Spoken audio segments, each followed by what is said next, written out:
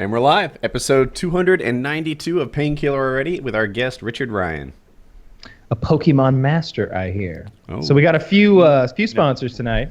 We got Audible, of course, coming back, TrackR, SeeSo, which we told you about last time, and a brand new one, NatureBox. NatureBox is some really tasty stuff. I'll break some of that out later. We'll talk about all the sponsors later on. But let's start the show. Where do you want to begin? Well, with Richard Ryan, our guest. Thanks for coming back. Yes, of course.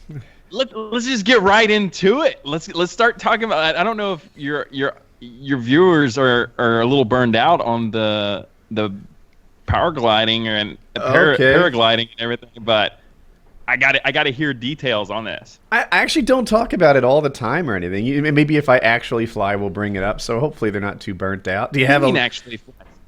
I'm sorry? So where are you at in the process? I've had 3 flights on 2 different days. Mm-hmm.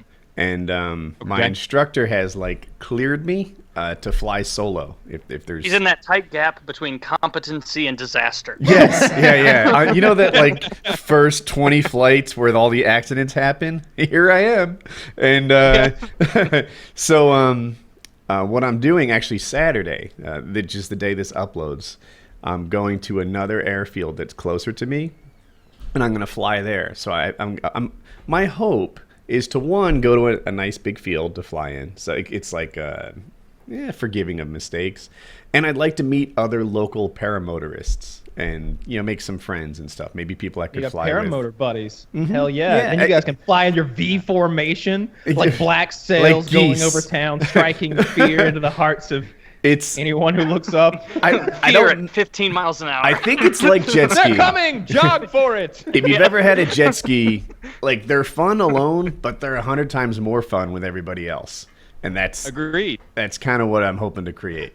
So have you had that moment yet, though? Have you, so for me, everybody's like, what's the first time you went skydiving? What was that like? Uh-huh. I'll be honest, it's not special. It's nowhere near special because for me, I couldn't do something like a tandem skydive.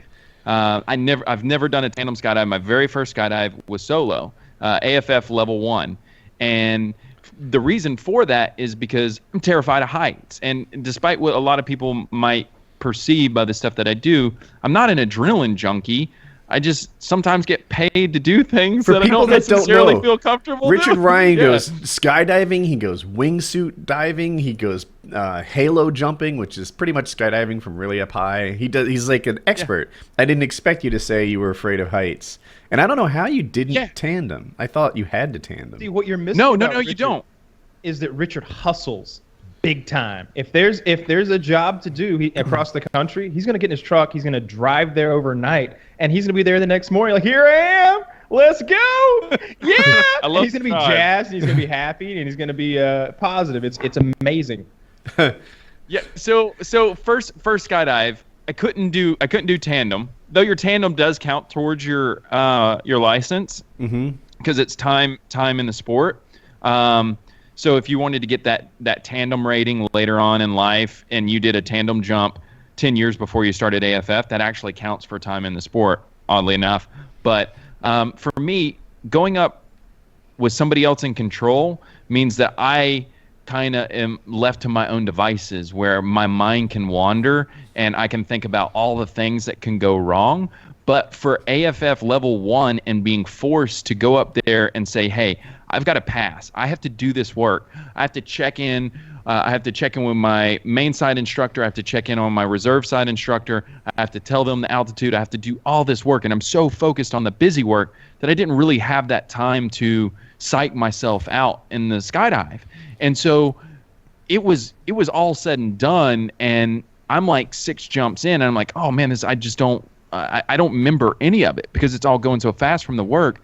And it was really funny. I remember when it clicked, I was psyching myself out for AFF level 6, and that's the instability exit. That's where you're supposed to ball up, and the instructor's supposed to kick you out of the airplane in the ball or fetal position, and you're supposed to hold an unstable fall for 3 to 6 seconds and then gain stability. Yeah, and fix it. And I was like, oh, man, this is going to be, geez. Can I do this? Clearly people do this. And then I was like, I saw who my instructor was, and her name's Hannah Betts, and she's this really cute little British chick, and just so disarming to see her as my instructor. And I'm like, oh, dude, you totally got to man up. You got to man up for this and put me in a pinch.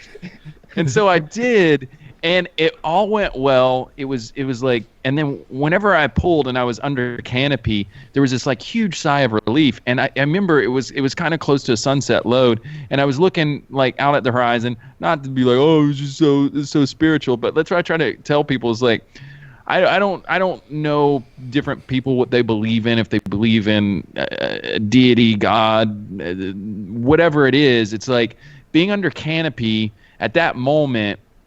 It was really, really spiritual, because I was like, I'm not supposed to be here in the world like this, but I'm here, and I'm slightly comfortable. Like I just see the world in a way that I've never seen it before. And in an airplane and everything else, there's all this noise. You're moving. There's people, but it's quiet. There's like nothing right here. And I was like, oh wow, this is pretty cool. Now, granted, I went in the sport with the intention of getting to the point of wingsuiting, because that's just something that I thought I would like to try, because How to Train Your Dragon. That's why. That's why it happened. Because because of How to Train Your Dragon, that movie, you saw a dragon and you were like, some people have Christianity, some people have Islam. I want to be able to fall from the sky quickly in at least 4 different ways. That's my religion. No, because you got a deal. I didn't get where Kyle was saying. Wait a minute. Oh no. So relativity for Act of Valor. They wanted me to do a few different things for the film, and I was like, okay, well, I could do some C4 breaching and deck cord and whatnot, and which I did, which they ended up pulling the video, saying that it could have been used for terrorists as a tutorial or whatever. You know what they told whatever. us? We were on set filming our accompanying piece. We were both doing one for them, and they told us that you made an assassination guide, and I was like, what did he do? And like, it was described to me as like, it was described to me as you like sneaking up on like bad guys, like in blackface, and like slitting throats or something like that. Geez. And and we're out there like, you know, blowing up a truck and jumping in the lake and we're recreating like scenes from the movie. And I'm like, he made an assassination guide. That doesn't sound like him. That doesn't. No, I was like, I'm doing like door breaching, and I'm not even showing people how people stack on the door before they breach. And I saw your video, and I'm like, Kyle did a fucking drive-by. And I mean, anybody can go to Walmart, get a gun, and do what Kyle did. But nobody's gonna get C4 and deck cord and blow a door in like I did. But I was like, don't worry about me. I didn't care though. I mean, I was a little butthurt because like when you make a video, you're kind of proud of it. You wanna put it up and everything, but they still pay me for it. So I was like, I'll take it. But the other one I was doing was a halo jump. And I'd never skydived before, so I was like, all right, well, I'll do that. And so I got to learn to skydive, and because they bought the film, I think the week of the Osama bin Laden assassination, they were like 6 months out from actually releasing it. So they're like, hey, you got time to learn how to skydive. You want to do this halo jump thing? I was like, yeah, absolutely. Absolutely. So I just started skydiving, and before I knew it, it took a month to get my license. The weather wasn't that great, but I mean, if you really wanted to get your license, you could probably, people do it in a week. I mean, you can crank out 25 jumps. Was the reason that you had to do it or you didn't do it tandem at first because you're afraid of heights and they thought like you might freak out on someone and like they wouldn't be able to save you? Does that make sense? I hadn't thought about that before. No, I mean, I don't think, I've been in a few situations in life where I had the opportunity to freak out. And I really surprised myself in my, like, for as douchey as it sounds, the ability to focus. And from motorcycle accidents and how I corrected different things to different scenarios, I step back from it and I go, oh wow, like that that adrenaline from the situation and understanding that something bad was happening forced me to focus, and I didn't lock up. So I wouldn't be still too making worried. decisions in that moment. Yeah, absolutely. But the thing is I've been wearing a heart rate monitor, trying to figure out like what my heart rate is at different points. So I'd be curious for you to do this, Woody. Whenever you're getting ready, do you have like a polar heart rate monitor or anything like that? No, most people don't have those. Just Dude, they're not. Oh, you're missing out. You're missing out. I don't not have expensive. one. They're like, Although it's kind of interesting as a concept. Yeah, I'm actually thinking that would be funny for some of the stuff I do, like like right before I I want to blow have it when something I'm up. playing Pokemon Go, so you can see me go from kind of content to absolute rage immediately, just to see.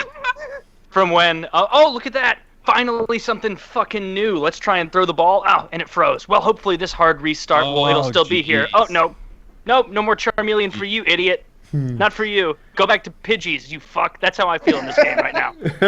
I've caught so many Pidgeys that it's bananas. I've caught like 1,200 Pokemon, each worse than the last. I want to did you finish see Paramotor talk. GameStop put up that Facebook video today? It's like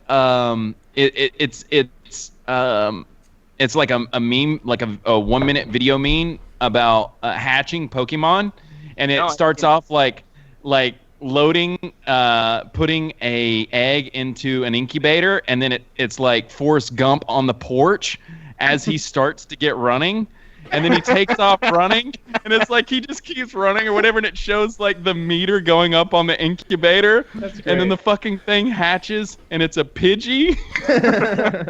So, dude, you got your like skydiving license for video. Yeah. And you just like sort of hustled and you got it all. I was under the impression that you like had it and that's why you were appropriate for that video.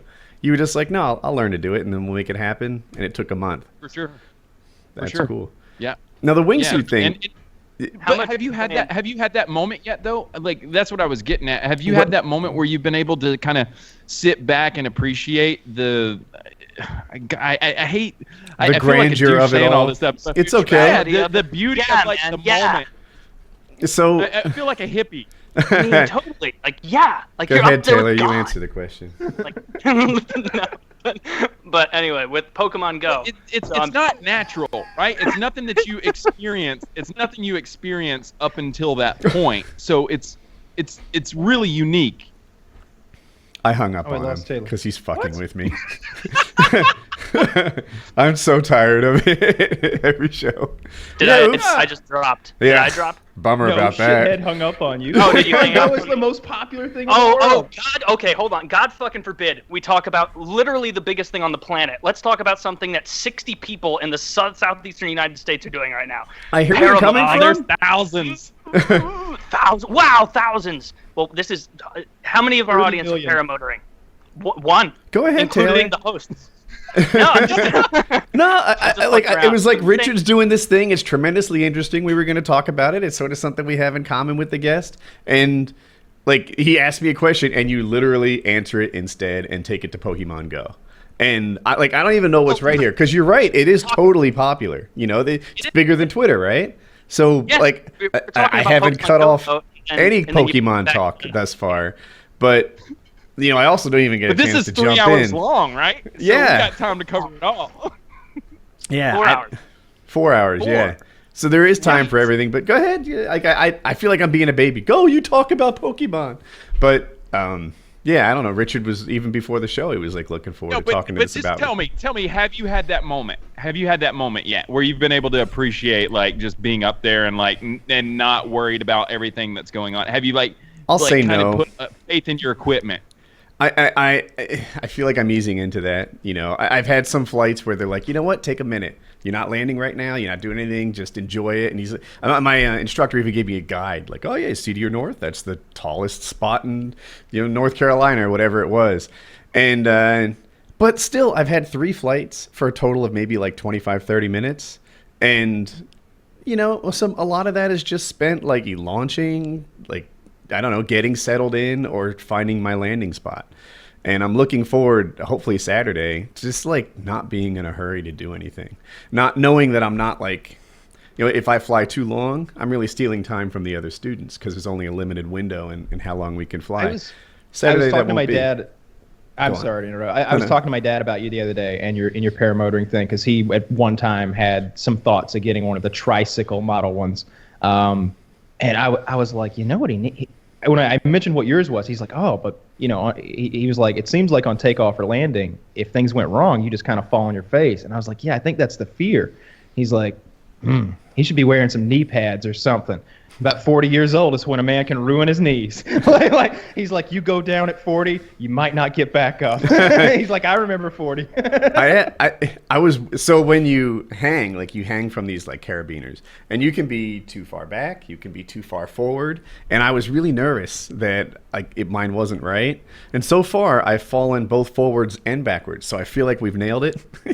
I want you to wear some knee pads. I really am afraid that you're gonna take a header and you have a helmet on. That's a badass helmet. I love his helmet. Like I don't know if you saw his video of his helmet, but it looks like Judge Dredd or something. I wish he would paint it to match Judge Dredd. It comes down, it's all mirrored and shit, and he's got the mic and everything. It's a very nice helmet. I got a fucking toothless helmet with the green eyes. And I got a tooth. I don't know what that means. From How to Train Your Dragon. Okay. Oh, is that a character? That's right. I've seen that. Dragon? Yeah. So the dragon's head is and then the eyes, and then the wingsuit itself is all black, and then the tail is split with the red little Viking thing on it and everything. Yeah. Do you want to talk about? It's a bit deception. Do you want to? I don't know if you do or not. Do you want to talk about the specifics of what went down with the How You Train a Dragon thing? Because I know exactly what went down, and I just liked that you were so much of a fan of it that you went ahead and did everything. Oh yeah, I mean, so a little. I mean, I'll consult for studios and brands from the programming side and analytics and marketing and everything from time to time, and 20th Century Fox had brought me in a few times to look at a few things here and there, and they asked me if I wanted to potentially pitch something for How to Train Your Dragon, because we had talked about one brand deal that didn't go through or whatever, blah, blah, blah, blah. And I was like, I really, really want to do something for this. So much, in fact, that I went ahead and had a custom wingsuit made like Toothless. I had the helmet made like Toothless.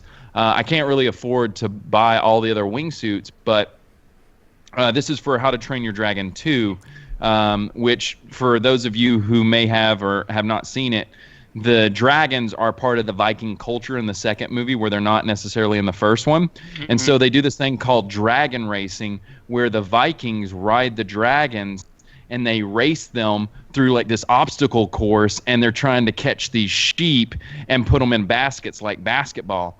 So what I was going to do is get a bunch of my friends together, and we were going to have terrify a bunch of sheep. Exactly. We're just going to fuck a bunch of sheep. It was going to be great. No, then you'll get banned for being like ISIS again.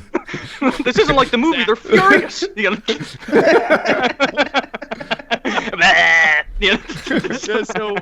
So I was gonna have 4 wingsuits made like the main dragons in the movie, and then have 4 skydivers cosplay dress as Vikings.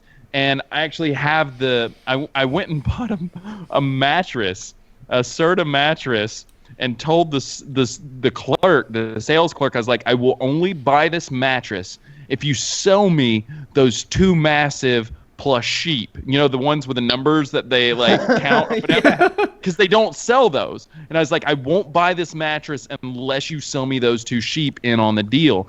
And he's like, all right, done. MSRP is like, let's do it. And what was the MSRP? It cut out for a second. Oh, so it was like $2,000 for the mattress. Ooh, damn. Okay. It wasn't the Casper deal that I got. I got 2 Caspers for that. Yeah, exactly. And so what we were gonna do is have the skydivers dressed as Vikings ride us dragon wingsuiters, and we were gonna use the sheep and drop them on a bullseye and try to take each other out in a big epic skydive thing. We're going to recreate it as closely as a human being can. It's really impressive. Yeah. You're gonna have. And So then- just to clarify for the audience, you got one guy cosplaying as a dragon and the other as a Viking, and he's sitting on your back riding you in. Yeah, Yeah. that's hilarious. Jesus, I didn't get that. Thanks, Kyle. That is ridiculous. Carry on. Really? Yes. And not just Oh, one. oh, you and think- there's 3 sets of that, or four sets of that, right? Or just 2? Yeah, 4 of us, and then we're all flying together trying to take each other out and get the sheep and then drop it on the bullseye on the ground. That's awesome. Insanity. So what happened? What happened? Well, I don't know if I should say. Let's just say. Okay. Yeah, that's what I was wondering if you wanted to talk about. Yeah, I mean, one of the executives wouldn't Fox was really cool with it. They loved it. They loved everything. Another company who is affiliated with them to an extent that isn't part of their company was an executive, but he felt it was a little too unsafe, and I was like, oh my God, are you kidding me? This is like one of the safest things we can do. It's like, we're not proximity flying mountains or anything like that they do in Point Break.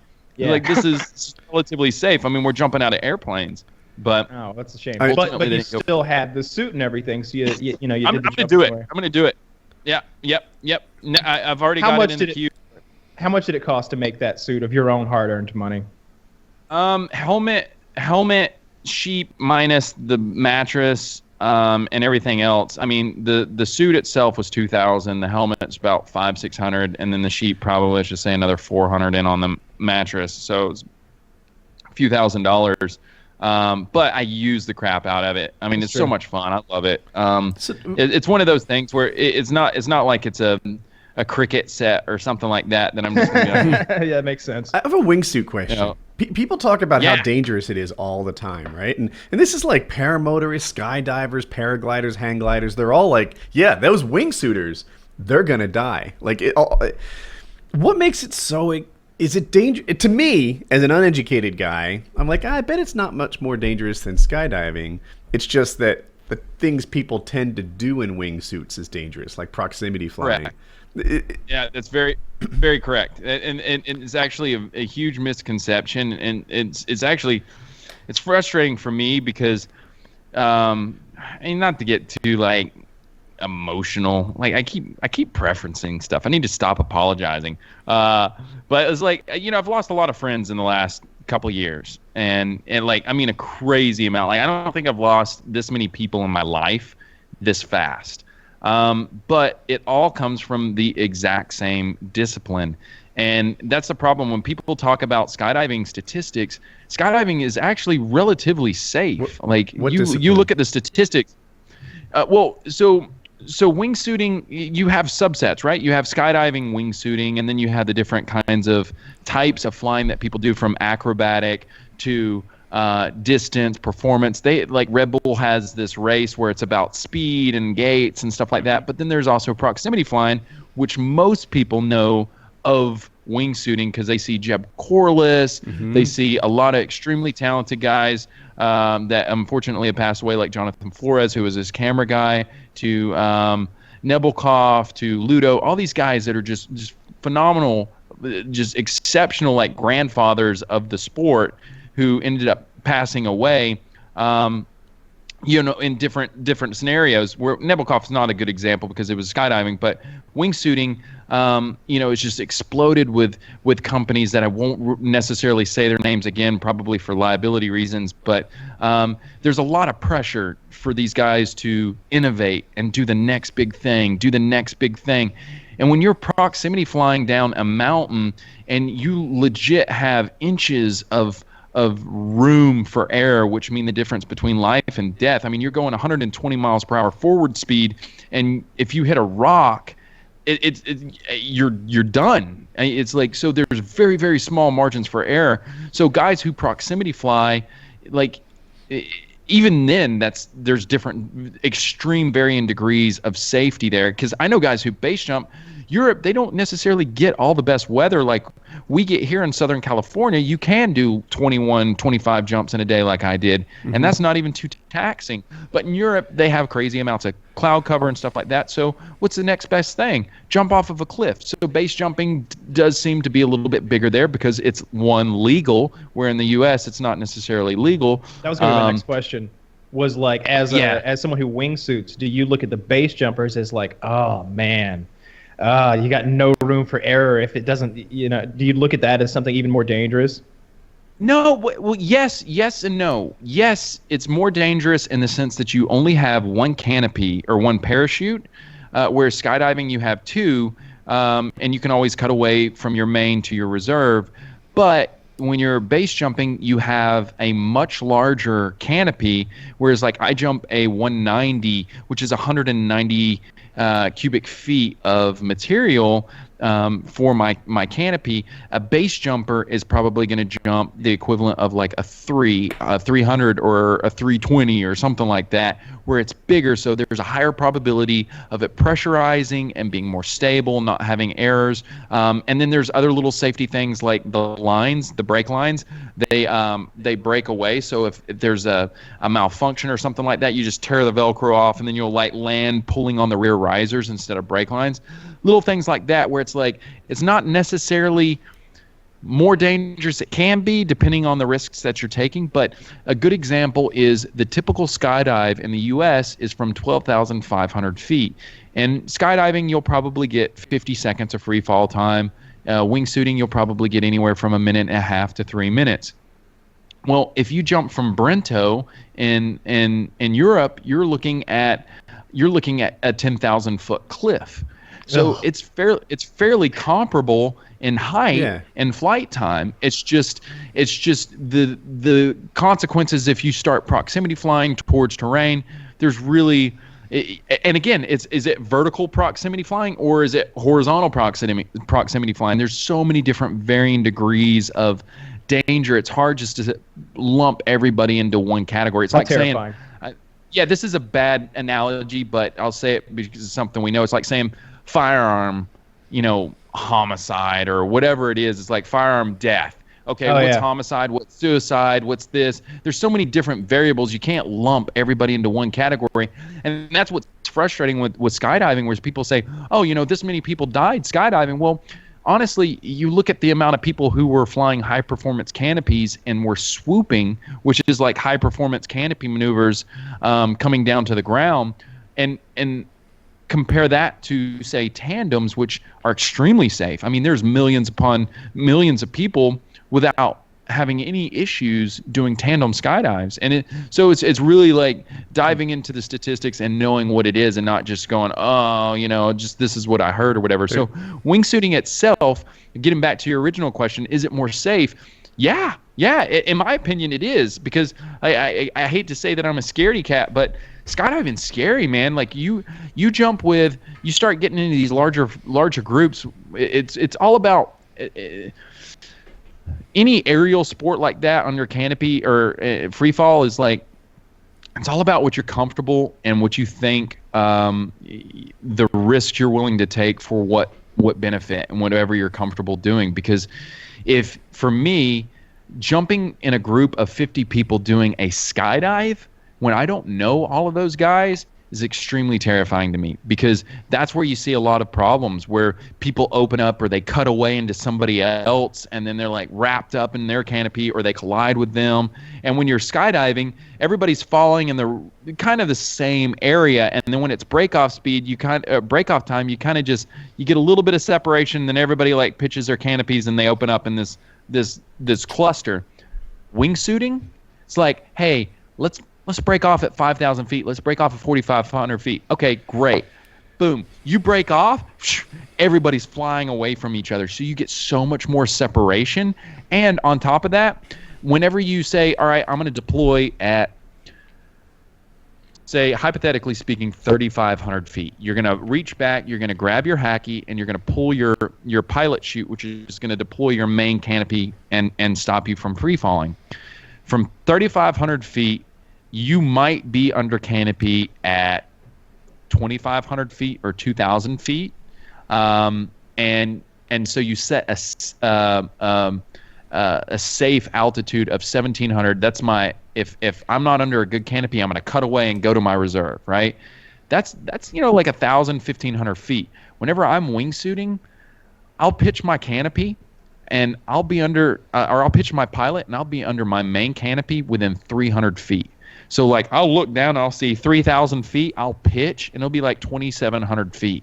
So I not only am I getting further away from the other people in the sky, I'm also giving myself more time to figure out any type of problem that I might have with my canopy, and if I need to cut away and go to my reserve. So to me, I feel more safe wingsuiting than I do skydiving. That makes sense. Just because I have more control of where I'm going to be and who I'm going to be around and everything else.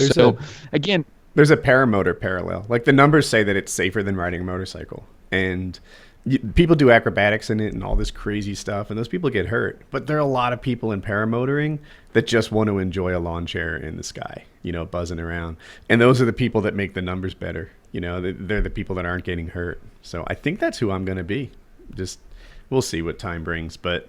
You'll be doing like the loops barrel rolls or something. People do like full-on loops. You'd think it'd be impossible because you're hanging from the wing. No, you're a pendulum. Of course it's possible. You just gotta be a badass and carry that wind to it's keep like the going sailing all the way clear. over a swing set. It looks like. There's only like one kid in class who could do that shit. You got to become that kid. That's got to be your goal now. You got to wake up every morning. I'm a man you're, of responsibility. Doing your chin-ups in the mirror, like. One of the things I'm worried about is like you need to develop, like not need to, but people develop what they call the Kodak courage. Like you put a camera on them, and all of a sudden they're not happy just buzzing around anymore. And like, no, go ahead. You were saying something? No, I was gonna say that honestly, that is honestly this thing that I am constantly struggling with. It's for better or worse, I call it the GoPro effect. And it's like, how many people out there are taking risks just because they know that this is something that they can upload to YouTube? Everybody's watching. And almost all of them. It's like I'm guilty of it. I'm guilty of it. That's why I started skydiving, because that camera was on me. Would I have had the courage to do it on my own had I not, one, either been getting a paycheck or knowing that I had to man up because there's going to be a camera on me eventually? Mm-hmm. And it's the world star totally hip-hop effect, where as soon is. as filming is happening, like it gets bananas, because suddenly it's like, oh shit, I'm not just in a fight anymore, I'm in an exhibition match that people are going to see. Exactly. People got to know that slightly overweight guy in red hat is a good brawler, and that's what it is. It's as soon as you strap that GoPro on, sitting on the couch isn't okay anymore. You can't go for a jog. That Nobody number wants to 8 watch jacket that. guy may have never hit that woman if there was no camera going, but he had to slap a bitch. Just saying. Yeah. Well, it makes me a hypocrite, and I know that, but it's still like part of me. It frustrates me in seeing that effect on just content itself. Like, I like seeing maybe like the Devin Grahams do things here and there where it's just like it's beautifully shot or whatever. It's fun. There's an energy behind it. Great, but the I feel like content or athletes or people with these cameras have become those people in the YouTube comments who are always going first. I was first, bro. I was first. It's like, oh, okay, so you were the first person to do a backfly exit eating a candy bar. Good job. I mean, at what point, who cares? You were first. The thing about the camera, like part of it is, like if you're not doing something incredible, then why are you putting this on YouTube? Like there's that kind of pressure that exists. There's always someone out there going, like you're just a regular person. This guy over here, he's doing proximity flying, popping balloons 6 inches off the ground. Like, why are you even bothering? And it's like, is he kicking them? I gotta know. How is he popping them? Like literally, does he get like a spur on or something? So they're actually a little higher. They're like 3 feet off the ground. And how does he pop them or just hit them? Do you know what I'm talking about? Just hits them. Yeah. He just hits them. What's it, Jeb something? Is that his name? Yeah, that was Jeb. It was, funny thing is like I say, the I don't even want to say the GoPro effect. It maybe even Moore's law to some extent, even though it's not technology. It's like just because of cameras and people knowing what's possible, the bar keeps getting raised so much faster. Like it's like a global leaderboard effect. Like you'll be sitting there, and, like you're the champ at your house, and then all of a sudden you click global, and you're like, oh, well, I've got some improving to do. And the viewers see it like that too. A good example was Jeb has like he's the face, right? To a certain extent, because people saw Grinding the Crack, that video with a sail playing in the background and everything. He had a reality TV show, didn't he? What was it called? Yes, he did. Was it like Superhumans or something? Adrenaline Junkies or something. Okay. I forget what it was. But then he had the perfect example of how fast the bar is being raised. Red Bull China was putting together this thing called the Flying Dagger or something like that, where he's flying through these two rock formations, which are fairly, don't get me wrong, I'm not taking anything away from it because there's no way I'd be doing this, but it's flying between two massive rock formations. And this is like this huge media event that they're building up for like a few months, like 3 or 4 months. Well, maybe a month into the thing, another phenomenally talented wingsuit pilot named Alexander Poli said, fuck it, I'm going to upload this one video of me flying through a hole in this rock that's like, I want to say 20 or 30 yards by 20 or 30 yards in the side of this mountain. And I'm like, this is legit threading the needle. Like, he flies in through the side of this thing. They call it the Bat Cave or something like that. Flies through it, and I'm like, dude, it does, like, this other thing's irrelevant now. I've missed all my landings by 150 feet so far. You should be threading the needles, then, my friend. Yeah, and it gives me a greater appreciation for what these guys are doing. It is not an easy thing to estimate your glide rate and see where you're going to be, 400 feet from now or 500 feet from now. I'm sure these people are good at it, but me, no, it's kind of hard to see where you're going to be. I'll send you a video when we finish here, because I do. I encourage you to do this too. Not right now while you're learning, but I do this more for me, not for the viewers and everything. So shameless plug. I do a video logbook. So you know how you keep your written logbook of all your jumps or your flights and everything. I got so tired of doing all my logging manually and losing my book. I said, screw it. I'm going to film every jump I do. And from start to stop, I'm just going to upload the raw footage. And so here recently, the clouds have been epic here in Tennessee. And I was like, I got to try proximity flying right out of the gate, like a balloon, cloud. So sorry. No, you're good. So pick an overhang, right? Because clouds are tricky, right? Because they're moving and everything too. Mm-hmm. So I was looking for come on. A C formation like in the cloud, right? So there's a clear overhang that I would fly through, or a hole or something like that. I had another guy with me. What kind of cloud is this we're talking about? Cumulonimbus. You're okay. Those are the clouds. Carry on. Those are awesome. They're Not for me. They're deadly for a paramotorist. Yeah. That's how his little journey turns into a Wizard of Oz type story. His clouds suck. But so exiting, and the pilot was so cool. I was like, hey, could you set us out on this spot? It's a little bit away from the DZ. It's cool. He takes us up to like 14,000 feet, lets us get out.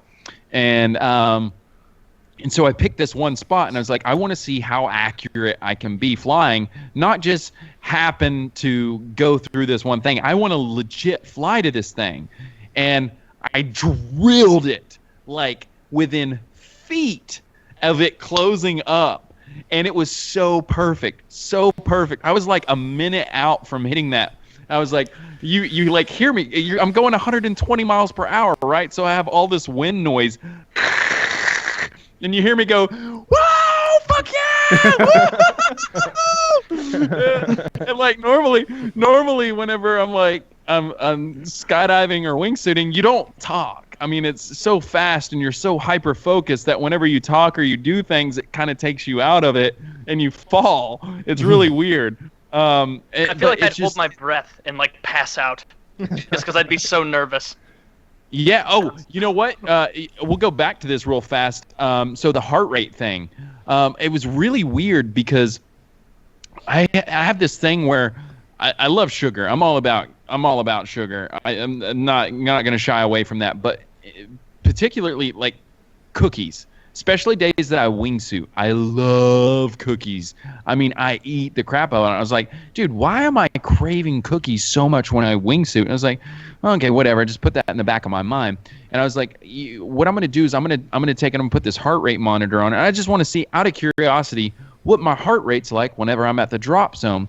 And so from the time I go to put my rig on, my heart rate jumps up to 132 beats per minute from just putting my rig on. And you run a lot too, right? Like this is a 132 from an athletic guy. Yeah. And then I get on the airplane and it jumps up to like 140, 145. Jesus. And by the time I exit, and keep in mind this flight to altitude's 15 to 20 minutes. So by the time I exit, my heart rate jumps to 170, 175-ish. That's so high. Yeah. Yeah. And so I'm redlining this entire time, and it isn't until I take my rig off that everything goes back down. And it's like, it totally makes sense. Every single jump that I'm doing 40 minutes of high intensity cardio. I need that like glucose to keep me going. That's why I'm like the Cookie Monster. I'm such an idiot. I thought the way that story was going to go was going to be, so I put my heart rate monitor on and I jump up to, 130 a minute. Then all I do, I pick up an Oreo back down to 70. I mean, my God. I put the Oreo down 130, pick up the Oreo 70, eat it down to 60. So I always eat 6 Oreos before every flight, No, it's great, but I geek out. sense. I geek out on things. I like seeing cause and effect of different things in life, and I'm like, yeah, I mean, am I addicted to sugar? Probably, but also like, why am I craving this intense on these days? And it totally makes sense. Water doesn't really satisfy me on days that I'm wingsuiting, and that's a clear indication that I'm not getting enough carbohydrates and stuff like that whenever I'm redlining my heart like that. So I thought that was a curious little bit of info. You talked about how cool you were under fire. My second flight, I killed the engine by accident. So I was coming in for a landing, and we had decided that I was too high. So I was going to throttle up and go for another landing. It's one of the upsides of a paramotor compared to like a parachute. If you don't like your landing, you just try it again. Well, there's a kill switch. Like, you've got this throttle in your hand that you squeeze. I'm trying to do it off camera, and then your thumb kills it. And I bumped the thumb into the risers, and oh my God, this is my second flight, and the big difference between my second and my third was the panic level. My IQ cut in half. I was just like, if my instructor wasn't in my radio, telling me like what to do and like where to go from there, I'm not sure that I would have thought of it on my own, even though it's pretty obvious, oh, there's another landing strip right there, go for that one, etc. And at the very end, he told me to flare. I don't know if I would have, flared my landing at the really? Now it got better. I'm better at it right now than I was on my second flight. But that was like, I don't know. Yeah, I was not cool under fire, and I have been at other times in life. I'm not a complete puss but all like the you time. say, you're only a few flights in. That'll definitely come as soon as you start trusting the equipment. I equate it kind of to motorcycles in that sense, where a lot of guys who start riding motorcycles are like, oh, I'm never going to do wheelies, or I'm never going to go fast through a turn, and then you realize, oh, okay, well these tires are capable of handling that type of centrifugal motion, gripping this weight to the asphalt. Okay, I can lean a little bit further. Or no, I can do a wheelie at 120 and be fairly stable. Stuff like that. It's like, oh, okay, I get it. Honestly, the one thing that scares me more than anything is that, funny enough, is health. Like, health? I'm worried that this adrenaline jump or dump, and everything that I'm experiencing on a regular basis is going to make things a little bit more challenging for me in the future, because it's like when you're constantly like tapping into that, it's like, I don't know, does that have some type of effect on your endocrine system? Yeah, it is addictive. That's how people get addicted to skydiving or just anything that's dangerous, because once, I guess, you've hit that level of adrenaline, it's like not even drugs can hit that in the same way. Because like, I don't know the science behind it. I'm completely ignorant to it, so I'd love for people to tell me more about it. But like, there's got to be some type of dopamine effect or some type of effect on your endocrine system when it comes to testosterone or adrenaline or something. Obviously, because you're constantly hitting that thing. But I just don't know. Like, for me, my life is so chaotic and so many things going on that the one time that I am forced to shut everything down is in that 3 minutes, and I can't focus on anything else. So for me, it's like, oh, I'm meditating. This is kind of like my letting everything go and just focusing on the moment, which is really nice. You're meditating as you're soaring towards the ground at 120 miles an hour. Then you may already be too deep into the adrenaline, addiction field. If you're thinking, God, I just need to chill out.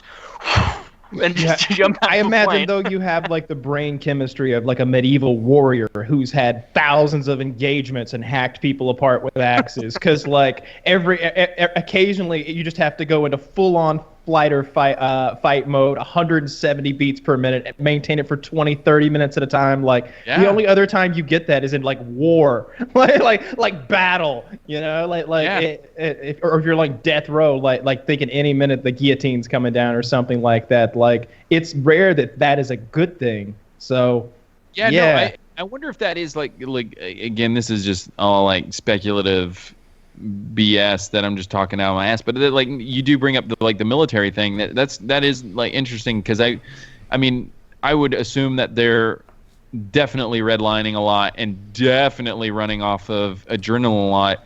Like, what kind of effects that has on testosterone, on what that has on their endocrine system, what that has on their, like, what it has to do with PTSD and everything else along those lines and everything else. And it just, I'd be curious to see if there's any type of studies on that. You know what makes me curious with the military guys? Like, there's a different set of rules. They're literally killing people. And when they're not killing people, they're just like top of the food chain. I'm not an expert in this, but I was reading about how they drive around in Baghdad. Not anymore. This is a few years ago. It was very dangerous for them just to stop. So if there were cars around them or whatever, the Humvees would just drive on the median. They'd push cars out of the way. Stopping for a Humvee stopping in traffic is not an option. So they're going to do whatever it takes to just keep the vehicle moving and never go on the X. And living that life for a couple of years and then coming back home and driving between the lines, not just driving between the lines, but like the whole set of rules involved, do not walk on the grass, do not, carry a weapon, do not do this, when you start coming back to like American civilization and you've spent years, like, there's a scene in Fargo, the TV show, and the guy looks at the cop, and Kyle's great at quoting stuff line by line, but he's like, your thing is you think there's rules. There's no rules. Am I getting this close, Kyle? Yeah, very close. Yeah, very so, good. like, if I'm a soldier and I've lived a life of no rules, right? I may have even accidentally, like, shot a wrong guy, or I might even question in my head whether this was a good or bad shoot, Like, maybe if I gave them another second, they would have identified themselves as a civilian, or I don't know. Like, this stuff happens in war.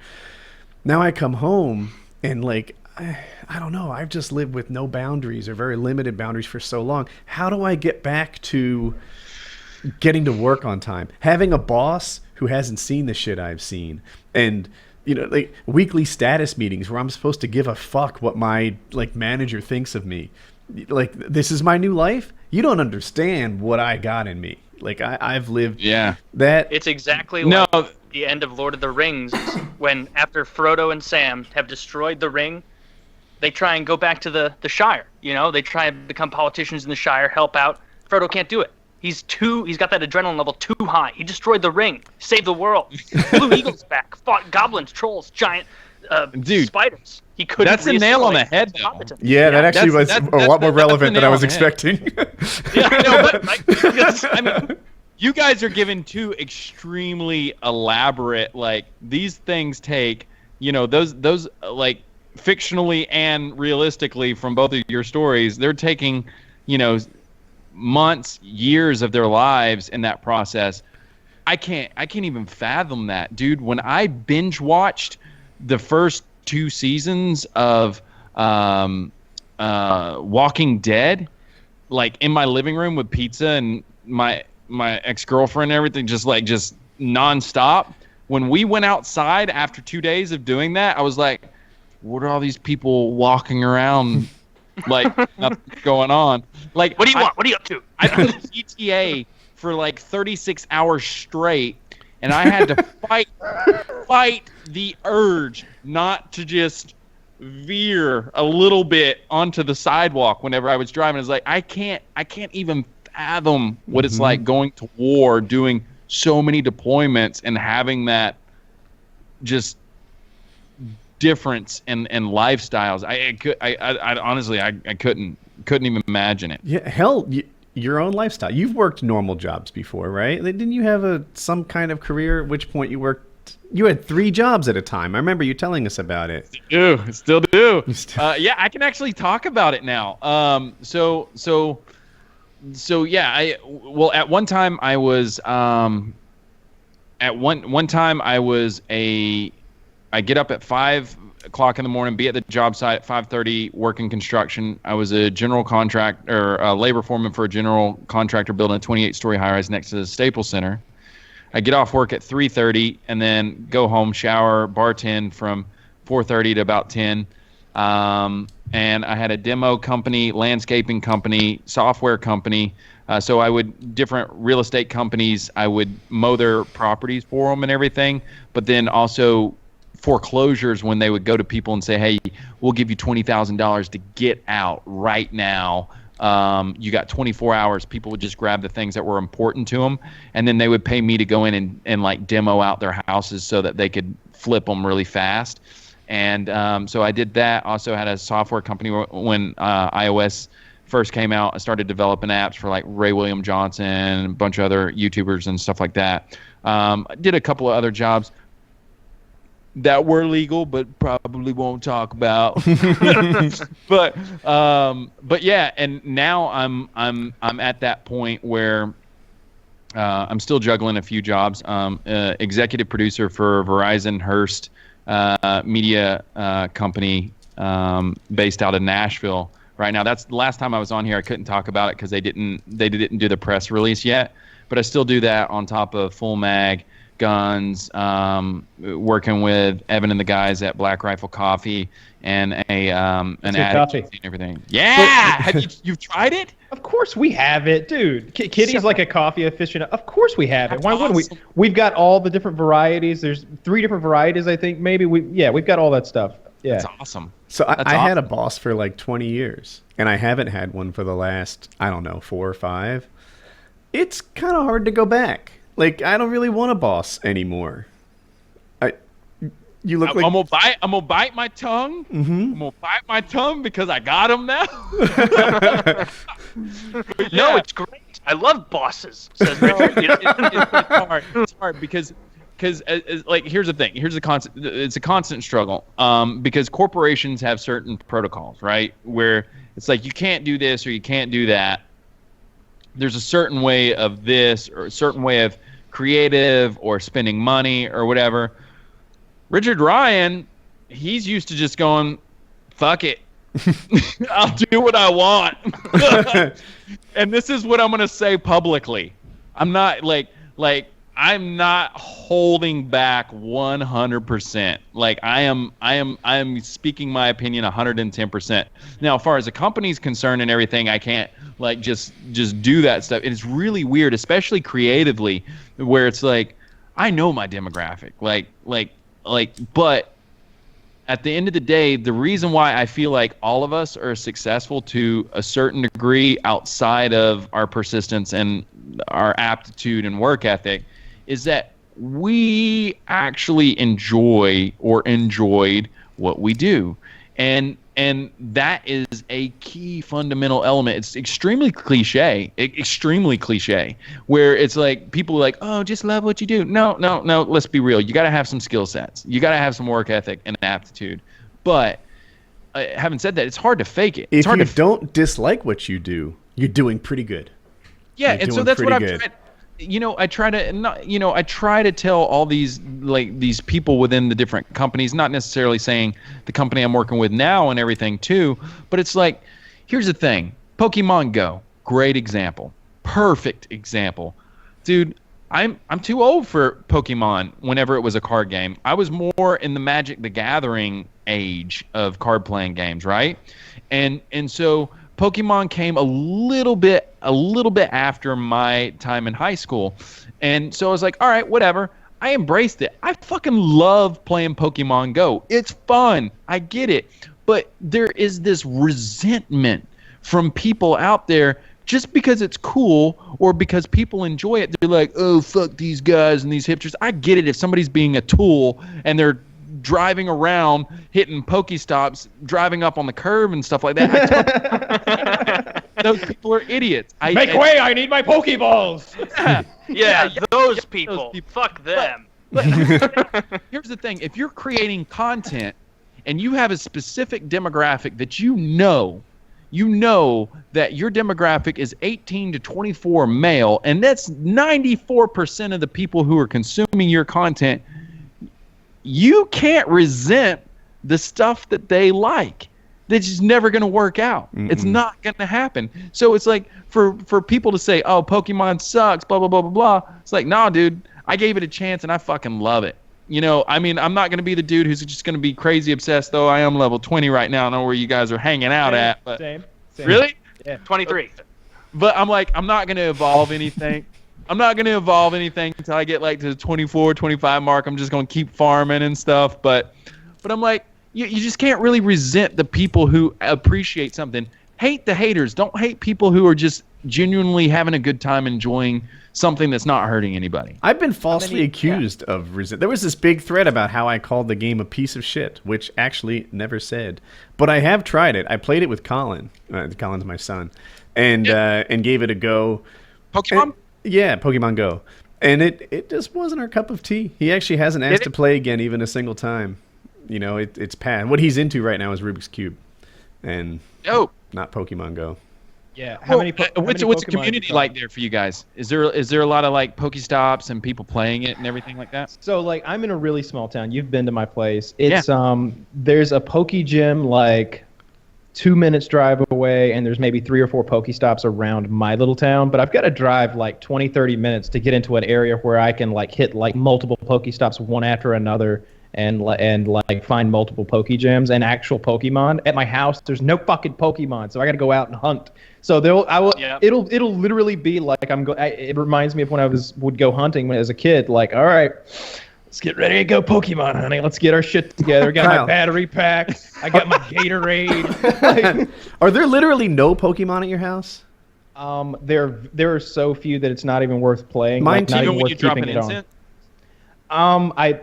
Even then, it's just a couple of Rattatas and Pidgeys and stuff. But like if I go down the road, or if I go especially 20 minutes away, I can get some good stuff. I've got a pretty good lineup right now. I've taken a couple of gyms. There you go. Yeah, I got a Pidgey right there. Right next to you. I got a Pokestop right outside my window. So like, get out, really? 30 minutes every night. I'm like, that's nice. You're very lucky. Bastard. Drop the lure and farm, dog. That's that's so unfair. No wonder you're farming. Oh, I haven't played much. I'm just level 20. I just, spend 20 cents a day and get all I could desire. See, my problem with here isn't that I don't have enough Pokestops to go to. It's that I think I just live in a really bigoted area of Pokemon where all of the Rattatas, all the Pidgeys gather together, and they forced out the rare ones, the weird ones, the odd ones. They're not around here anymore. So I can't find... I caught a Tangela on Sunday. It's Thursday right now. I haven't seen a new Pokemon since fucking Sunday. Wow. Sunday. Are you hatching anything? New. Oh, I'm hatching stuff, but it's... I mean, you can't really... How do you see your lineup? I see everyone with these screenshots. Like, what is the sequence of buttons I need to hit?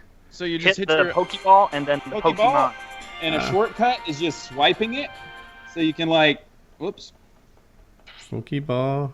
And then So you, Pokemon, get on maybe? the Pokeball, and then you can Yep. swipe it. That's a little shortcut. Oh, yeah. How? Huh? Is a swipe short over a tap? I have duplicates. Is there? Yes, you're gonna have a lot of dupes. So But- Kyle right there, you can see his lineup. But when I see yours, I Uh, don't feel like I see duplicates. Am I? Oh, I'm sorry. There's might- duplicates right on my screen. I totally take it Dang, back. Kyle. Now, why are Kyle's in order? Oh, you can sort. Have you been involved? Yeah, you've been involved in those. For sure. How do I sort? Can someone help me with that? Yeah, so you go down to the bottom right corner, and then it'll say recent favorite number, HP name, or combat power. Just hit combat power, and that'll rank it from the All right. strongest to weakest. I've got nothing good to show, but I will do my best to. Is a Pinsar good? Yeah, it's pretty good. Yeah, it's rare. Oh, you got Pikachu there. Yeah, you're not doing. What are you talking about, Kyle? So, This is a lot of hard work. This is a lot of hard Yeah. work, and it's hours and hours. I guarantee I've spent like 3 times as much time like that as someone who has access to cool shit. I haven't. I Very think me nice. and Chiz have both spent, or me and Kyle have both spent way more time than Chiz actually playing. It's just that Chiz can go sit on a bench and just swipe for half an hour with 4 different Pokestops. Now, Because Really?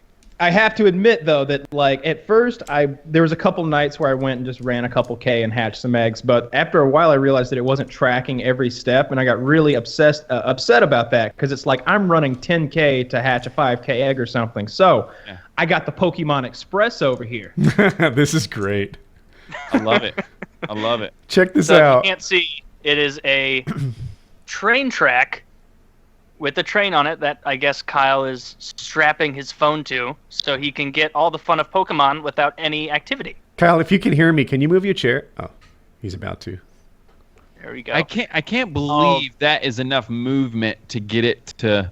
There's no actually way hatch. that's enough movement. It has to like, I think you have to move like 8 feet or something at least. My 'Cause guess sometimes is if I it's- like put my arm and stretch it out. But it'll even if show it's the little not guy walking in a circle. efficient, isn't he like? Does that matter? He just lets it run while he sleeps or something. No, I mean like the game won't notice that he's moving because Yeah. it's such a small area that it won't give him any credit for the movement. Oh, Like, because okay. it's not noticing a difference on the GPS of location. But I don't But know, did- maybe it is. It Has works. that worked for you though, Kyle? Yes, it takes a Shut up. long time, and it's the fan trick is actually even better. But yeah, it works. The fan trick of tying your phone to the fan with string and just turning your fan on, correct? Absolutely. So That's I'll the be fan trick. I'll be in bed and my phone is rotating around the room at roughly 24 RPM. But that's really fast when you've got to duck to get into bed. And if I sit up too far in bed, the phone is coming around. And if I sit up too far, it'll fucking smack me right in the head. Break So a tooth. So every now and then, the phone, like the screen goes black, and I don't know if it's tracking. It's on a distance during string. that time. It's Yeah, not on yeah, the. I from thought the fan it's on the blade. blade in my head. No, you've got it on a string. Yeah, so for more distance, more bigger circumference. Sure. So like as this, I'm gonna fix my camera. So So as this Kyle thing just is, had it on top of his fan, like going like this underneath it, hoping it didn't fall.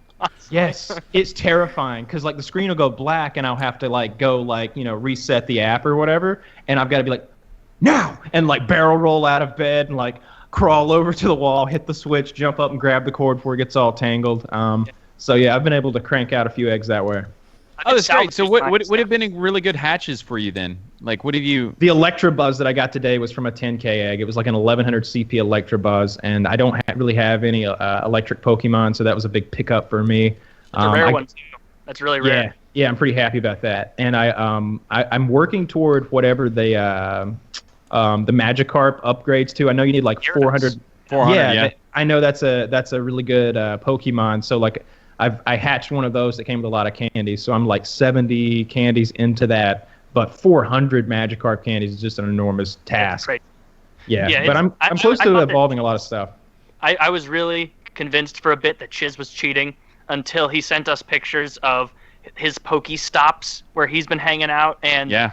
his is a veritable Garden of Eden compared to the places that me and Kyle are going. Even more so for fucking Kyle, having to drive to church, an hour away just to get Pokemon. But I'm still having a lot of fun with it, even though I haven't found new shit. Like, it's It is getting aggravating every 15 minutes having Chiz on there like, oh, I just caught a Magmar at 1200. Oh, I just got a coughing. Oh, I just got this. Oh, this just hatched.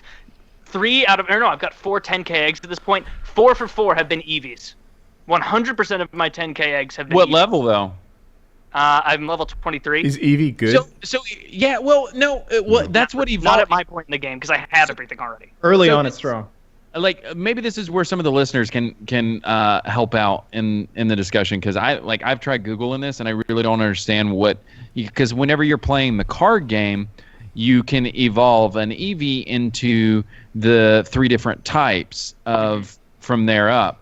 I got this. So I was looking. I have like 3 EVs that are really like fairly decent CP at like 550 and 600, and I always save those really high ones that were difficult to catch because they evolve really well. And I was like, so one evolved into Vaporeon or whatever, and I was looking. Oh wait, they have a net weight and a height and everything else. So my highest CP one is the smallest, which is crazy. And so I'm wondering, like, whenever I evolve these, do the weights or anything like that have anything to do that, or is it where I caught them, or what? So the first time around, when you're upgrading your EV to its next form, you have the option of picking one of the 3 forms: the electric one, the water one, or the fire one. The Flareon, the Vaporeon, or the Electreon, or whatever the fuck it is. Jolteon, thank you. Yeah. So the way you choose is by naming the EV before you evolve it to the name of the character Vaporeon back in the old TV show or cartoon or whatever. And I don't remember the exact name. It's like Buzz or Flame. You can Google it and you'll find it. But basically, you name the EV to the corresponding name that you want it to evolve to. Then when you evolve it, it'll become what you want. I got lucky and just got a Vaporeon the first time out. And I think that it is the strongest. But I would love to have one of the others. Vaporeon is far and away the most OP Pokemon in this game. Like, every single gym, the top Pokemon is a Vaporeon at this point, which is, I guess it's kind of okay for keeping it equal. Snorlax. Since or Snorlax. Snorlax is the only rare one that I'm really happy that I got a few of. But other than that, I haven't got much good shit. The sizes thing, though, like, I thought there was going to be a lot more to that, because it'll say when you click on the individual Pokemon, like, it'll say, like, it's 2 meters tall and it weighs 200 kilograms, and it'll say either extra large or extra small next to it. And I thought that was really going to come into play, but it doesn't at all. I have a Pokemon, I don't know which one it is, I'll have to check. I think it's my Exeggutor, maybe. It's a tree Pokemon, like a big tree.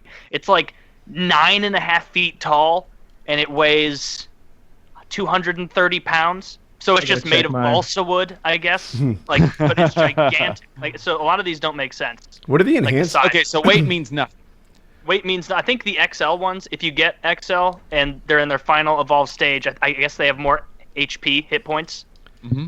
Some My people say Executor is extra small. I've got a tiny Executor. Mine is 2.3 meters tall and 12 kilograms. 12? That's really light.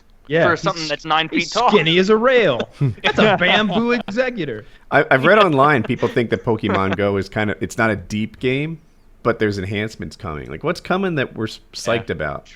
Trading and PvP. person-to-person battles. So, I mean, PvP, I'm really hoping they do it so that I could battle Kyle and maybe not get XP or not get any benefit from it. I could just battle him for fun, like, from a distance. Make game modes where, like, I bring, maybe there's a mode where I have to have one of each types. Each of us brings our best of each type in to battle each other, or maybe just our best 3. We'll have a mixture, and, take turns picking the Pokemon. Like, he gets his...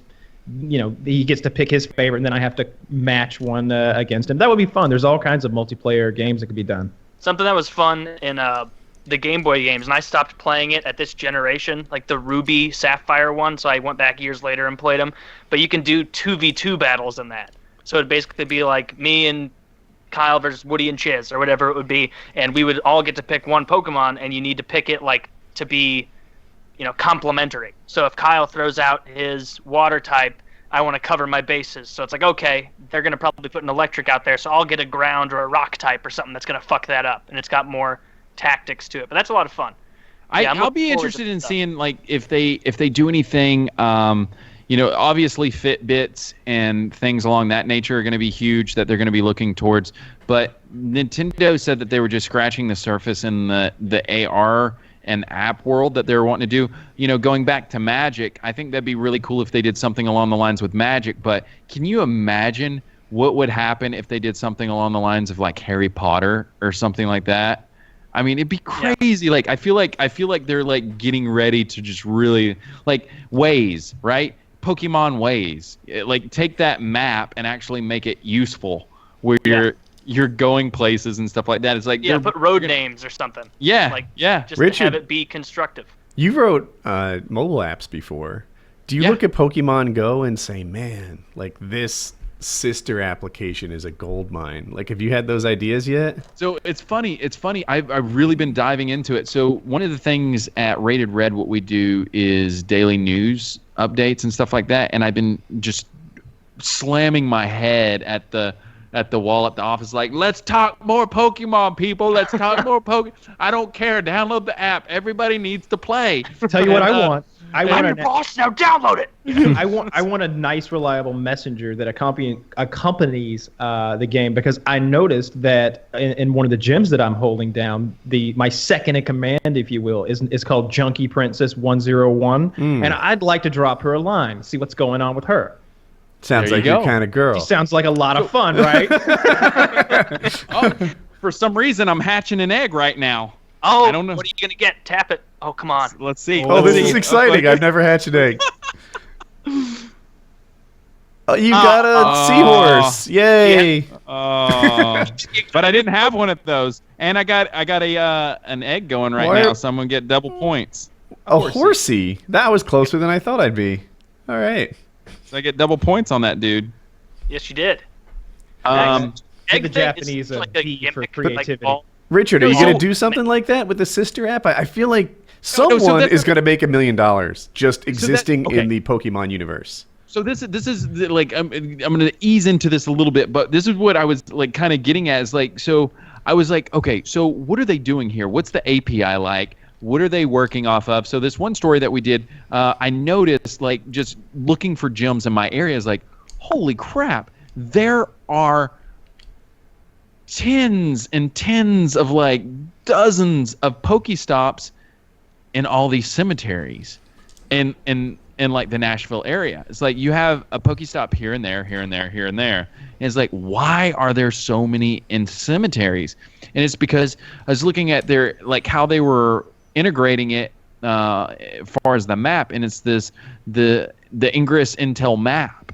And it's like, okay, so this is where they're assigning the Pokestops and gyms based off of that and everything. So how can you make this social? And man, you would not believe how many people are jumping on this so fast. There's legit like today we just did a story on it, Pokedates.com or something like that, where you meet people Tinder style to go on Pokedates.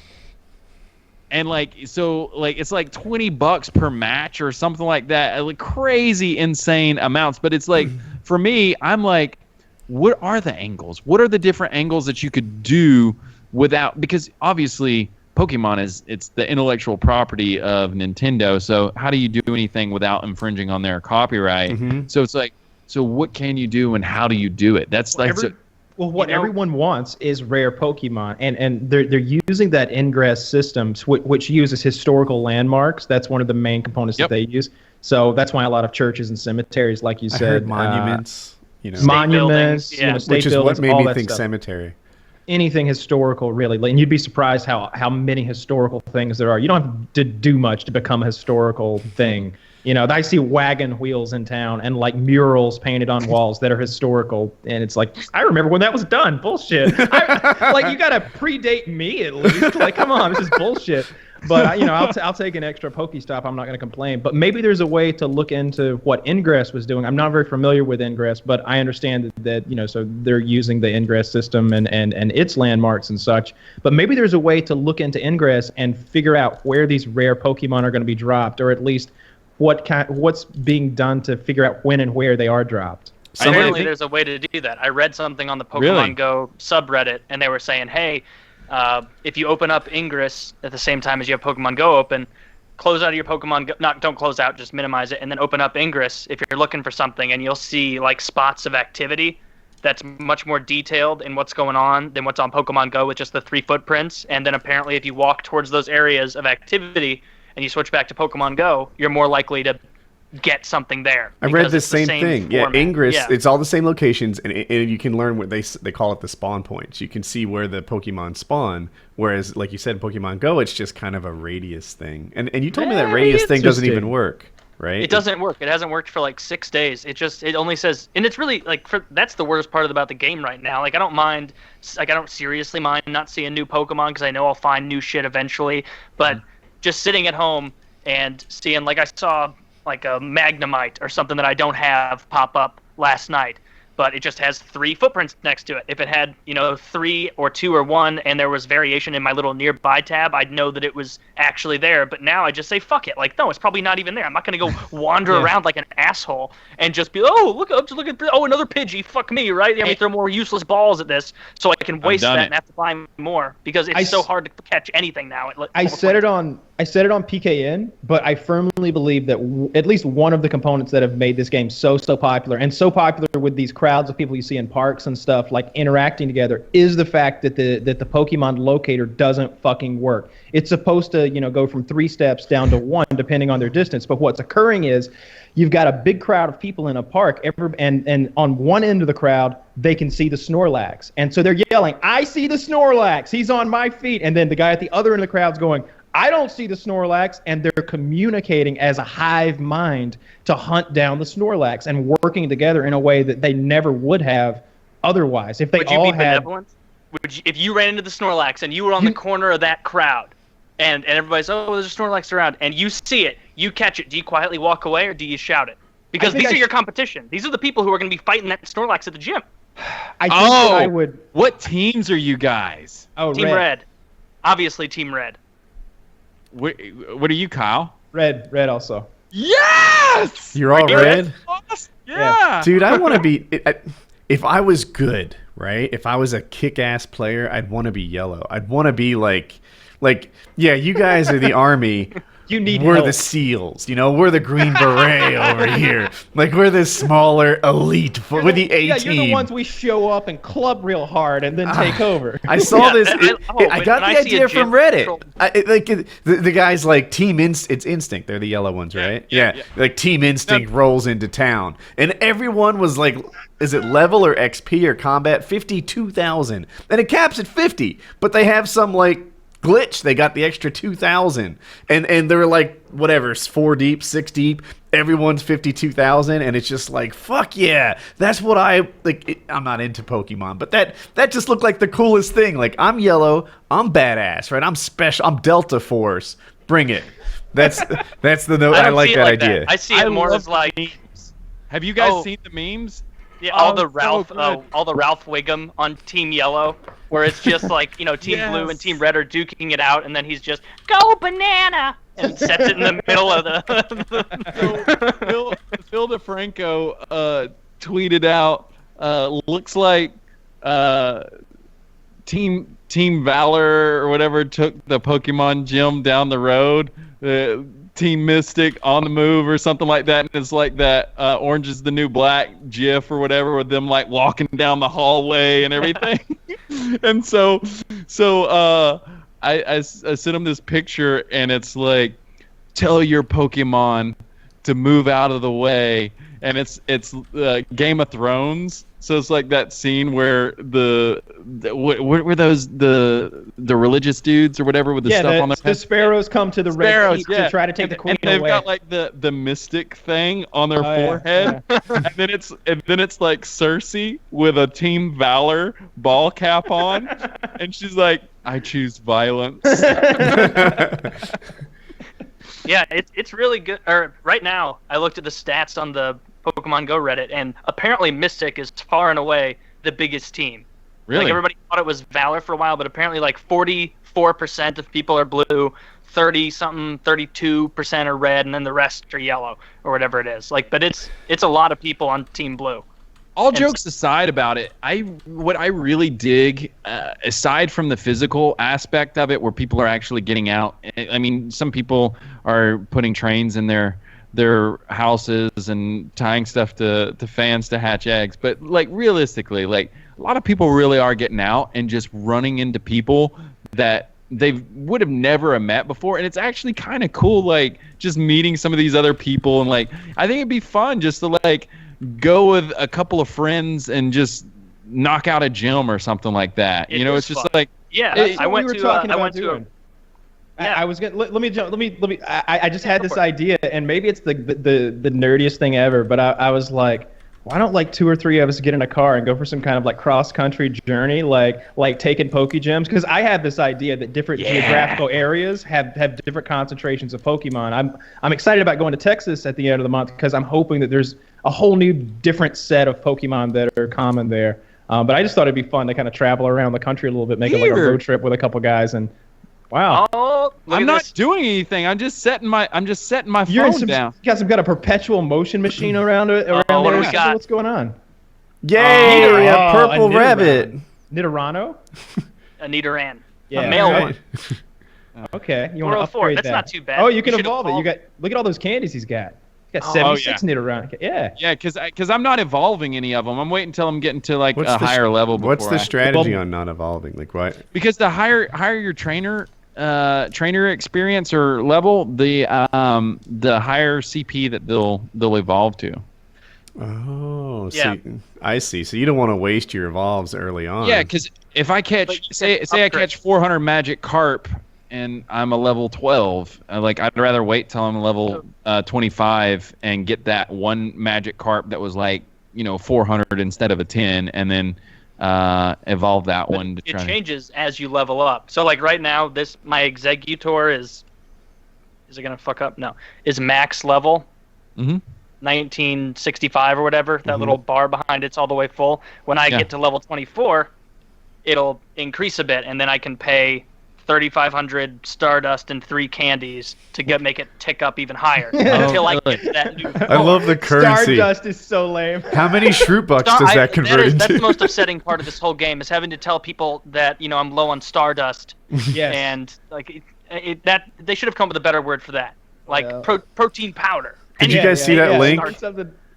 I dropped in there. So really evolving it now or later, I say do it now, but first drop a lucky egg and then evolve fucking everything, so you get double XP for every evolution. Yeah, definitely do that. Huh. Yeah, because then you get half an hour of evolving, and you'll rank up way faster. Yeah, because I've been holding off on I only keep singles of everything in my my Pokemon bag or whatever, and I've got 90 different unique Pokemon. Yeah. And a lot of them just waiting to level. Yeah, that's gonna be awesome. Yeah, you're gonna Pokemon in your Pokedex. What's that? You caught 90. Yeah. In your Pokedex or in the Pokemon screen. Yeah. No, those are different. If you go to your Pokedex, on the top it says caught Pokedex. 90. Pokedex. I'm about to be upset. 70. Okay. There we go. Okay. So did you guys see that link? That to me is what Team Instinct should be. Like an elite fighting force. 52,000 on everybody, or I guess their combat points are closer to 2,000. Like I feel like I see them more as terrorists. Like they don't care about winning themselves, but when they see a red or a blue gym, they go and fuck it up. And then that's what I want Team Instinct to be. I want them to be one that's like, oh, they're having fun over there, and then they go fuck with it, and then they don't even leave a Pokemon there, or they just leave a really weak, insulting one there. Like I want them to be kind of like Joker. I like that too. I like that. I don't know. We haven't joined a team yet, and I'm really thinking of joining the yellow team. Just you get a team. Say it again. Just for drama. Taylor's getting stepped on. I'm sorry. Level 5, you get a team. Oh, so okay. You're one okay. away. Yeah, I like going on little Pokemon adventures, and anytime there's an errand to run or food to go pick up, or like I'm like glug glug glug glug glug glug. We're out of milk again. Gotta go. I find excuses like today I needed to go wash my car. For a few hours it took, I guess, to get her good and clean. But really, I'm like catching Pokemon and fucking trying to. I go to a place where there's a couple of Pokestops near each other plus a gym. and put a lure down, and all of a sudden adult men show up in cars, and it looks really shady because we're in like this back alley, and I'm just like, don't park too close to me. It's just like, everybody keep their distance. I don't want to look like it's some sort of weird like fuck party back here, like we're having a soup kitchen or something like that. Let's all just take our Pokemon and go our separate ways. This is like a good setup for like a spoof of To Catch a Predator, where a guy ends up going over and like, oh, you have a seat? You just coming over to hang out with this 11-year-old boy, huh? Just wanted to hang. Well, he told me he had a Pokestop at his house, and now that I'm here, I see that he does. So I will have a seat. You know? I'm not leaving. Fuck you. I'm not leaving. No, I don't want to rape him. Anything. You know, you keep him up there. I don't care. I'll sit in the kitchen, get my Pokestop. I'll have some of those cookies though. I've been doing a lot of skydiving. I'm blood sugar's low. You know? It is interesting, like the effect that one game could have on businesses and everything. Like, so say you're a small business or whatever, you got a Pokestop in front of you, just pay that extra bit of money to keep lures going all weekend long while people come in there and, you know, buy stuff and hang out or whatever if you got a coffee shop. But then also I started thinking about law enforcement. Like, so being in California and everything for so long, I think about the different areas that they had set up traps, like in Sherman Oaks at the Galleria. It's a high traffic area, so cops would wait on bicycles to catch people texting while they're driving, because then they have to stop in this traffic area, and then they would just like, they give them their tickets and pull them over and everything. So it's like, man, if I was a cop and I had like quotas to get and stuff like that, I'd probably just be a dick and set up a lure on a Pokestop and just wait for people to like come by swiping them, just pull them over. On Reddit, I've seen cops set up lures at the police station so that people have a safe place to play. That's very cool.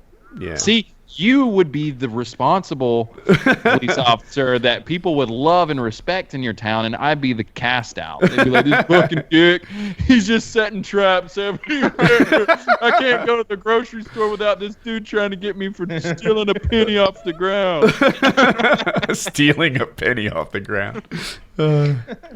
Let me jump in here with a little word from Audible. This episode of Painkiller Already is being brought to you by Audible.com. Audible includes more than 180,000 audio programs from leading audiobook publishers, broadcasters, entertainers, magazines, and newspaper publishers, as well as business information providers. You can download and listen anywhere on your iOS device, Android, Kindle Fire, Windows Phone, and over 500 other MP3 players.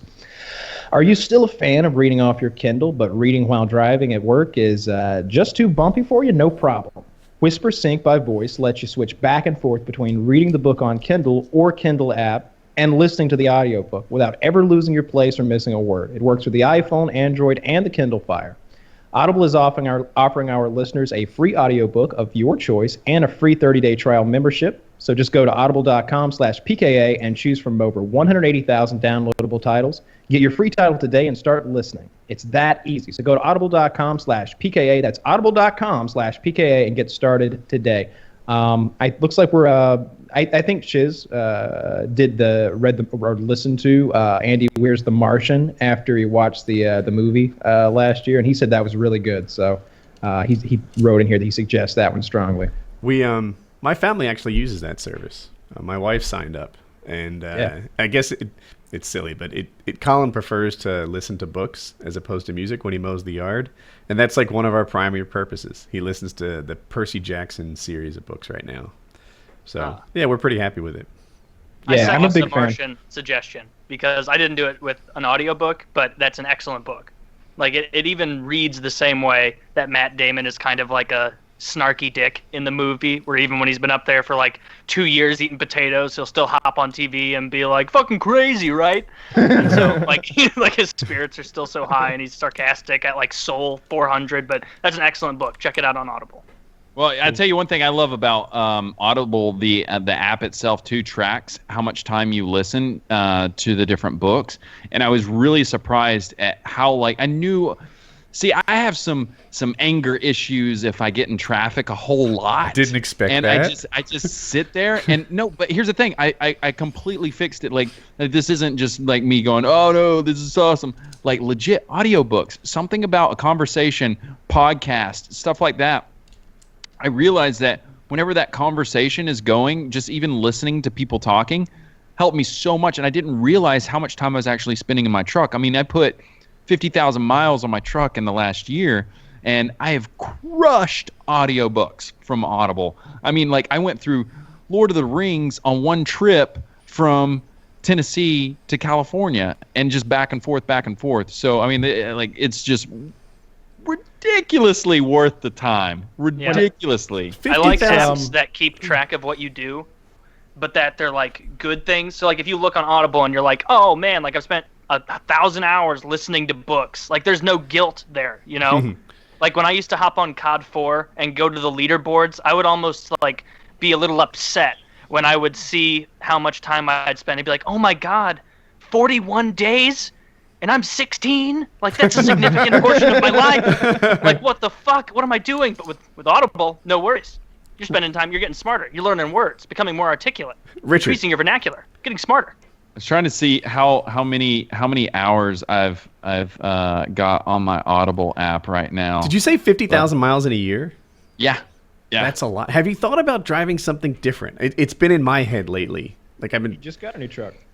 Just got a new truck, so that's where you want to be, I guess. It's occurred to me that a lot of my trips, especially the longer ones, don't need a truck so much. Something happened to your truck, Richard? Is there something I don't know? You were like, eh. Yeah, no, something Go did. on. And so, okay, I'll elaborate. Here's the thing. I try to stay positive with just about everything that I do publicly. Not because I think I should shelter my voice or whatever, but it gets on, like, I just hate when people go to social media just to vent and that's the only thing that they do. And I was like, oh, man, I just bought this truck. I mean, I got hooked up on it, but still, I mean, MSRP, they're like not cheap. They're like $70,000 trucks. And what'd you get? F-150 Super Crew. I had to order it because I wanted the 6.5 bed, not the short bed, so I could put like a full truck vault in the back. And you got hooked up because you like professionally work with them? No, they a lot of brands are firearm shy. Let's say they're not. They just. I get it. It's not PC. But whatever. So I got hooked up to a certain extent. I wasn't given anything. I just got a good discount on some stuff and whatnot. But it's a lot of money. A discount beyond what a normal person might get. You know, even if they were good at buying a car. Yeah, it was like what an employee would get. Okay, I can get that. Yeah, they give you like X plan or something. But you can negotiate to that. They'll discount to that. Did you freeze? He froze on my screen too. Yeah, he froze. We may have lost him temporarily. We'll get him back. So yeah, this is a good time for me to tell people about TrackR though. Let me sneak this in here. If I can just pull it up real quick. TrackR makes losing things a thing. Excuse me. Let me start from the beginning. I guess smart cars, smartphones, smart homes. Technology has made everything smart, but when you lose those smart things, it can make you feel really stupid. TrackR makes losing things a thing of the past. TrackR is a coin-sized device that locates misplaced keys, wallets, bags, computers, anything in seconds. Just pair TrackR to your smartphone, attach it to anything, and find its precise location with the tap of a button. It's that easy. Lose your phone, press the button on the TrackR, and your phone rings even if it's on silent. I like that feature. With over 1.5 million devices, TrackR has the largest crowd GPS network in the world. So your lost items show up on a map even if it's miles away. Never lose anything again with TrackR. Listeners to our show here get a special discount of 30% off your entire order. So go to TrackR.com and enter promo code PKA. The hardest thing you'll ever have to find is their website. Go to TrackR.com right now and enter promo code PKA for 30% off your entire order. Again, that's TrackR.com, promo code PKA. Glad you're back, Richard. Is that good? Yeah, you're back. Pretty good. You're frozen for me, but I hear you fine. So, and you look good. You got a handsome smile. It's a good. It's not one of those weird frozens. So you're set. Yeah. I never look good when I freeze. Oh no. It's always upsetting where it's like Terry Schiavo. Oh no. Someone pulled the plug on me. Oh, yes. Oh, we lost him again. Oh. Even his hang-up picture is very He looks like he'd be a fashion mogul, doesn't he? He looks like a European one. Line of watches or something. I don't know what that even means. Maybe in Europe. Yeah, he's a little less manly. Hey, welcome back.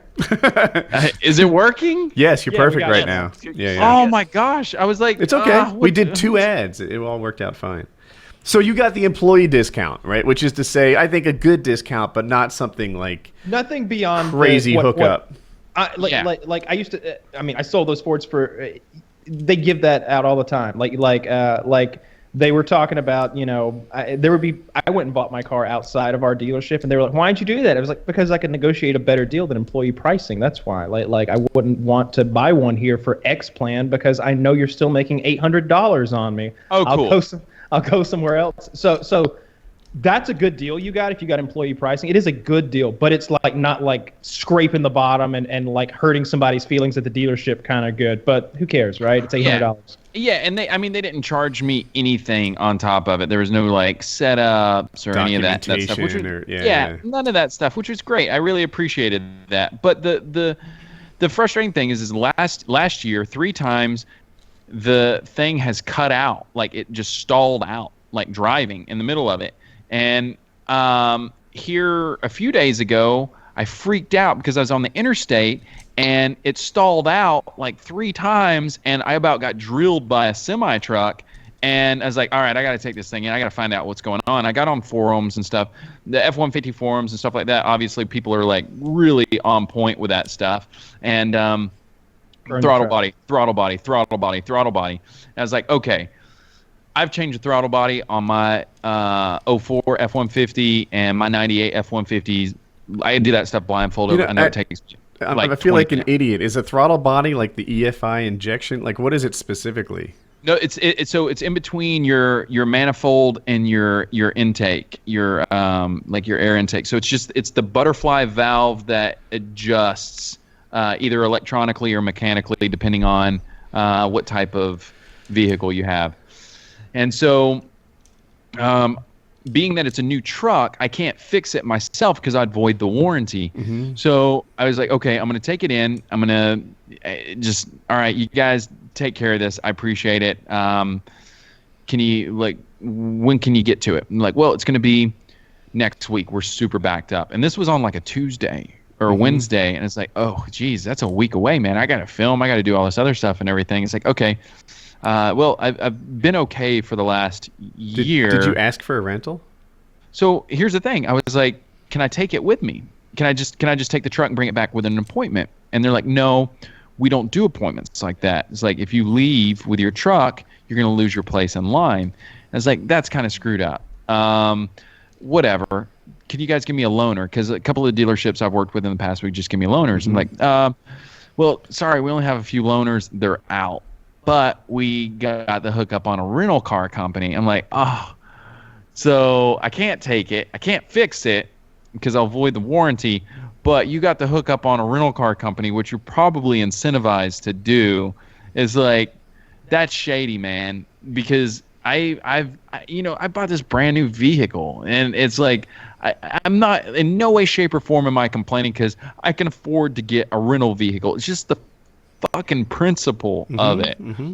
And so I just went to social media, and Kitty actually favorited it and everything. It's like clearly I should have factored in the cost of a rental car when buying a new Ford truck with that. That's good. And then smiley face and like laughing, crying and everything. So I tried to be funny about it and everything too. And Ford reached out, and they ended up giving me like the management or whatever for service called me up and was like, hey, look, we'll pay for your rental vehicle and everything. And the part was actually on back order. So it would have been a few extra weeks. And magically over the weekend on a Sunday, the part appeared. Nice. And they fixed it on Monday. What are the chances? It was they crazy. took one off something else. They were like, just get it out there. It was crazy. Bob, get your truck in here. We're taking your truck. I'm sorry, Mrs. Jenkins, but you're just going to have to wait. Oh, I've been waiting for weeks for this piece. I really want to drive my truck. I'm sorry, this guy's got a lot of Twitter followers. He's got some, he's going to be spitting more guff on there if we don't get it to him. So I'm sorry, ma'am. You'll have to drive to church in a rental car. Poor Gladys. That was the thing, though, is they gave me a Ford truck rental. They gave me a Ford truck rental, and like not to be an idiot about it or anything. It's kind of funny because like you order your vehicle like the way you want it or whatever, and so I've got my safe and everything in my truck, and it's specific. And like, It's like, hey, why don't we just take the throttle body off this dude and swap him out? The rental stopped working. Right. You just keep the rental here because you're gonna have to pay for it during that time, anyways, right? Yeah. But You they know, people fixed do that it with and- tires. They'll go rent the exact duplicate of what they own, swap all the tires out, and take it back. Because who's So going to fun. notice the tires are worn 30,000 miles extra? Yeah. I've heard that on actually. It's racist to say, but Black people Twitter talks about that all the time. That's the third egg that Richard has hatched in this podcast. I don't and know I've watched you. You haven't walked anywhere. No. I haven't walked anywhere. Look at shit, Sans- Sansrue. There you. Oh, you already had one of them. Yeah. No Pokédex points. Oh. Nice. I don't know what's going on. I just leave the app running all the time. That's another thing. Like on Twitter, like I shouldn't spend so much time on bullshit things like this. But sometimes you just got to go hard in the paint on crazy. And my phone was throttled by AT&T, I guess because I leave my app, my Pokemon Go app, running all the time. So I hit my data cap super What fast. about data Even- Wi-Fi? I'm unlimited, but I'm on Wi-Fi now. Mhm. But because I drive around and everything, I just leave the phone on like the passenger seat just open. So hopefully I'm hatching eggs or something. Yeah. And so it's constantly running, sucking data when I'm not on Wi-Fi. And so they obviously throttled me. I couldn't open Google Maps or anything. So I go on this epic rant about how I can't play Pokemon Go and I can't hatch my eggs because Where did I you can't- rant on Twitter? On Twitter, Uh-huh. and I just do this stupid elaborate story about how these kids are trying to gang up on me at the gym, and like this one kid in a stroller ends up like mugging me in an alley and everything, and they Stole your follow data. they follow me home, and then they're like kicking in the door, and then I'm like they're singing Willy Wonka, Pure Imagination, and all this other stuff, and like and then like just kidding, but it's really a big fucking pain in the dick whenever you guys throttle my internet. And it's like this is like everyone in the office is like, what is Richard doing? I'm like walking around the office taking pictures of the door being kicked in and stuff like that. It's like Richard. sometimes So for years, I have followed one person on Twitter, Tmart's mom, and Yeah. people fuss about it. And, why do you follow? And I say I only follow the best. I scoured Twitter, found the best person, and that was Tmart's mom. It appears that she's closed her Twitter account. That yeah, I'm guessing she's probably been getting fussed at because her son is involved in that whole CS:GO lotto thing. Have you familiar with this at all? I saw Phil talk a little bit about it, but it's kind of I actually think we're going to talk about it a little bit tonight, and in connection with another guy, Great. two other guys. But Tmart and Syndicate and another guy named Josh OG owned a website where you could gamble CS:GO skins, and they've been taking a lot of heat for it because they kind of didn't disclose the fact that they owned it. They made videos as if they were happy customers, and To be fair, not only did they not disclose it, they were like, hey, look, guys, I just stumbled upon this website out of the blue, and man, is it fun playing here. And then that slowly turned into, hey, it turns out we're going to start working with this website a lot. They like what we do. We like what they do. When in reality, it's like, well, if you look at this documentation right here, like, you're clearly the president and CEO of this. the founder, like, Yeah, like. Yeah, to say not bad. disclosed was pretty kind because I like Tmart. They Too, but you got to be fair. They I'll be right back. deceived, I think, is maybe more accurate than Yeah. not disclosed. And then as a because of that initial sin, they started wrapping all these other sins like it's a gambling site for kids. Well, it's a gambling site for anyone who checks the I'm over 18 box. Some of them are probably young and some of them aren't. But I think because of that, his mom closed her Twitter account. And I'm looking for a new guy to follow, and I think it's going to be you. That I'd be honored, but that's too much pressure. That's too much pressure. This is a decision that I make. Why not just follow Trump at this time of the year? Yes! Because you're guaranteed to have Yes. just crazy nonsense filling up your feed. And okay, Trump is a buffoon, but he's the buffoon we have to have now at this point, which kind of is unsettling. But man, his Twitter is hilarious because I've said it before. He tweets like a 70-year-old man. Lots of exclamation points and like, crooked Hillary. Today, too, insulting our men in arms, or just it's like random shit. It's like, he just thought of that and tweeted it. I'm like, so old. No I don't see the age in his None of tweets. I use triple exclamation point sometimes. Like, All the time. they really emphasize your point, Taylor. All That's this what time. is he sitting there like, oh, I got 141 characters. Fuck, I got to think of 3 more. Like, exclamation point, exclamation point, exclamation point. There we go. Perfect. Send it out. I get angry when I have to delete extra dots or exclamation marks at the end of sentence because I want people to know I'm that excited. I'm glad you're with me, Richard, because Taylor makes me feel so out of date, and then he'll make fun of people, usually not me. And I'm like, I don't see anything wrong with what that guy did. Like, that guy seems really in line with it. He's like, yeah, he used that. There was, I got into a fuss with a contractor. I don't want to get into the details of it, but he used a lot of exclamation points in his texts. And Taylor's like, yeah, he texts like an old, out-of-touch person. And I was like, I didn't even know. Like, in text, I don't use exclamation points, but in video titles, sometimes I do. Like, Go on. Let me know if you agree with me on Twitter or here, anywhere. Yeah. Like, when you see lots of exclamation points or, like, just random words, like, that shouldn't be in all caps, but they are. Like, he'll write, like, I want to bring America back again. And it's like stuff like that, like lots of exclamation points, lots of caps. I feel like those come off as older people who are just excited to go. Because these sound like my video titles. Okay, that's it. Whenever it's clickbait, it's one thing, right? So when you're doing a BuzzFeed best practices of all caps or whatever, that's one thing. But like, I'm like genuinely excited. Yeah.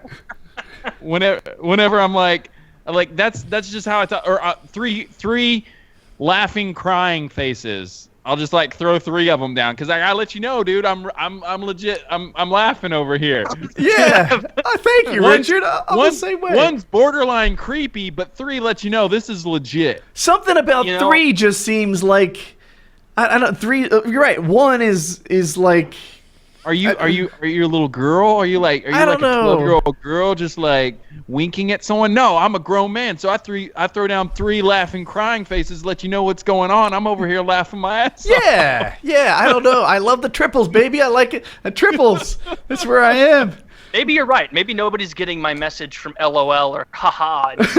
Like maybe you're probably right. I've driven haha around. Like I've texted. Do you do ha or do you? Because I'll go ha ha ha ha ha ha. It depends on what I'm actually doing. Like I won't say laughing my ass off unless I'm literally laughing. I have to be sitting over here chuckling out loud before I'm going to give you one of those. I ramp them all up by 1. If I write laugh out loud, what I probably actually did was an unexpectedly like sharp exhale through my nose. One of those. All right, then. Yeah. If I write LOL or like laughing my ass off, I probably audibly chuckled. Yeah, chuckle. We'll do it. By the way, Richard, I went upstairs just then to grab a soda, and Kitty mentioned a possible like business opportunity for the 2 of us. Have you ever been to the Czech Republic? No. I'll talk to you after the show. All right. Yeah, it sounds really cool. They call it the cultural hub of Eastern Europe. Sounds fun. Yeah, sounds fun. Yeah. Wasn't Taken 2 in like weren't they in the Czech Republic or something? All in Eastern Europe. Dude, nobody's gonna take us. Just recently, there were these terrorist attacks in Nice, and the people were from. Is it Tunisia? How do you pronounce Tunisia? Tunisia. And Jackie's like, oh, we've been to both those places. Definitely preferred Nice. Oh God. Yeah, that was terrible. Been to Tunisia? Mm-hmm. I hated it. Yeah, they were on a cruise. Even Tunisians hate Tunisia. Yeah, no, Tunisia sucked. The tour guides were like nearly crooked. They just brought you from like one friend's place to the other, like trying to get you to buy shit. And it makes sense. Like I don't know. Look, I hate it when people just, I call them like parachute tourists, right? They drop in and then pretend they know a country, you know? So don't let me do that to you. I was there one day. But just the vibe of it, like, I don't know. I didn't like the cops with the, I don't know if they were semi-auto or full auto, but they were like assault rifles, you know, is what the media would call them, you know, carrying that around. And I guess assault weapon is the term that people can agree with, right? They were assault weapons. And then I think you made it worse. Did I? I don't even know. Just scary black rifles. Just call it a death machine. Yeah. The murder machine. I would have called it an AR-15 or an AK-47 if I remembered which one it was. But anyway, the cops carried scary black rifles, and that seemed over the top to my sensibilities.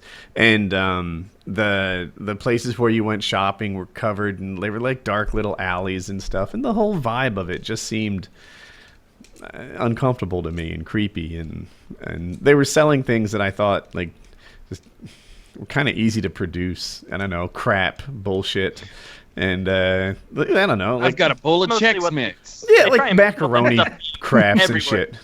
What's that? Like, I'm sure if you go to England, like that shitty tour guide is also going to try and sell you something stupid or take you somewhere not that great. Like maybe to not the extent of Tunisia. No, but it didn't though. Like, they'll sell you a little Big Bend. Like okay, like we spent a couple days in Italy, we spent a couple days in France, and it wasn't like that at all. You know, they were like aggressively prying open your pockets, like, "Ooh, don't look at something without buying it. That's considered rude in Tunisia." Like, really? I feel like you're fucking with me. No, I kind of like to see what I buy before I buy it. Yeah, or maybe it was you can't ask the price without eventually buying it, or something like that. And it's just like, how do you even like conduct business? I'll have nothing. I like how you just talked about taking you to their like cousin's place. Yeah. Like trying to drum up. This is Zdeno. He is town butcher and the child doctor. Also sells little flag of Tunisia. However they speak over there. Nice was really Close cool. enough. Yeah, I don't know, but do you travel? I mean, do you guys travel a lot like that, or not lately? Is that just because just out of curiosity, like I hear people say like pros and cons of doing things. Personally, I don't travel a whole lot outside the state, so like I've debated on that. As we're just like, I hear a lot of people go and they do that Europe tour and they're like, oh man, I'm just so exhausted. It's just like the vacation itself, going like 2 days here, a day here, 2 days here. It's like, is like, what place to you would be like a cool spot just to go kick it for like a week or Italian Riviera? Yeah, that's mine. I liked it way more than the French Riviera. And so what was so much better about it? Because I would like to go to Italy more than France, and it seems like most people are on Team France for when they go to Europe. Like most people want to go to Paris, but I think Italy would be really neat. I'm trying to remember. I felt like the Italian Riviera had more to do. It was more connected with the rest of Italy, and I don't know, it was near other cool things. And I don't know, did I just like the docks more? I'm trying to think like what it was, but I walked away like, dude, when I go on my epic cross-Atlantic sailing trip, I'm definitely going to the Italian Riviera, not the French one. How are the people different, French versus Italians? If any of you other guys Italians were fucking crazy. It's like the French are like civilized, you know. Of course there's the whole pompous thing, and there's some truth to that, and again, I'm like parachute tourism here, you know. I didn't really get to know the countries. The Italians, everybody know they're well known for the douchebaggery. They are. The Italians were friendly, but like so outgoing, to the point where as an American I'm kind of like shying down from the hand motions and the like aggressive posturing and everything. Maybe they wanted to be 3 inches more into my personal space than I typically go for, and like that existed. But overall, like you made an Italian friend. Overall, they just I don't know. I liked the friendly vibe, although I didn't like the driving. Oh my gosh! So Italian driving is It's cliche. Yeah, it's a cliche that they're crazy and stuff. But oh my god, you know, like again, it's like a full contact sport over there, the driving. And everywhere, they're just the horns, the nosing in. Like in America, like a zipper merge, right? Everyone kind of gets the zipper merge. You do whatever. And there are douchebags who don't follow the zipper merge rules, right? I'm going to get 2 rights in a row because that makes a fucking difference. In Italy, like like everything is just aggressive, like fuck over, like and at more speed than you would guess. So I have 2 questions. One, what thing did you make a make a special trip to go see, some historical thing that really underwhelmed you, and you were like, holy shit, do they frame this picture well when they put it on postcards? Because this is bullshit. And what thing did you go visit? Perhaps I'm assuming there was one that you were like, wow, people made this. Huh. The Vatican was pretty cool in terms of like this is pretty neat. But not just the Vatican. Like there were a lot of churches. Like it's almost one downside of America. I feel like there's not a ton of history here. And, of course we have our like Revolutionary and Civil War, and like you can sort of stand in a field and be like, dude, some shit went down here. But like you go to the churches in Europe and you're like, oh my God, like they built this when metal was really hard to come by. Like that's amazing. And like the Vatican, but all the churches in general really blew me away. Like I couldn't get over how big a deal that was. And then I guess for underwhelming, everything in Tunisia, maybe. Like well, what's the big pull of Tunisia? For me, I wanted to be in Africa. Like, I just sort of wanted to add a continent to my list of places I'd been.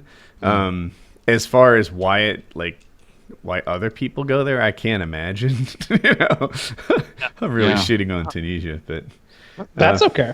Yeah, I can't have too many. Have any listeners from Tunisia? I feel like Tunisia is an African country you go to if you you kind of want to like dip your toe in Africa. Like, well, I want to be able to say I went to Africa, but I'm not going to like Central or West Africa. Jesus Christ. Oh, yeah. Like, South Africa. Stay away from that Ebola, Zika, malaria, all of those different. South Africa looks like the place to go. Yeah, I mean, South Africa is, of course, like fully civilized and like Cape Town.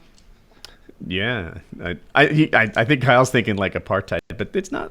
I don't know. I think it's rough there still. I keep reading a lot of news reports about violence there. It's like specifically like black on white crime. There's some horrible things that go on there. The rape capital of the world. The rape capital of the world. And I think that and the home of the Striker 12-gauge shotgun.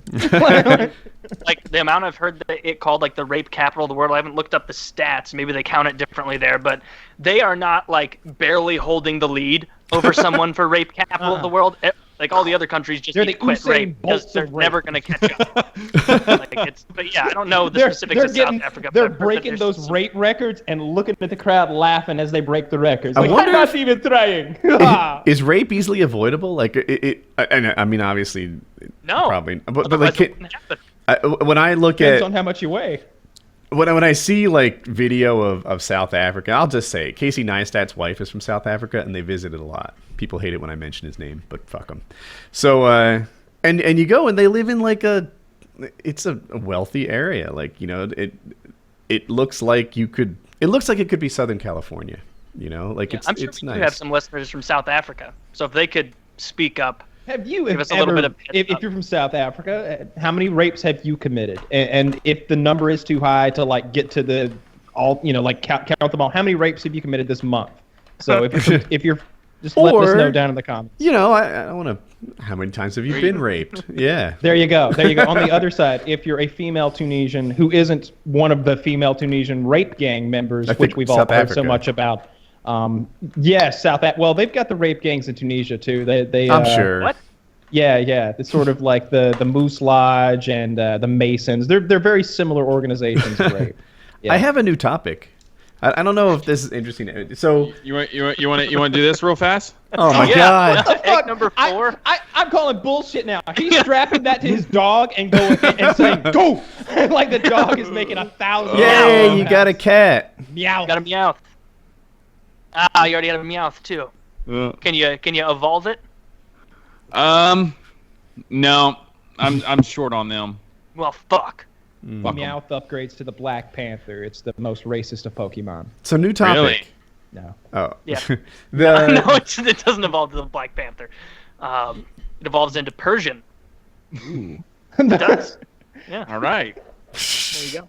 I love that Richard doesn't know them either. You know? I don't know most of this. Kyle I thought it clearly doesn't either, but like I'm happy that Kyle was not into Pokemon because he missed the boat by a bit, but he's still working on getting it, like me and Chiz in our chat about it. But every so often it's just Kyle saying like, yeah, I'm just getting so many the fucking green one, I don't know, like like a lot of the green, and then the one with the feathers on its head or something. Is that right? Like, I like that. I like that the names are kind of like puns too. Like there's Tentacool, and what does Tentacool upgrade to? Tentacruel. Cruel. Tentacool. Yeah. So I really like it. The aspect that I like the most is the grind. It's going out and collecting them and getting my 50 Pidgeys I need to evolve again. Or to move up to the next level, because it seems like the higher you level up, the more cool Pokemon are around. At first, I got nothing but shit, and when I got my first Xenonat, I was like, "Oh, this is the coolest thing ever." But now I'm looking for Mankeys and Pikachus and Charizards. Yeah. Venonat. Yeah, I've got a serious Venonat problem, and it's been happening since I downloaded the game. That's all that lives in my house. Venonats. Venonats and Pidgeys. It's an infestation. Getting so fucking tired of it. Anyway. It's such an interesting game because it's bridging the gap between so many different age groups, and it's across both sexes, it seems, and all different. I see black people out playing, I see white people out playing. I'll be parked in a parking lot and just looking around at the others who were there with me. There were 3 cars parked working my lure. And a cop pulls by, and I'm like, shit, that cop's wondering what the fuck we're doing back here. And I wanted to be the first one to speak when the cop rolled by. So I was just like, hey, I'm playing a game. Like, just letting you know that before everybody else says they're playing a game, and I'm the 4th one to say it, and becoming real. Yeah, you're playing a game too, huh? like, no, I'm just playing a game with all these kids. Yeah, me and all the kids, we're playing strip Pokemon. Yeah. The cop goes, me too. I was like, it's my lure. He's like, yeah. Hopefully he remembers you if he ever pulls you over. You can say, I'm the lure guy. Come on. You probably caught something good from that. There's a Pokestop by the Outback Steakhouse, and I like to hang out there. I don't even eat inside. I order takeout. Get my food, eat my steak in the parking lot. I bring my own silverware because, plastic doesn't work. I'm out there eating my steak, catching Pokemon. All those other fucking plebs are sitting around me drinking Slurpees and shit and their Hondas, and I'm just over there having my nice dinner out catching Pokemon in a parking lot. It's funny how even if that's all you're doing, sitting in your car at a Pokestop, like it makes you feel like you're out doing something, even though it's exactly what you'd be doing at home, but you're in your car swiping every 8 minutes. You're like, well, at least I'm out, I walked some to go get the food and I came back. Like, I'm starting to really ration my steps now to the point like if it's not loading up, like there have been times I've been sitting here and I'm like, God, I just want to get it to fucking turn on because I have to pee and I'm gonna walk to the bathroom. I don't want to piss those steps away. I just want to get credit for everything I'm moving. I get angry too. I'm like, damn it, the servers are down. Maybe I can wait 20 extra minutes to go to work. That way the app can load and I can throw it in the passenger seat and let it hopefully hatch some eggs. Are iOS and Android like equally unreliable, or is one better than the other? Android's better, I think. Yeah, it is. Today I was going to Subway, and then I couldn't get my app to sign in, so I just said fuck it, and I just didn't eat for lunch because if I'm not going to get credit for driving slowly and bothering the people behind me on the way, then what's the point? Yeah. You almost feel like you die inside just a little bit when you give up on that moment, and you're like, well, fuck it. I guess I'll drive to work like a normal person at normal speeds today, not hoping that 20 mile per hour or 30 mile per hour, hoping that counts a little bit towards hatching. That's what I like.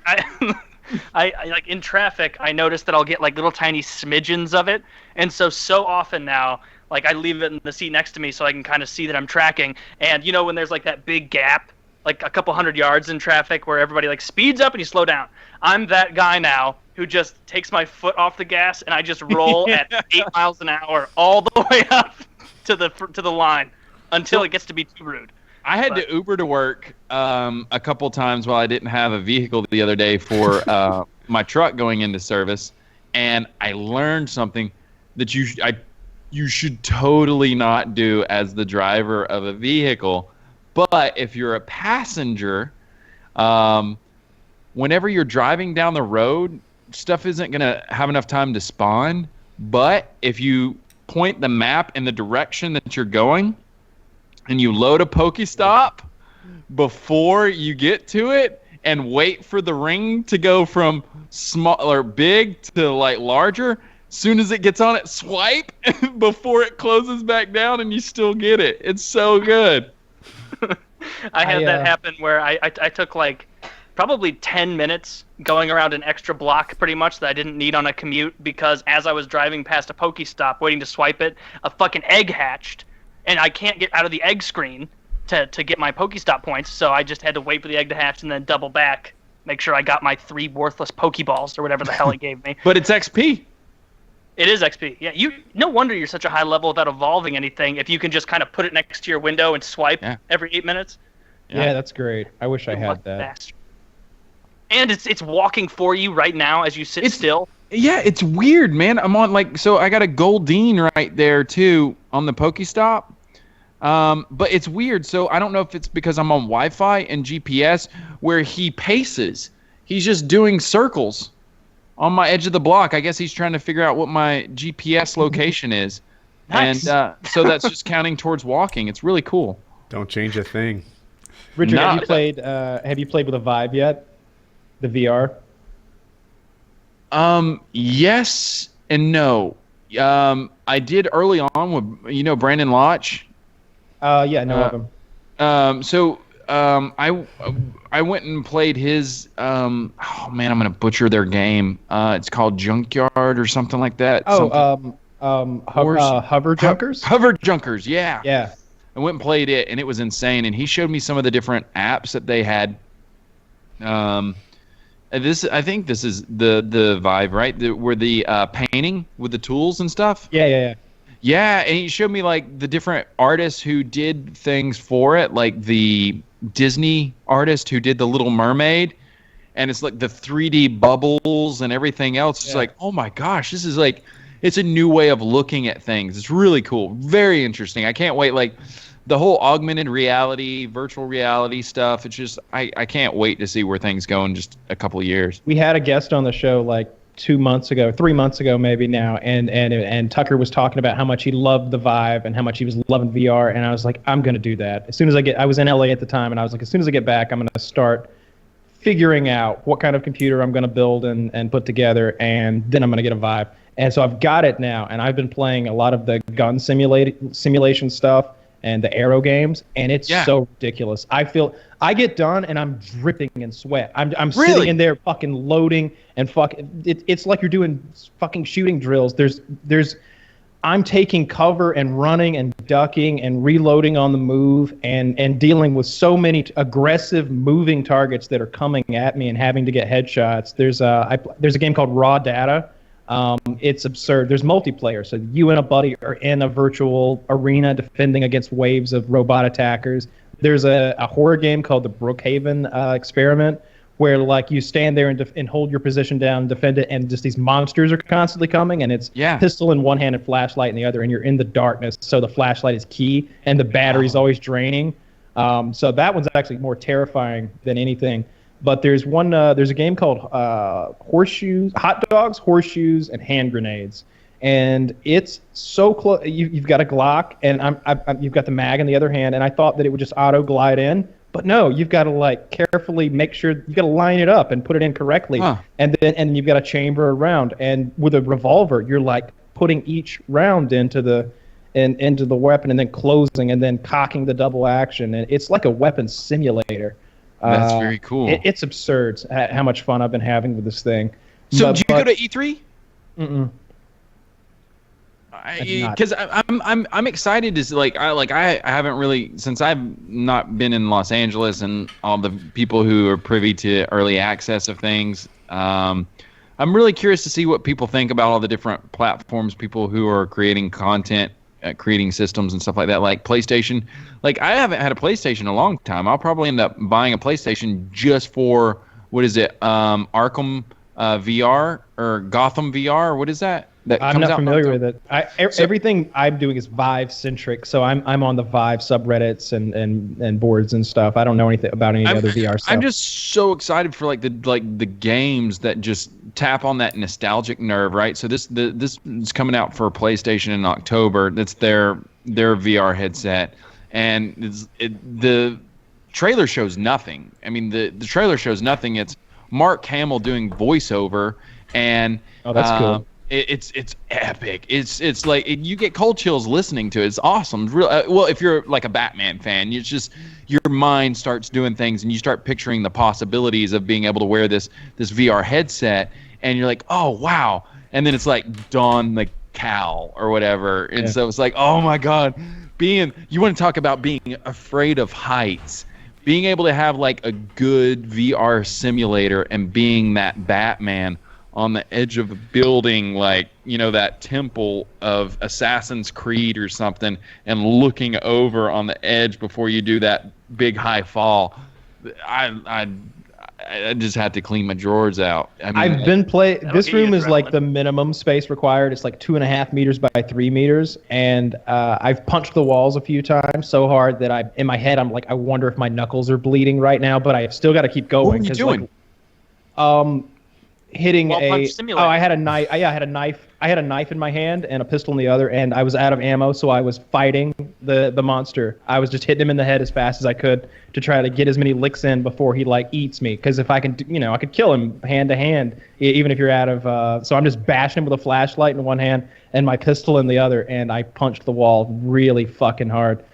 So I'm gonna go to another room that's much much bigger than this, and I'm excited about that, because in a game like Hover Junkers in particular, where your left hand is sort of operating it's turned into this bubble, and as you turn your hand, you're guiding the ship, and as I point forward, I'm accelerating. As I pull back, I'm decelerating, and I'm doing all my steering with this one. And my other hand, I'm rotating the thumb here and selecting which weapon I want, and then grabbing it by squeezing and then firing it. So I'm like riding into battle like this on my hover junker, and I see the bad guys, and I'm just coming up on them drive-by style, ramming right into them and just shooting them in the head as fast as I can over their armor, and then retreating back to safety. And when you're playing multiplayer in that, I'll see my blue teammates, and I'll stick my fist up in the air with my controller, and they'll do the same thing.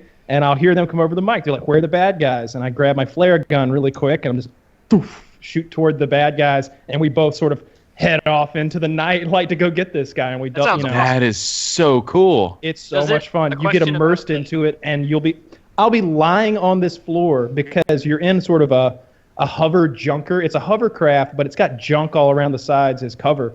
And I'll be laying down on my back as low as I can get, doing reloads above my head to get back up and recover, and steering out of situations like that. So I love that game. You were saying that you could fight people off with your hands. Yeah. So I was hoping that they do it like this, where if you really come down hard, it's a harder hit in the game, and they don't do that thing with VR, or at least the Xbox one, where you can kind of just go like that, and it's the same thing as huge movements. Is that how it is? Or for now, is it kind of you can just go like that and hit punch, or you actually do have to swing?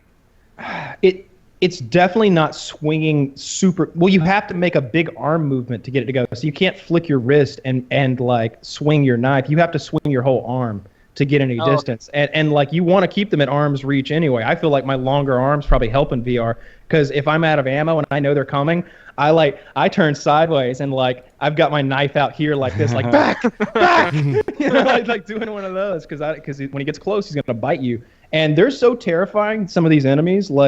You've got a voice in your head, and she's like, "We thought we were creating a peephole into another universe, but it must have been a doorway, and now it's been ripped open." And then you look, and all of a sudden, here's a spider scorpion crawling down on top of you to wrap you up in a web and consume you. And it's horrifying, if you can imagine a spider scorpion the size of a couch. And I'm like, "Oh God, let me shoot it real quick." And it shoots web on your gun, and all of a sudden your hand's all wrapped up in web, and you're trying to get the fucking web off in real life. I'll be sweating and terrified playing that game at the same time. It's a scary game. do you get a feeling of like true panic sometimes, where you'll look up like you've described before and you see like a zombie dropping or something, and you're actually in real life, like your heart's beating faster? Oh yeah. I can't wait for that, because I can screamed. imagine. I remember playing Dead Space and I would feel my heart beating really quick when I had those loud headphones on, every light was off, and I was really into it. I can't imagine. A horror game might actually be unpleasant in VR. Like it might just not be fun. It's horror. Yeah. They'll all be coming from the left for a while. So all my attention is on the left. My flashlight's on, and I'm just shooting as rapidly as I can, reloading as cleanly as I can, and then I start thinking, I haven't checked my 6 in a long time, and I spin around with a flashlight and the pistol, and he's just right in my face, like, and it's just like, oh fuck, Yeah. fuck. It's scary. It legitimately scares you, and I mean, I'll be down here screaming it like a bitch. Like it's very good. I've had so much fun with this thing so far. I'm loving it. Wow. What's the setup cost you from what you built? So my plan is to put the new NVIDIA 1080 graphics card in there, but I want the Asus Strix overclocked version, which is I haven't been able to lay my hands on yet. It's been back ordered for over a month and a half now. So a fan was nice enough to let me borrow his 980 Ti, which is pretty top of the line anyway. It handles everything VR very, very well. It doesn't max out the hardest games, but it gets there. I would say $2,200 worth of computer minus the graphics card, which is going to be another $700. So almost $3,000 in computer, without any, including some peripherals. I got a 34-inch G-Sync ultra-wide monitor, which it overclocks to 100 frames per second. 2,200 can't include that monitor. How much was that monitor itself? $1,000? The monitor, yeah, maybe you're right. Maybe I'm not. The monitor was $1,300. Wow. Yeah, I don't know. And then the Vive itself is $800 plus tax, so like $875. I'm not really sure what I've got in it. I didn't $3,000 or $4,000 in everything.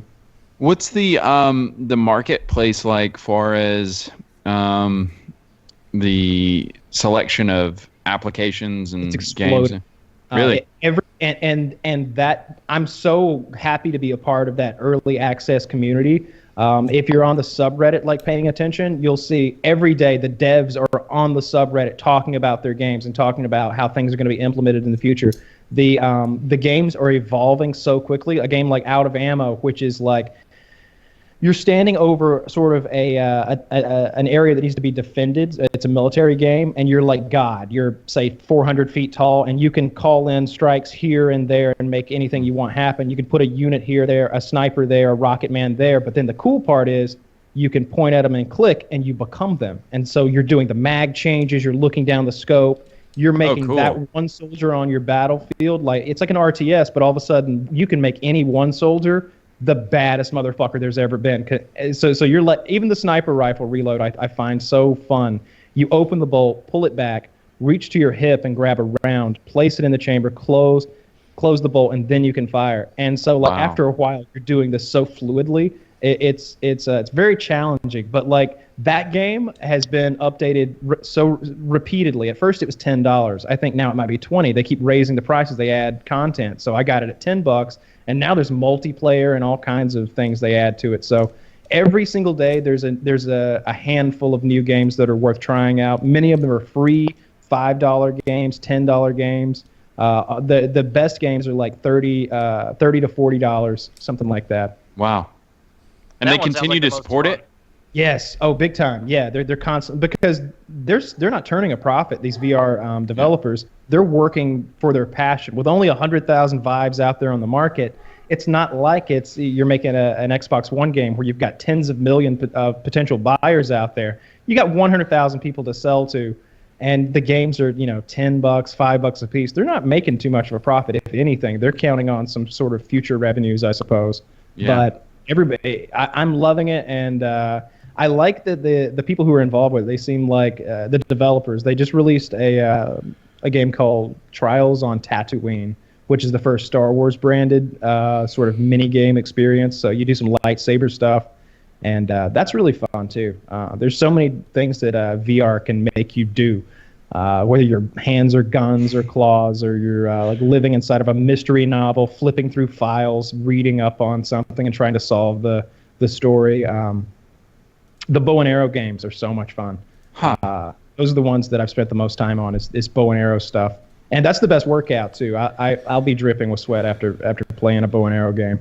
I feel like it's this circle that's coming around eventually or inevitably, where whatever, I guess, whatever people believe, but like the Matrix, right? Where augmented, virtual, everything gets so good. Plug me in. But here's the thing. It goes full circle. Everything just like then you plug in. You have the electrode stimulating your body in ways where it recreates physical activity or sensations and stuff like that. And ultimately, you're like God. You're the master of this universe that you designed or you bought or you're experiencing. And then ultimately, it's going to come full circle where people are like, it's going to be like, it's really crazy. It's like next level, not doing any of this, experiencing life, like just going out there and just seeing where the chips fall and not having any control over anything.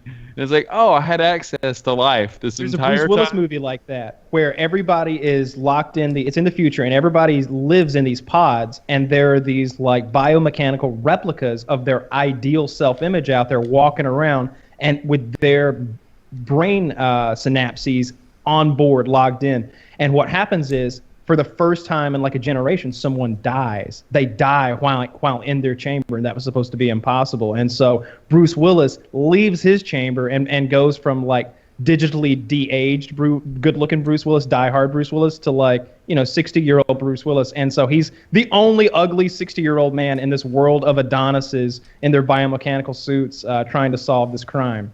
But yeah, I definitely really see cool. your point there. What's that movie?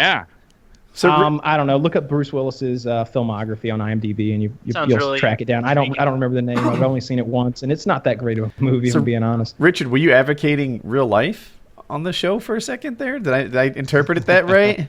Gross. Yeah, it's funny is like I am like I will admit it wholeheartedly, to so many degrees I am a hypocrite, right? Because I rely on social media, I rely on the entertainment industry for my primary sources of revenue and income and how I make my living. But I don't like I was saying earlier, I don't resent it. I enjoy it. There's things that I hold kind of dear that I just won't disturb, or I won't corrupt in this whole process of I need to be on the schedule, or I need to do this, or I think people will enjoy this. I try to stay true. Like, I make this because hopefully other people appreciate it, but it's going to be because I enjoy it.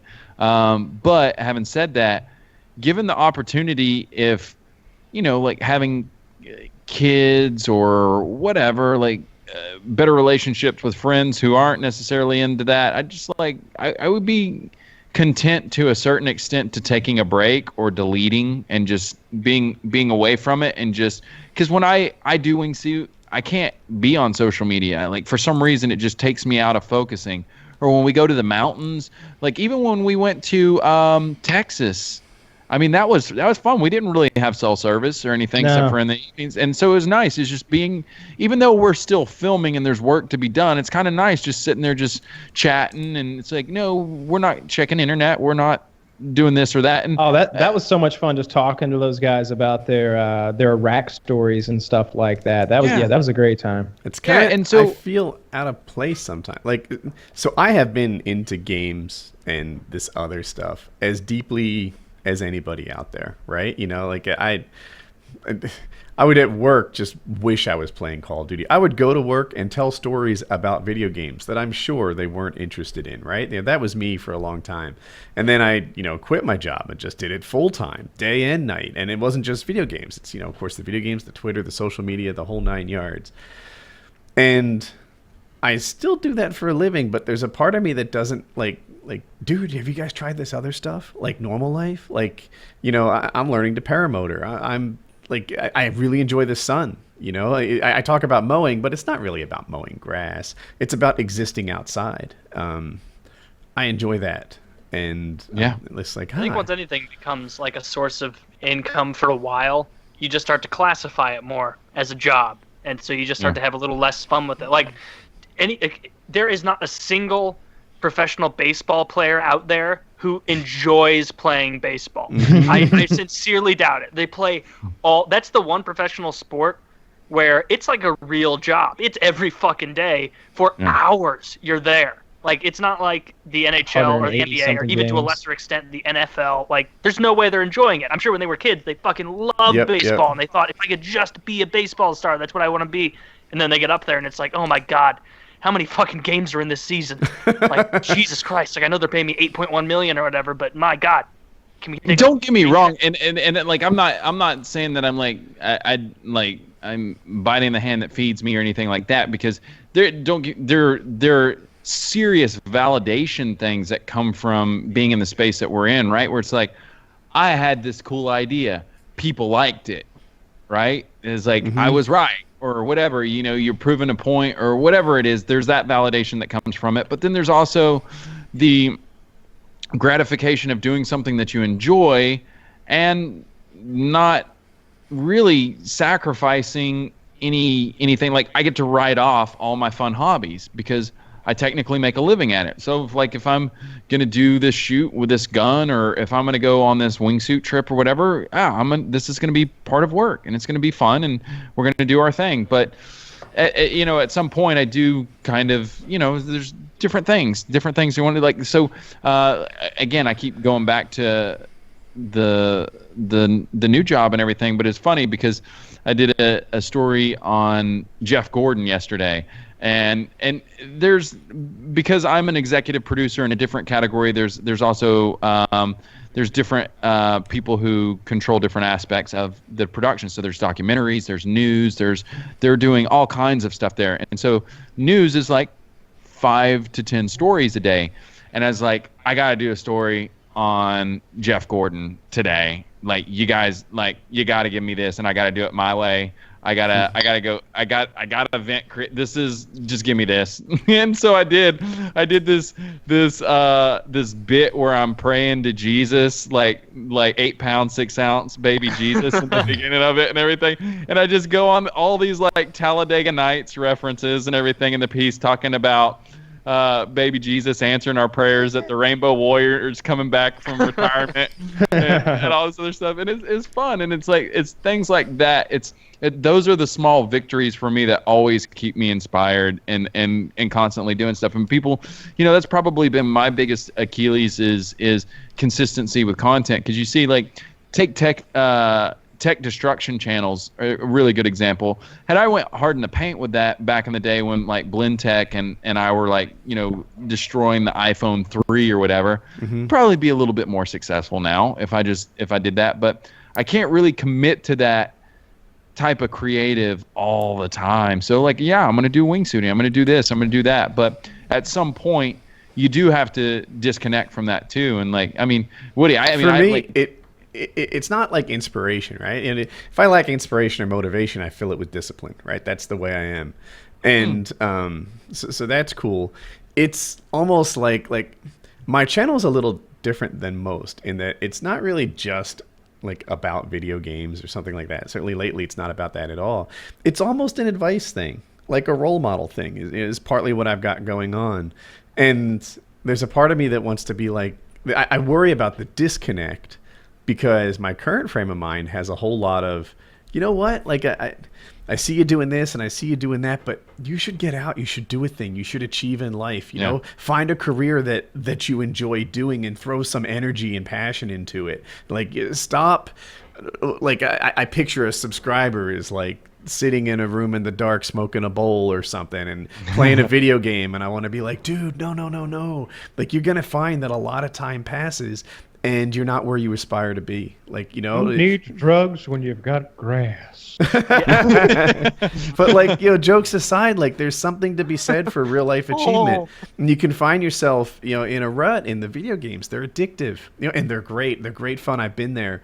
But like, guys, go out and try a thing, like achieve a thing, get a woman that you love or a guy, I don't care, but like foster a relationship that means something. Like find the small victories though. Find the small because equally like though out there, I mean like I'm just playing devil's advocate, but like for but like you guys were talking about baseball. I mean, you could probably have been bred into that, and an overbearing father figure is like, you got to play this, and you grow up despising it because it was your job at an early age. But yeah, definitely find the small victories in life, that thing that's gonna make you happy. Because the video that I have coming out tomorrow, which is yesterday for most of the people watching this, I have this Tony Robbins quote in it, which is like, most people overestimate what they can get done in a year, and they underestimate what they can get done in 10 years, right? Because, in 10 years, man, you can be wildly educated. You can have a successful business. You can have like a wife and kids if that's part of your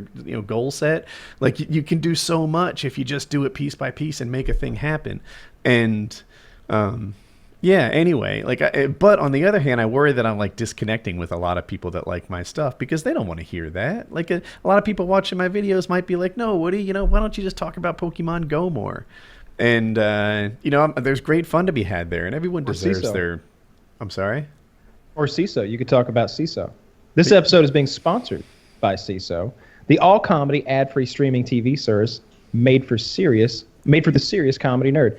And if you like Community and or Rick and Morty, then you have to watch SeeSo's new original series, Harmon Quest. I don't know if any of you watched that this week, but it's really good. Harmon Quest is a comedic improv animated live-action journey into the hilarious world of fantasy role-playing with Dan Harmon and his comedy companions, starring Dan Harmon, Spencer Crittenden, Aaron McGathy, and Jeff B. Davis.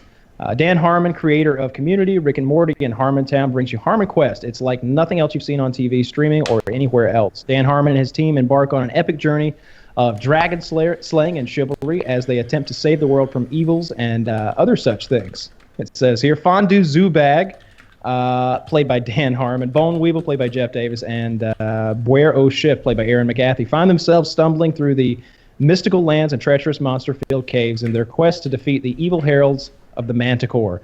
You can watch every episode of Harmon Quest on SeeSo right now, so go to SeeSo.com and use promo code HarmonQuest, HarmonQuest, to get 3 months for free. Yeah, that is an extra month on top of the already free trial. So SeeSo is stacked with new original comedies besides Harmon Quest, like classic series and loads of stand-up specials. They have every episode of Saturday Night Live, the entire Monty Python catalog, and so much more. So start your free trial today.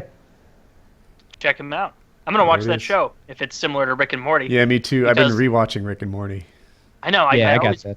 I do the thing, though, with shows where I rewatch it to the point that even the thought of going back to watch it again, like I did that with It's Always Sunny. I kind of ruined It's Always Sunny for myself because I've watched every episode so many fucking times that nothing catches me off guard anymore. Like I don't know. It almost pisses me off that I've done that with Rick and Morty. Like, to now, like, I can pretty much sit there with my eyes closed and just, know every time he's like, you know what, Morty? We shouldn't be here, Morty. We put it up your ass, Morty. Or, like, I know exactly what is going to be said at every time. But that's a great show. Yeah, I'm only on my second watching, and Colin sees it's a cartoon and wants to like watch it with me, and I'm like, how inappropriate is this for a 13-year-old? And they're not appropriate for a 13-year-old. But he's not getting all of it, so I try to like justify it, and there's an episode where they have to like exist naked a whole lot because the bad guys that are overwatching them are really like squeamish about nudity, and he's like, don't cover your dong, that's the only reason they're not watching us, or something close to that. And I'm like, oh man, Colin's right here. I'm sure a lot of it he's not catching, but what's different about Rick and Morty than a lot of those, like even like Family Guy or whatever, is there's a ton of gratuitous violence in Rick and Morty of just like characters dying and suffering, like just in horrible ways. And suffering, yeah. Like of course you mentioned the insect one recently, but like the even the one with the misos, right? Yeah. The Meeseeks, yeah. I'm sorry, what were they called? The Meeseeks, like me seeking something. Okay, the episode with the Meeseeks, like those were really unhappy, suicidal, wishing they were dead, like creatures. And I've it's been alive for 24 hours. That's an eternity in me. we just want to You dragged me into this. Well, he dragged me into this. He dragged me into this. Yeah, so that, the Meeseeks, of course, their goal was to teach the guys to play golf better, and they couldn't get it done. So then they start spawning in new Meeseeks with the goal of killing some of the other Meeseeks, and it was just like, I don't know, something about it is different than other violence because there's a real unhappiness connection, like dread. Dark. Yeah, it's darker. It's a clever show. Yeah, it really is. What is it? Is that Netflix or? You can, What was it's it on on? SeeSo. Rick and Morty is on SeeSo? Probably, but it's on Hulu as well, and it's on Okay. it's on the internet for free. So. Yeah. Did you guys get your? I'm gonna get this last ad read in, and then we'll get those AMA questions before we get out of here. Not that it's happening anytime soon or anything. Did you guys get any of your NatureBox foods? Not yet. Not yet. All right, well, I did get mine. I'll grab it and bring it down in a second. But let me read and tell you guys what NatureBox is. Tired of eating the same bland food while trying to stay healthy? NatureBox has the solution to your problem. Making smarter choices doesn't mean you have to eat boring food. NatureBox makes snacks that are full of flavor and none of the junk. NatureBox makes over 100 ridiculously delicious snacks that are made with better for you ingredients. Simply choose what snacks you want and they are delivered right to your door. Some of our personal favorites were the peanut butter nom noms. I couldn't get any of those. Kitty made me throw them out. The chocolate hazelnut granola and the praline pumpkin seeds. Those are really good. NatureBox is constantly adding new and interesting snacks for you to discover every month. Plus, they believe you shouldn't eat something you don't like. So if you try a snack and you don't like it, NatureBox will replace it in your next box for free. Can't do that with any other snacks. Go to naturebox.com/PKA right now to get 2 bags of delicious snacks without any of the junk for free. That's naturebox.com/PKA for 2 free bags of bold and unique snacks delivered right to your door. naturebox.com/PKA. I can't believe that's free. There's no catch here. Just go to naturebox.com/PKA and they're going to give you 2 bags of free snacks, and they really are good snacks. Like I'm going to go grab them in a second. Yeah, I want to see them. I like that business let me model. Like, I'm impressed by that. Not only do they want to give you free samples, feeling like that'll definitely pay, like, dude, our shit is so good that we know you're gonna buy it. Like, that's the only reason why you give free samples. And then the other side, like, you don't like it, we'll hook you up in the next batch with more free stuff. And I think, like, shit, that says something to me, about how they feel about their stuff. So yeah, I was so more funny.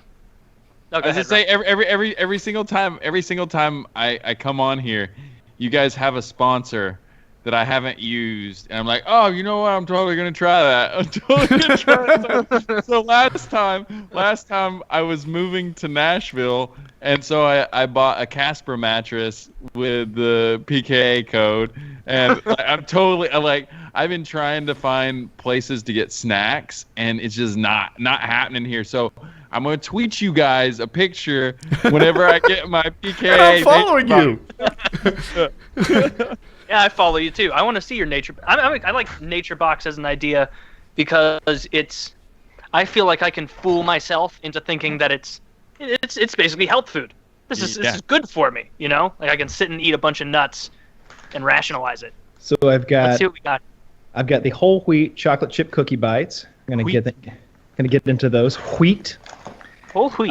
Sourdough cheddar pretzels. These were my selections. These are the ones that I picked out. Dark cocoa nom noms. What? Not even sure what that's gonna be. You messed up there. Anything with chocolate, I'm in.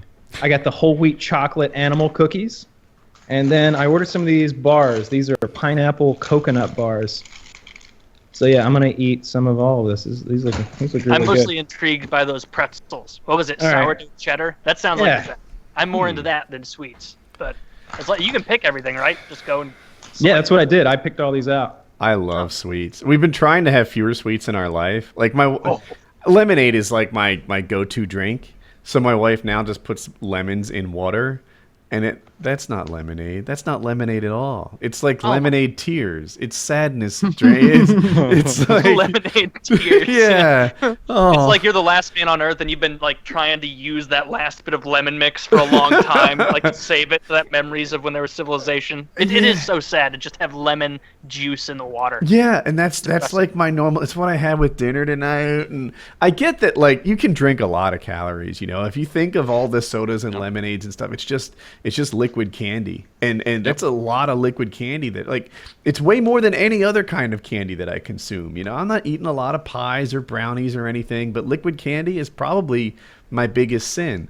So switching to lemon water is like should help, but oh god, it's not without its sacrifices. For like a full year straight in college, I thought that I was being like the representation of health by drinking like 12 ounces of OJ every morning, and then after a while realizing like this is just soda in a different form, isn't it? And it was Gatorade, same thing. Mm-hmm. Like Gatorade. What I'm gonna drink? I'm gonna drink a 12-pack of Gatorades today. Michael Jordan drinks it, right? Yeah. Yeah. No, So. it's funny you say that because that's the concession that I made with sugar a few years ago, where it was like I realized that as far as genetically, I'm probably predisposed to diabetes within the family. I'm gonna slow my roll on sugar some way, shape, or form. So it's gonna be that I'm not gonna drink my calories anymore, with the exception of alcohol, which is a big one. But because I love chocolate and cookies and stuff way too much, so I just don't drink sodas or any kind of liquid calories. So like snacks like that, when you say chocolate anything or anything like covered, like just interesting things, like don't they have some types of like hot stuff too, like some flavored nuts or spices or something like that, like all kinds of good They've got stuff. beef jerky. Oh dude, I'm They in. got a little bit of everything. I want some like hot peanuts. That sounds They have those, but Kitty's crazy allergic. So the sourdough cheddar pretzels were really good, and the whole wheat chocolate chip cookie bites were also really good, and so are the animal cookies. But I'm not a fan of the dark cocoa nom noms, which are just big chunks of dark chocolate gooiness. Yeah, you gotta really like dark chocolate. I'm in. Is that the Nate That Diaz? pineapple bar was really good. I'm Pineapple in. bar was really good. Send it to me. Yeah, it does look good. I'm gonna make my selections. So you said you don't drink liquid calories aside from alcohol, Richard. Do you when you switch from regular soda? Did you go to water, or did you go to diet? I mean, I drink like coconut water. That's the liquid calorie that I do drink. But I like cucumber water, stuff like that, lemon water, and everything. Coffee's like 10 calories. So. Do you like diet soda, or do you not touch that? No. Stay away from aspartame. Like I was doing like a podcast with Kit Cope, where he was like telling me, again, your listeners are probably on it, and they're gonna send all kinds of links. But there's something about aspartame and how it wasn't passed through the FDA for forever. Yeah. Oh, okay. That's awesome. Yeah, Diet Pepsi is aspartame free, and it tastes about the same. But I'm gonna keep pumping that into me until someone dies. I need some hard research. I need some facts. I'm not gonna Al give up Gore Diet has to Dr. make Pepper on a hunch, you know? No. You know what happens as you get older? The information that you've been taught about dieting and in school and stuff, it falls out of date. And like you guys are all talking about Or out of aspartame. style. You might be right about that too. It might not sometimes it's not scientific, you know, in its basis, but like aspartame, they never taught us about the dangers of aspartame. You know, last time I was paying attention to this, it was all about trans fat, which I'm sure are still bad, but like I don't know, there's new information that you have to absorb all the time, and like different ways of like macros, right? And I hear these macrobiotic, I think I'm saying that right, diets are like people are having huge success with it. I don't really know which ones are macros. I think I'm supposed to eat quinoa or something, which is just sad rice. And I was about to say that. I think you've probably said it in the past, though. Quinoa is sad, gross, slimy rice. I've had so much quinoa. So you get used to it. Yeah. Well, no. Here's what I'll say. Quinoa. You experiment like really experiment with your diets and stuff like that, and just keep somewhat of a journal. It's a pain in the dick. It sucks. Doesn't sound great. Like it's not fun. I just keep up with the Wendy's receipts, and it's easy to document what's been happening. I'm like an accountant. I just smack them down on one of those spikes on my console, and I'm good. But here's the thing: if you kind of come up with a Kyle rating system for how you feel in a day, right? 1 through 10, and then you document all this stuff. It's really funny because when I was moving back out here, I was like, all right, I'm going to spend this month with Kit before I go to Rocco's wedding in Texas, and I'm just going to try to, I'm going to, Are you training with Kit? Yeah, I was training with him, but I was also on a meal plan. And so he had like my macros down, right? So it's like a very specific carb, protein, and fat ratio, but it's quality ingredients and everything. And it was so weird that I was consuming way less calories, but I was more full at times. People probably don't know. Kit Cope is a world-class, world champion kickboxer. Yeah, 4-time world Muay Thai kickboxing champion. Wow.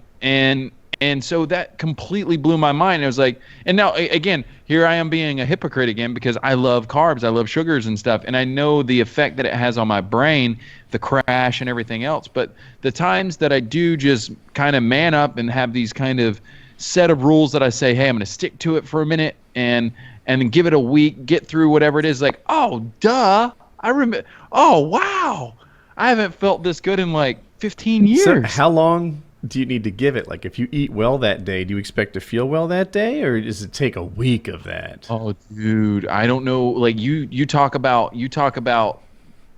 lemonade. Like you've got this thing for it. For me and sugar in general, especially when it comes to chocolate and cookies and stuff, it's rough. The struggle's real, dog. It's like for 3 days you're like, what? Shut up. Just leave me alone. I need to be in a dark room. I can't even like it's so like you're grumpy. I'm grumpy, but the hunger is strangely real. It's like crazy intense. Like I carb load so often on sugars and everything that when my body doesn't get it, it's like what's going on? Why don't I have this constant glucose coming into your system and everything? It's like and it panics. It's like I get so hungry in those first few days, and then I kind of just say, hey, look, man up, dude. That hunger is your body digesting itself. That's not going to feel good. I mean, just think of it that way. Your body's eating itself. It's not a good thing, it's right? a great thing. Your body must be having less body. Yeah. But that's the thing. So it's eating that fat. It'll sort it out. Just have faith in the process, and just know that you're eating really good nutrient dense food. And here's the crazy thing. This is like the most surprising thing for me personally is, man, we're not set up for that. Like in the US, we're really not set up for it. Like here in Nashville, all these other places, like when I travel, it's like you try to find good foods, right? And it's fairly challenging. It's so challenging. So I don't even have a great excuse, right? But I'll say in the last 2 months, I've traveled like 8 days. And that's not a lot, like 8 out of 60 days. But like when you mix in your forced fail days with whatever ones you would have naturally, it seems like a bonus. Like not a bonus, but like an unavoidable issue. Like why even try if I'm forced to like eat Wendy's on the road 8 times? You know, you add that to whatever mistakes you would have otherwise made. It's a bunch. It's hard. When I'm trying to eat well, or at least well by my standards, what I do is I get a grilled chicken sandwich. I get 2 grilled chicken sandwiches from whatever fast food restaurant, Wendy's or McDonald's or whatever, and I just eat the meat. I just throw everything else away. I get it plain, and I eat the meat, and 2 chicken breasts it will get me going. You know, that's probably good. A fried chicken breast. It sucks. It's awful. Grilled chicken breast. It's a grilled chicken breast, but it's usually seasoned really heavily, especially at McDonald's. There's a lot of spices on there. The No closest chicken ever suffered as much as that one. The closest I come to that, Kyle, is when I eat the chicken sandwich and then I realize all that's left is like bread, mayonnaise, and a little lettuce. I'm like, I'll throw that away. I eat that. Fuck it. It's not until you try that approach that you're talking about, Kyle, because I've done that too on like the kicks where you're like, oh, I'll just go to McDonald's and eat healthy. One grilled chicken sandwich, please. Let me throw away everything that disguises the fact that this is horrible meat, and then you just eat the meat, and it's pretty gross. It's not good. It's very unsatisfying because like I when I go to McDonald's normally, I don't go there often, but Kitty likes their fucking fish sandwich, so whatever. But like I know that when I eat I was like, this is gonna be some tasty food. I like the Big Mac and their French fries are good, and that's about all I eat there. But I know I'm gonna be happy afterwards. It's gonna make me feel good. That food's gonna be filling, and it's really gonna drop to the bottom of my stomach like a brick and stay there and make me feel good all night long until tomorrow. One thing, but if I'm just pulling that chicken breast out and eating it, it's so unsatisfying. It's just like, let's power this down. You know, it's like a protein shake. It's like, all right, let's just get it down in one gulp. Come on. like you don't want to savor this meal. It's just like, let's get the calories inside our body. Didn't you guys have Blue Apron as a sponsor? Mm-hmm. Yeah. So what do they do all day meals, or is it just dinner, or you can sign up for however you want. Yeah, and you can sign up for different programs. Like I'm on like the 4-member family program, so obviously I get enough food to like spread out for several meals. So it was steak this week. So I had, lots of steak and lots of veggies and stuff. Yeah, it was real good.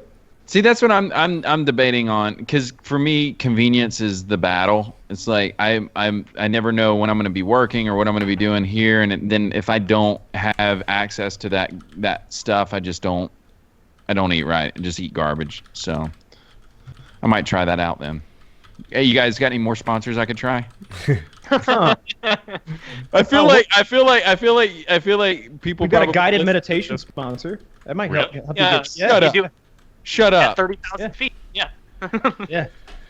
It's I can't recall the name right now. I feel a little embarrassed that I don't, because I read their ad read like. I kid you not. 3 times a month. But last week I was looking for it. I kid you not. We've got a guided. It's an app or something like that. It's easy and. Is it like chakra meditation, or what kind of meditation? Headspace. It's Headspace. Thank you. Yeah. Sweet. Yeah, because it's weird because I get really visual with the meditations and stuff, and so like the chakra ones where you're visualizing these colors, just like roots digging down into the earth's core, just breaking through the bedrock and everything, and then just sucking up all a color, be it like the red chakra, and it's just coming from like fire engines and stop signs and all of the world, and just get like super visual with it and everything. But anyways, it sounds like you need to add some acid to that mix and have a full-on Joe Rogan experience.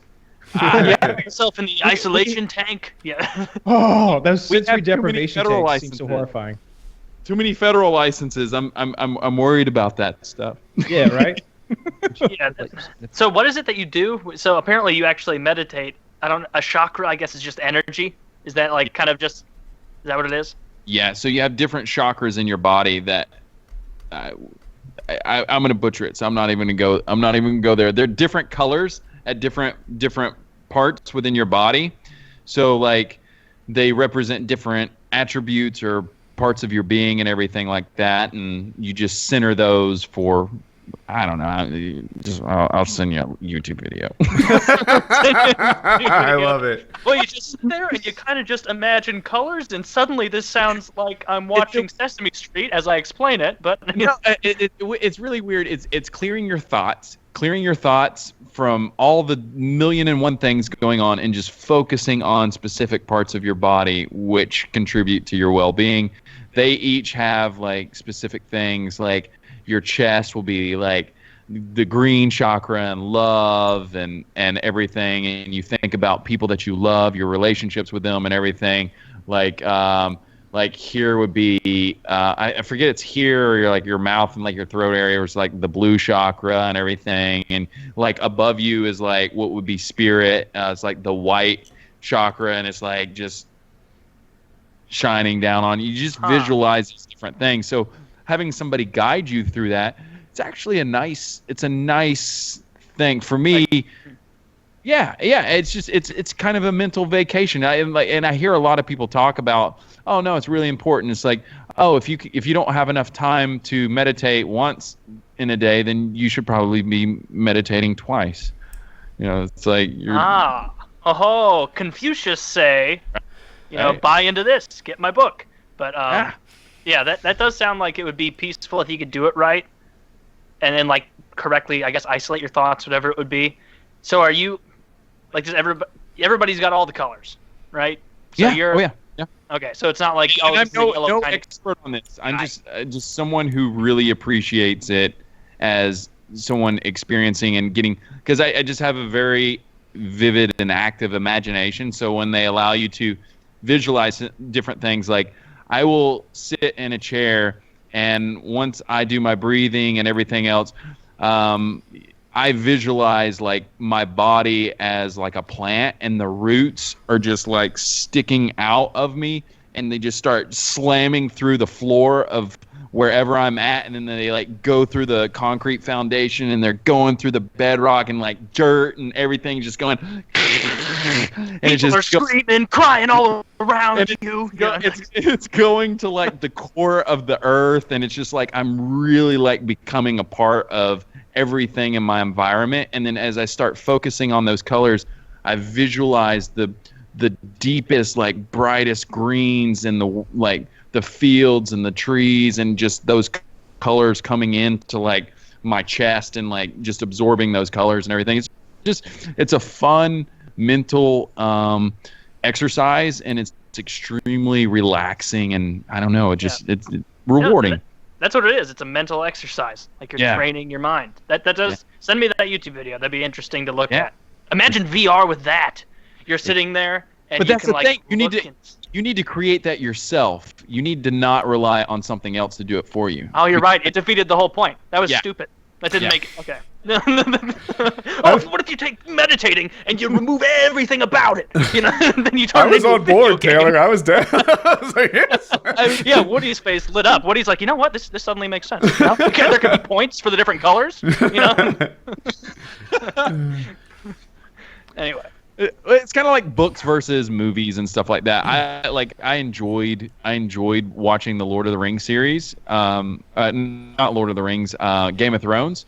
But reading the books were equally, if not more, rewarding at times, because of the visual things that I kind of perceived, or maybe even wasn't even in the book, maybe, and I just kind of went with it. And then seeing somebody else's interpretation was nice, but I'm kind of like, oh, okay, I can see where people prefer books.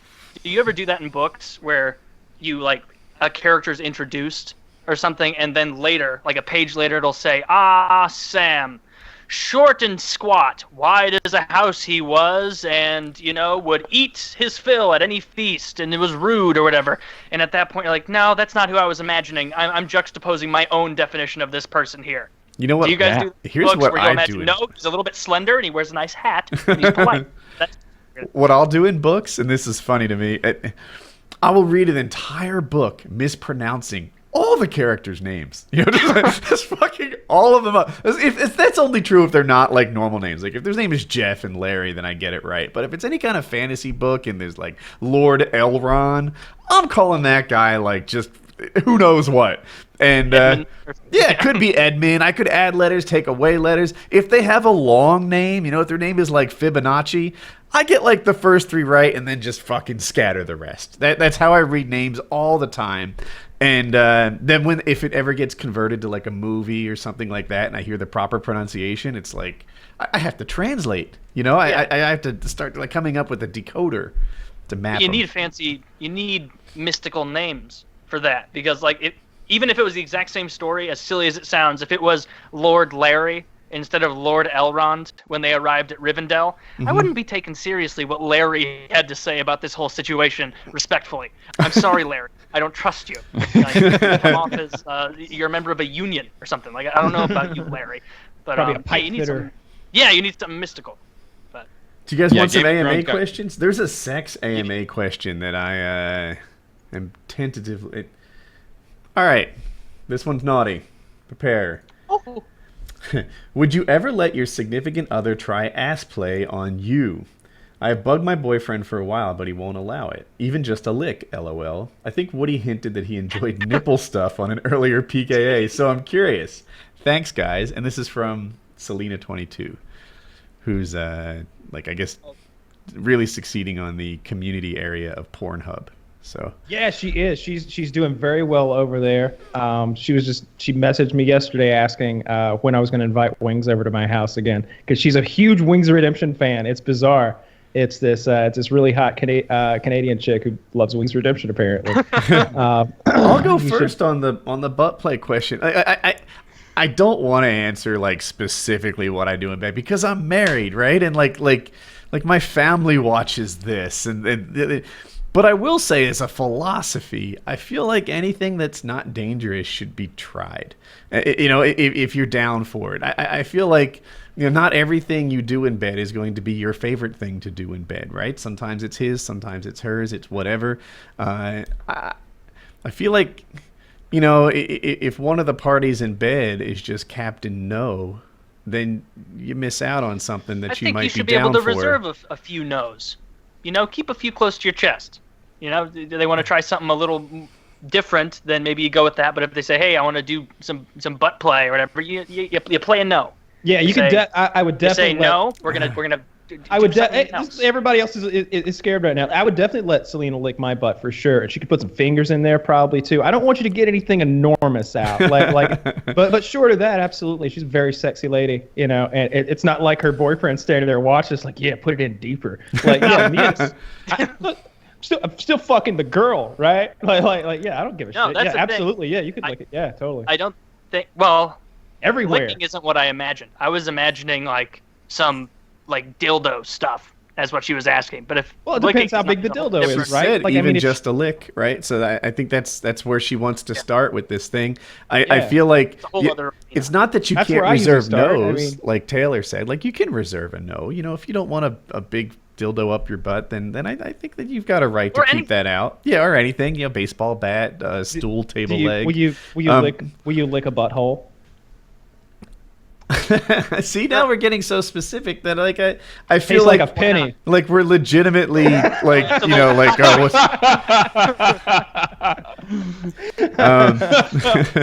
that's another thing. I don't know why you'd be embarrassed about that. We've all admitted to eating pussy before and talked about that. I'll absolutely lick your butthole. I'll put my tongue in it if you want me to. We'll have some fun. Yeah, we'll do all kinds of crazy things. There's no limits over here. There's not a referee in my bedroom going, bullshit! You can't do that. I feel this. I've got the same philosophy as Kyle.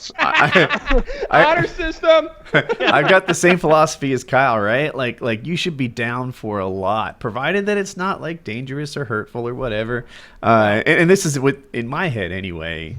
In the context of a loving relationship, I feel like there's fewer boundaries. Now, I'm picturing dangerous sex, and there's a panther in the room. So, I don't know what you're talking. Oh, the fear! It really gets you going, huh?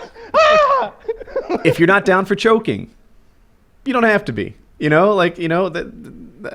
respect your boundaries. I've had girls that want to be choked unconscious, basically to the point of mimicking autoerotic asphyxiation. Right. Where I guess Robin Williams, not Robin.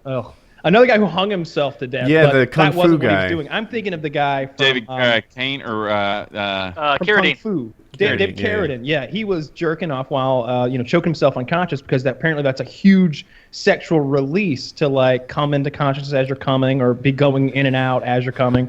So I've definitely had girls that wanted to be choked unfucking conscious, in the middle of sex. And some people just get off more when they're low. You get your defibrillator handy, some cold packs. It's no big deal. There was a guy on Reddit saying he can't get off anymore unless he's holding his breath. He needs to deprive himself of some oxygen. It's part of his thing. Well, maybe pump the brakes there, buddy.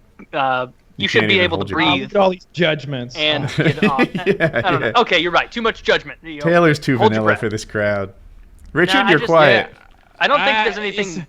I don't know. I'm so when it comes to stuff like choking and stuff like that, things that leave marks and everything, I'm very skeptical because of one, the world we live in and social media and everything. I mean, there's like 8 people watching while we do it, so I've got witnesses. Smart. That's why I live stream all my sessions. Yeah. I look at the camera before I choke around. I'm like, yeah, that's what I want. All right, here we go. Yeah, so I'm like, I always feel like there's that liability thing. Like I'm always looking at like sex as a legal thing from. You're from, so hot. Now, this is not a first Tell me date, more about your okay? disclaimer It's form. like first date. Hey, is she drunk enough to the point where this could be construed as not being able to give consent, or okay? But when it comes to like nose and stuff like that, I like ass play and everything. I'm like, it's a sliding scale because that's definitely something I'm not into. So it's like, because it's way down here on the stuff that I'm not even close to being into. She's gonna have to be way over here and like, she's pretty fucking awesome. She's pretty awesome to be able to bring that thing back to okay. So you gotta really be there's a sweet. chance. Yeah. Yeah. See, And then- to piggyback off what you said, like, I don't like the argument of people being like, "Oh, that's gay." Like if it's a girl doing it, it's clearly not gay. It's not a man. But I still don't think that means that if you don't like that you're homophobic or something, or that it's like No, weird. Like nobody's some people saying just don't that. like that. Like No, nobody's saying that. Yeah, Not like interested. you might not like nipple play, right? And you might just find it boring. It doesn't. I mean, I'm picturing Taylor's hairy ass, and it just doesn't seem like a scene that's prone to a good experience. You know what I mean? Like, I feel like that's definitely a literal and figurative barrier to any kind of butt play. Is that? Oh my God, that's a thicket down Yeah. there. Have you ever been running around in the forest at night and you just run into a briar bush and you're stopped before you know it was happening? That's what it's like. Or you need like Good some luck trying to get shears. this tongue on that. Yeah. So I mean, waxing is like you better first of all get into some wax fetish play, like because we're gonna have to clean all that up before anything gets started, right? How funny would that be? You just act like you have a fetish for like basic hygiene if your partner's stinky. Like, oh yeah, put that deodorant on. Oh yeah, no, even more than that. Even more than that. Oh, I'm gonna go get the toothbrush. Wait, You're not wait gonna here. sweat for a week, baby. Yeah. So good. Like, not a drop. And I'm just gonna baby powder over you lightly, like. Lysol. It kills 99% of airborne bacteria and germs. Burns a little down there, huh? Sorry about that. Sorry. I know it threw your pH into a whack, Oh Jesus. So yeah, that's AMA question number 1. All right. Good starter. Let's see what this one's also sex, and it's a boy. paragraph. So I'm just gonna read through it. I don't know where it's going, but I see the word sex like 4 times, then I see my name in the middle. So, my fiance wants to have sex with a woman. Sounds great, right? Not really. My fiance and I have known each other for 6 years and have been dating for only 3. We are set to get married in October. But this past weekend, after a night out with friends, she confided in me that she loses interest while we're having sex. She says it has nothing to do with me and that she's had this problem with her past partners as well. She said that until recently, she's contributed it to be her failure to have. She's contributed it to her failure to have an orgasm. Not that we haven't tried everything from positions to toys to Kyle's renowned wet platinum. However, she then stated that she feels it could be that she is just more into women sexually. I've known that she's been bi for a long time, but she's never more than made out with a girl. She's never done more than made out with a girl, I guess I should paraphrase. I guess to wrap it up, she told me that I'm all she wants emotionally, but physically she wants to explore something new for pleasure. Now, though I love her and I want only to be with her, if she's sexually unhappy in our relationship due to her attraction to women, is it selfish of me to keep her tied down? Or do I let her have the experience and go from there? Any reply would be great. Yeah, that's rough because it seems like... I guess if it doesn't affect your end of the sexual relationship with her, then yes, I would let her do whatever it is she's wanting to do with women, as long as it doesn't affect your sexual relationship. But if all of a sudden you're nothing more than like a financier and emotional pillow to sleep next to, then we don't want that, because then she's literally cuckolding you with a woman because she's not straight in that scenario. So if it goes all the way to that, then you've got a problem. That's just not going to work. You're obviously going to be better off as friends. But if there is a scenario, and you might want to experiment and see if it'll work, where she can go off and do her own thing with these ladies, and hey, maybe you can get in on that. Maybe you two could pick out some girls together. I'm sure there's some websites maybe that would facilitate that sort of thing. And you could be, maybe you would be interested in having a couple of hot chicks that your girlfriend lures into your bedroom, several times a year. That sounds like a fun scenario to me, but maybe that's not something you're into. But you've got to make that scenario, though. I don't think he'd be complaining. I think it's already off the table that would happen. And so I would just ask him, like if you went to her and said, "Hey, I'm just really not feeling this. I'd like to go out, find a nice young man, and bang him, and just for the pleasure. I don't want to start anything with him, just for fun. Like, how do you feel about that, my girlfriend?" She'd be like, "No, because this is a slippery slope to you telling me that you're actually gay, and I will have wasted all that time supporting you and dealing with it." She's pitching 3 ways in this thing, right? Oh, she's not trying to leave him. Yeah, my wife wants to have sex with a woman. Let me see if I'm reading this right. I didn't catch the 3-way. I didn't either. Which is because if that were on the table, I think this would just be a brag. She told me that I'm all she wants emotionally, but physically she wants to explore something new for pleasure.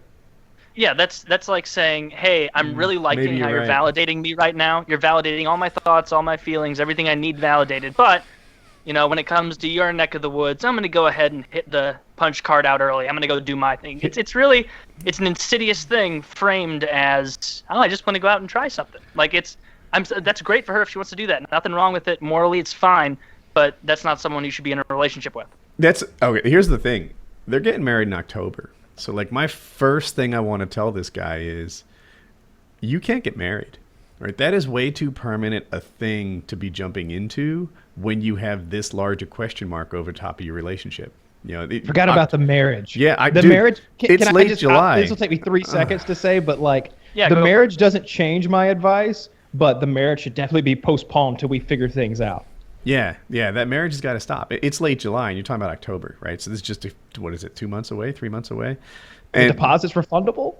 Right? Yeah, this is really closing in. Yeah, you can't marry a girl with this larger question mark over your relationship. As opposed, the whole idea of bringing another girl in, like for Kyle, he says, "Hey, this might be a workable thing." For me, I wouldn't like that. I'm not a sharer when it comes to partners like that. And boy, girl, whatever, all mine, not sharing. That's my deal. If it's not yours, then we don't fit. So this guy needs to figure out, whether he's a Kyle or a Woody. How's he gonna feel? I don't know. Picture that. Picture your wife, right? Your partner. Bear in mind, being a Kyle comes with a burning sensation when you pee. All right, here. Mm-hmm. Picture your wife laying on your bed, butt naked, with some other woman's, face buried between her legs. And does that get you hot, or does that get you jealous? Which one of you is that? And when you see her arching her back and these kind of images, it can for be me, both. Lick her butt. I'm not down for that. That is a thing that is supposed to be just for me. So anyway. Well, yeah. I mean, there's 2 different scenarios though there too, because I love you, Kyle, but given track records, Woody's in a little bit of a scenario that's slightly different too, where it's I'm playing a long game strategy here. We have kids. Yeah. Oh yeah. Oh, it's a totally different. Yeah. Where you're like, this guy's getting married in October. Yeah, that's what I'm saying. So it's maybe think more on the long term. How I think this could be. It depends on how it makes him feel. I feel like not that I believe in marriage, but I would be okay with my wife like having some sort of 3-way with her and another girl. That would be awesome. I got no jealousy issue there. It's just hot, and I want to get involved with that other chick too. So like that would never bother me at all, not even a little bit. But like, yeah, you're absolutely right. Mine and Woody's positions are just drastically different. Like he's picturing like bring another chick into his current household, I would imagine, and like she's waving to the kids on her way out. Like, how the fuck does that work, right? No, none of that is true, dude. Even if you remove all that, right, and let pretend you don't have any kids, but I'm picturing her being pleasured by someone else, and like somehow her reactions to it in my warped head, like only I could achieve that with her. And when I see that actually it's a physical thing and probably anyone could pull that off, I don't like it at all. So yeah, and this guy needs to figure out whether he's wired like me or you. Yeah. It's up to you, my friend. It really depends on what cooks your bacon. Yeah, but I really don't like that.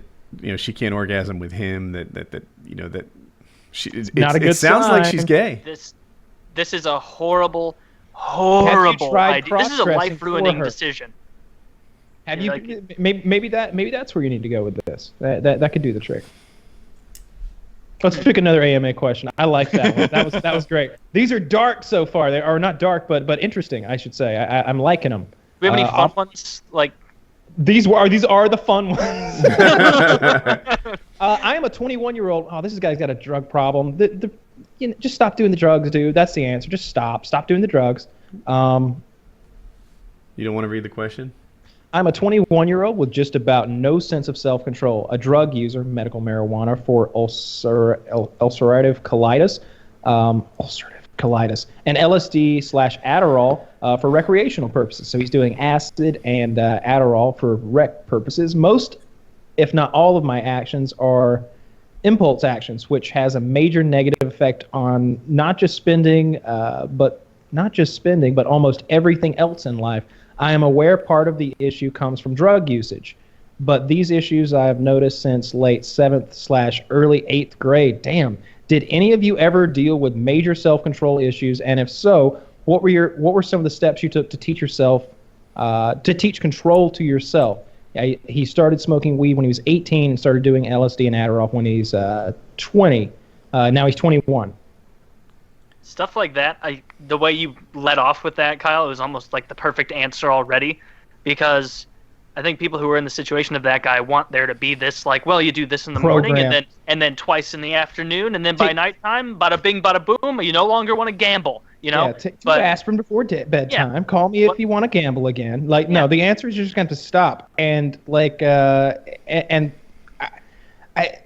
it doesn't sound to me like you're on terrible drugs. Like when I think of hard drugs that ruin lives, those three don't come to the top of the list. Quite frankly, like if you said methamphetamine or prescription drugs or heroin or some sort of heavy opiates or something like that, I'd have been like, oh, there are treatment programs for this, and you're gonna have to seek one. But since you said marijuana, LSD, and Adderall, none of which are Adderall can become Adderall's meth. Is that a good Adderall, idea to be taking something that gives you a ton of energy and also something that makes you hallucinate vividly? Right? Then you can really maximize your LSD experience, I guess. You're just hyped and full of energy, making it happen. Just running around town with huge saucer pupils. Everybody knows. But the whole advice should just be. I'm sorry. Go ahead, Kyle. It's just stop. There's no other way around it. Stop. Delete your dealer's phone number.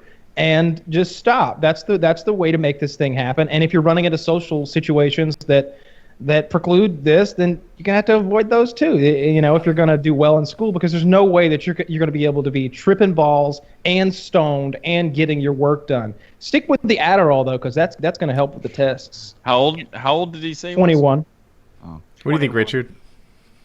Well, again, there's maybe it's like always the attorneys inside of me trying to figure things out, where it's like pros and cons. It's like, for me, I struggle with it. And like I say, like, this in no way, shape, or form is sugar, anything like that, which you could probably compare to heroin, but maybe you can. I don't know. Maybe it does have some type of chemical effect or tapping on the dopamine levels or something. I don't know. But I hear that in the back of my mind, and that's one of the main reasons why I've never experimented with drugs too, because I tell myself that a lot. I'm like, I'm a grown fucking man.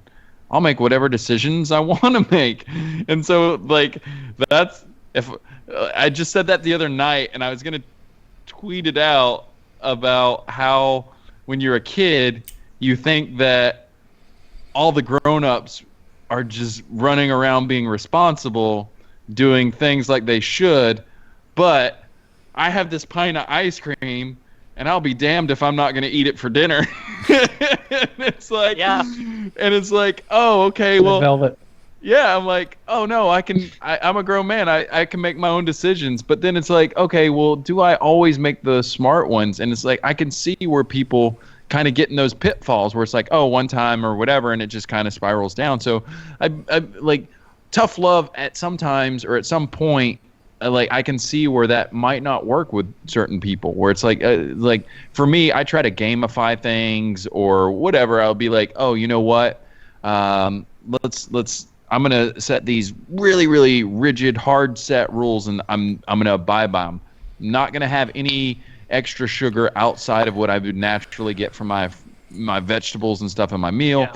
And as soon as I get to this point, if I still feel like I need this candy bar, this Mr. Good bar or whatever it is, once I get to this certain point, I burn these calories or I do this or I do that. I find some way to put a positive spin on it that maybe cancels it out, then I will allow myself to do that, because I don't want to like go into this pitfall where it's like, it's just this one time. I'm a grown man. I can make my own decisions. All right, I'm a grown man. So when it comes to drugs, I'm very apprehensive to criticize people and say, just fucking man up, dude. You know, like just because it's hard, because especially whenever you're young too. It's like a lot of people can't afford to go to treatment facilities. A lot of people might be in a situation where it's like, I just want to check out in the evening. You know, it's just like, it's my thing. You know, like it's not a problem. Yeah. It's just like I've even caught myself, since I've been in Nashville and not really had like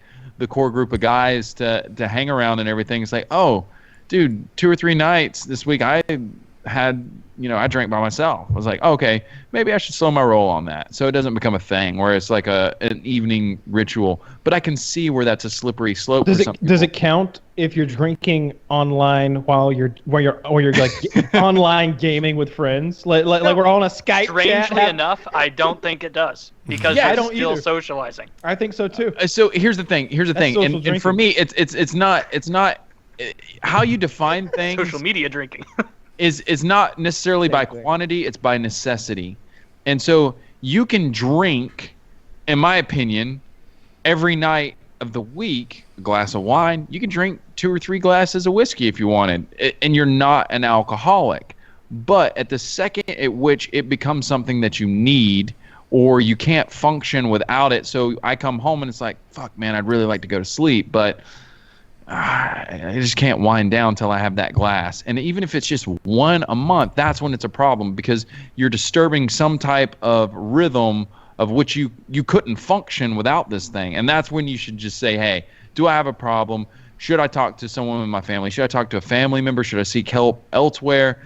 Try to figure that stuff out, because ultimately, like, I feel like, I don't know. Do you guys have any ideas of a crutch that would be beneficial? Because like I just see crutches as like a bad thing. It's like if you assign the word crutch to people who are like, oh, I'm addicted to running, or I'm addicted to working out, or something like that, then obviously, like, if you're spending 3 hours a day at the gym and you're like missing work because of it, yeah, that's a problem. But I sincerely doubt that most of those people who are jacked at the gym are just, that's all they do, and they're blowing the rest of their life on nothing. Like, so that's one I would think was good. But yeah, to add that's on what to your John point, Jones like, did, right? I'm sorry, I thought you were between. I was gonna say that, like, to add on to what you were saying, Richard, like, you have to be the one to decide. Like, if, let's say, Kyle has gambled away $50,000 in the last month, just can't stop, and he tells me about it.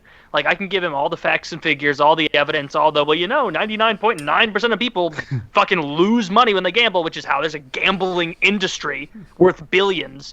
And Kyle's, no, like, it's just fun. Like, you don't get it. Like, he has to want to change. He has to want to stop that behavior before anything can happen. Like, oh, so it's man, like... I heard such an awful gambling story on the Stern Show the other day. I don't remember if the guy was affiliated with the show or works for the show. I think he works for the show. They all know him personally, but He was playing online poker or something like that. Won $600,000 on one hand. Like he got a royal flush, like a royal straight flush or whatever. Real money? Real money. Real money. Jeez. He gambled it all away before he could even withdraw it from the website. In the meantime, new house, new car, new everything. He's buying because he's got this $600,000 of winnings. He gambles it all away and is left with the debt of a man with $600,000. Good. Fuck that guy, idiot. And the thing about it was, though, the guys were saying, he's like, oh, he was telling me about this when he'd only lost 100,000 of it, and when he still had 200,000 left. Like he was talking to me, and it was just like, stop, get it out, stop. And he was like, no, I can get back to where I was. I can recoup this. There's no reason to walk away a loser. And in the end, he's just all of it gone. It was so depressing to hear. You know what? Like, I shouldn't have even right there. I jumped on it and said, fuck that guy, screw him. That's an addiction, too. That gambling. Yeah, like, People do it in the like, stock market as you well. think he didn't want... Yeah, like the stock market, exact same thing. Like, you think he didn't want to stop in a certain way? Did you think he really wanted to leverage that last $100,000? But like, You know no, what it's just makes some the sort of stock click market- in his head, and he hasn't made the decision. An interesting It's thing legal. about the stock market is Immoral. like a similar thing happens, except that they don't tell you about their losses. Everybody knows, at least intellectually, that if you gamble, you'll probably wind up a loser, right? Most people do. And if you hear about someone who really plays the slots all the time, you think to your head, that fucker wastes a lot of money, you know? But if you hear someone who really plays the stocks all the time, they make it sound like they win all the time. People who are baking shorts and penny stocks and this and that, there are some actual winners, but most of them are losers, and they don't tell you. They just, like at Cisco, Yep. Oh my God, I had so many coworkers who talked about how they made $9,000 here, $28,000 here, $500,000, but you're still working. Wow. You're still working with me, aren't you? We're both here trying to make our manager proud of us. You've got losses you're not telling me about, dickweed. Because if you were really making $500,000 a year on the side, you would find this $100,000 a year job to be a waste of your time. Every gambler and every person who trades in the stock market, everyone's up. Yeah. Taylor just froze Yeah, for if they me. had Nintendo stock. Damn right, and it's only going to keep going up. That Nintendo Mini is going to be badass. They just passed Sony, I think, in value. Nintendo did. Huh. Great. It's so impressive. I remember talking to Chiz right after the Pokemon thing came out. I was like, is now a good time to invest in Nintendo? He's like, yeah, you could probably see like 15% on your money if you put it in right now, maybe 20, over the course of the year or whatever. And I was like, well, we'll see. And then the next day they announced the NES Mini, and it's just like that stock keeps going up. It's good shot for them. up. There were because people- they're getting these gains because they're doing great things. It's cool. There are enough people out there that think Nintendo's a bad bet, because it's already run up, and it's made money on a game that, if hypothetically they didn't enhance it, I think we'd all predict it would die out pretty quickly. And so they're dependent on continued innovation to do well. And it's there though. It's not like they had a Candy Crush game and it's like, all right, we got to innovate.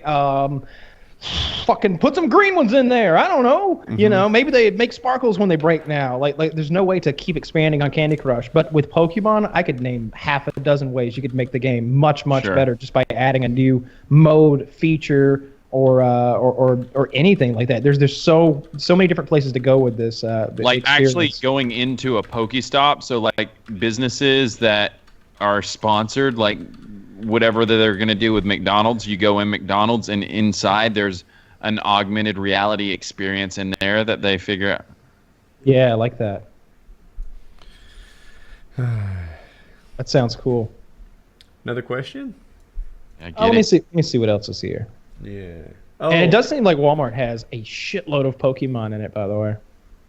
Yeah. It's not an AMA question, but so Microsoft bought Minecraft for $2 billion, and opinions in the server owners, I talked to the other server owners and stuff, and they're pretty invested and knowledgeable about Minecraft.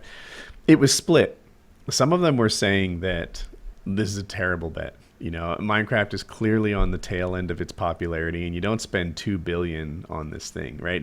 They announced we sold another 1 million copies. Now we're at 21 million, and you can't help but notice, dude, it seemed like you hit 10 million in year one.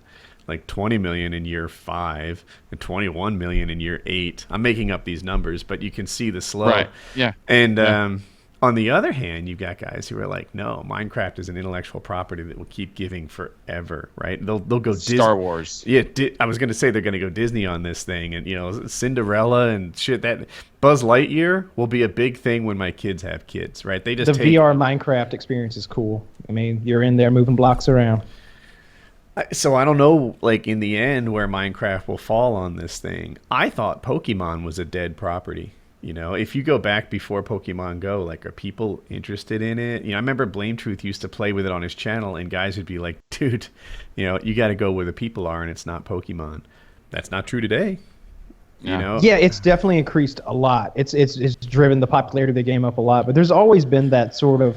It's like if you're a fan of Lord of the Rings, but like, what are you doing, really? Like, you're just watching the movies every now and then. There's not a ton of merch. I guess there's merch out there and stuff like that, but there wasn't really a new Pokemon game that was fun and easy to get into, aside from the card games and those really shitty handheld games, which is just not my cup of I've tea. never played them. Yeah. The Pokemon Red and Blue and all that stuff. That just wasn't me, and like I'm very ignorant about it, so I probably shouldn't talk about it. Great. Like, there's competitive. Yeah, it's like an e-sport game and stuff. Like, they must be Really? well balanced if that's the case. And that's what I hope comes to Pokemon Go. I hope that me and Taylor can, I'm Team Red. Let's pretend he's Team Blue, and we meet in public, and we're just like, yeah, let's throw down right here, and we see our Pokemon on the sidewalk, fucking dodging around, shooting their attacks and stuff like that. And I really like I've said it a couple times, but I like the idea of a winner take all, where we're actually playing for each other's Pokemon. Playing for pinks. If I win, Yeah. playing for pinks. pinks. Like, your Squirtle belongs to me. And like, you like pull a digital chain, and it's crawling. No. Like, and then like, it changes from blue to ages. red somehow. Like, I don't know. Yeah. You You brand tattoo. him. You pull out a hot, and he screams in pain as you brand him with the fucking red Valor thing. Yeah, that'd be I great. wonder- I Get want that. really dark with it though, and you battle. You battle them. Yeah. They die. That's it. All that Oh, work shit. and evolving it To the death! Yeah. Oh, that's a little different, because traditionally Pokemon faint. Yeah. They faint, Yeah. which sounds very feminine. But I feel like women faint and men pass out, right? Yeah. Yeah, and I never thought of that, but yeah, for sure. Yeah, you wouldn't want someone to say, "Oh yeah, he fainted. He just couldn't take the pressure." You'd want to be like, "Yeah, he passed out. Is hypoglycemia, and he's just working too hard. That's what it was, just pushing himself beyond the limits." That's what happens to a man. A woman gets a little dizzy in the face. Could you? I got the Is Taylor vapors. available? I'm still offline. He said he's restarting his thing. His connection went out or something like that. Yeah. I'm reading some of these AMA questions, trying to pick the right one. Yeah, there's a reason I went in the order I did. Some of the other ones aren't so hot. That's great. But so you're at level 20 then. Yeah, I'm at level 20. I went out today and did some hunting and got up to level 20. I'm digging it a crazy lot. when you see the levels. They jump. You're going like, oh, 10,000, I level up. Okay, 20,000, I level up. 25,000, I level up. And then you get to level 20, it's like 50,000. Like, I'm gonna be it's here a steep forever. incline. Steep incline around 20. I've taken a couple gyms in my area and held them for a day or two. That's really fun. Because I don't know, it's really fun because I see my Pokemon up there, and he's my character standing up on top of this make-believe building and everything. So that was cool. I think I'm holding one gym right now. I had two yesterday, but I think You the pretend kids, everything's going to be civil if they do one-on-one battles and everything, but you're essentially drawing the line for 3 gangs, and you're setting territories for people to claim as their gang's affiliation, Sure. and then you being able to identify who's trying to take that territory. There's gonna be like legit straight up pokey fights. Yeah, I Yeah, can just yeah. imagine the guy like no one can take my Snorlax, and we're like, well, we can whip your ass real quick, little man. Come here. See a group of 10 dudes roll up trying to take a gym, and it's like just this one Team Instinct dude just hanging out on the corner like, oh, fuck. Yeah, there's already been some real world violence. You see like criminals apparently will throw a lure into a thing and wait for someone to stumble up staring at their phone, and they'll kick his ass and take it and rob him.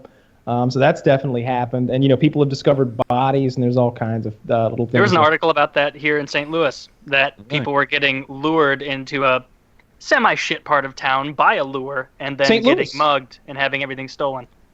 I have a question, an AMA one that I like, and I'm particularly interested in Richard's take on it. Okay. Hopefully I can read this smoothly. I've been plunging away at YouTube for over 4 years now. Last year I finally found my success in Minecraft Pocket Edition videos. Now I've grown to over 200,000 subscribers. Problem is, I don't enjoy making these videos at all anymore. I completely hate it. And while I speak English, since my videos don't have commentary most of the time, most of my viewers are from Brazil, one of the lowest CPMs in the world. I want to get more into Minecraft PC Edition commentaries. However, I feel like it will hurt my channel significantly.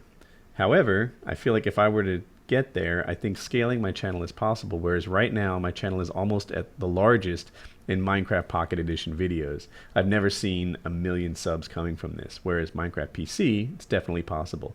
Opinions or advice? The thing that I honed in on most is one, of course, is the how large he thinks the potential market is. The other is that he doesn't like making the videos at all. What do you do? A successful channel doesn't like making videos at all.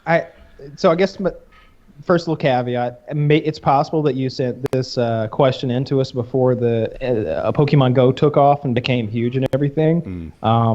If you like that game even a little bit, switch on over to that and make your money. Yes. But yeah, I don't know that. I mean, Woody was just saying I don't know anything about Minecraft, but Woody was just making it sound like Minecraft is, at least as far as content creators, that are making content for Minecraft content. It's probably on the downswing right now. That's probably not where you want to jump ship to. I don't know what the thing is. Not CS:GO skins. They can't make your bones there either. I want to throw something in. I'm sorry to interrupt. Yeah, There's ahead. something unique to the Minecraft community in that the stars don't last as long. I don't want to be rude to any particular big stars, but it's not hard to find a Minecraft channel with 2 million subscribers having a challenge breaking 20, 30,000 views a video, right? Whereas normally a channel with 2 million subs does better than that. Something about Minecraft, the subs just move on from one to the other a lot more quickly than they did in, say, Call of Duty. Ali A is still big from all the way back, and I think all the guys who just kept doing COD tended to hang on to their success a lot longer than Minecraft guys are.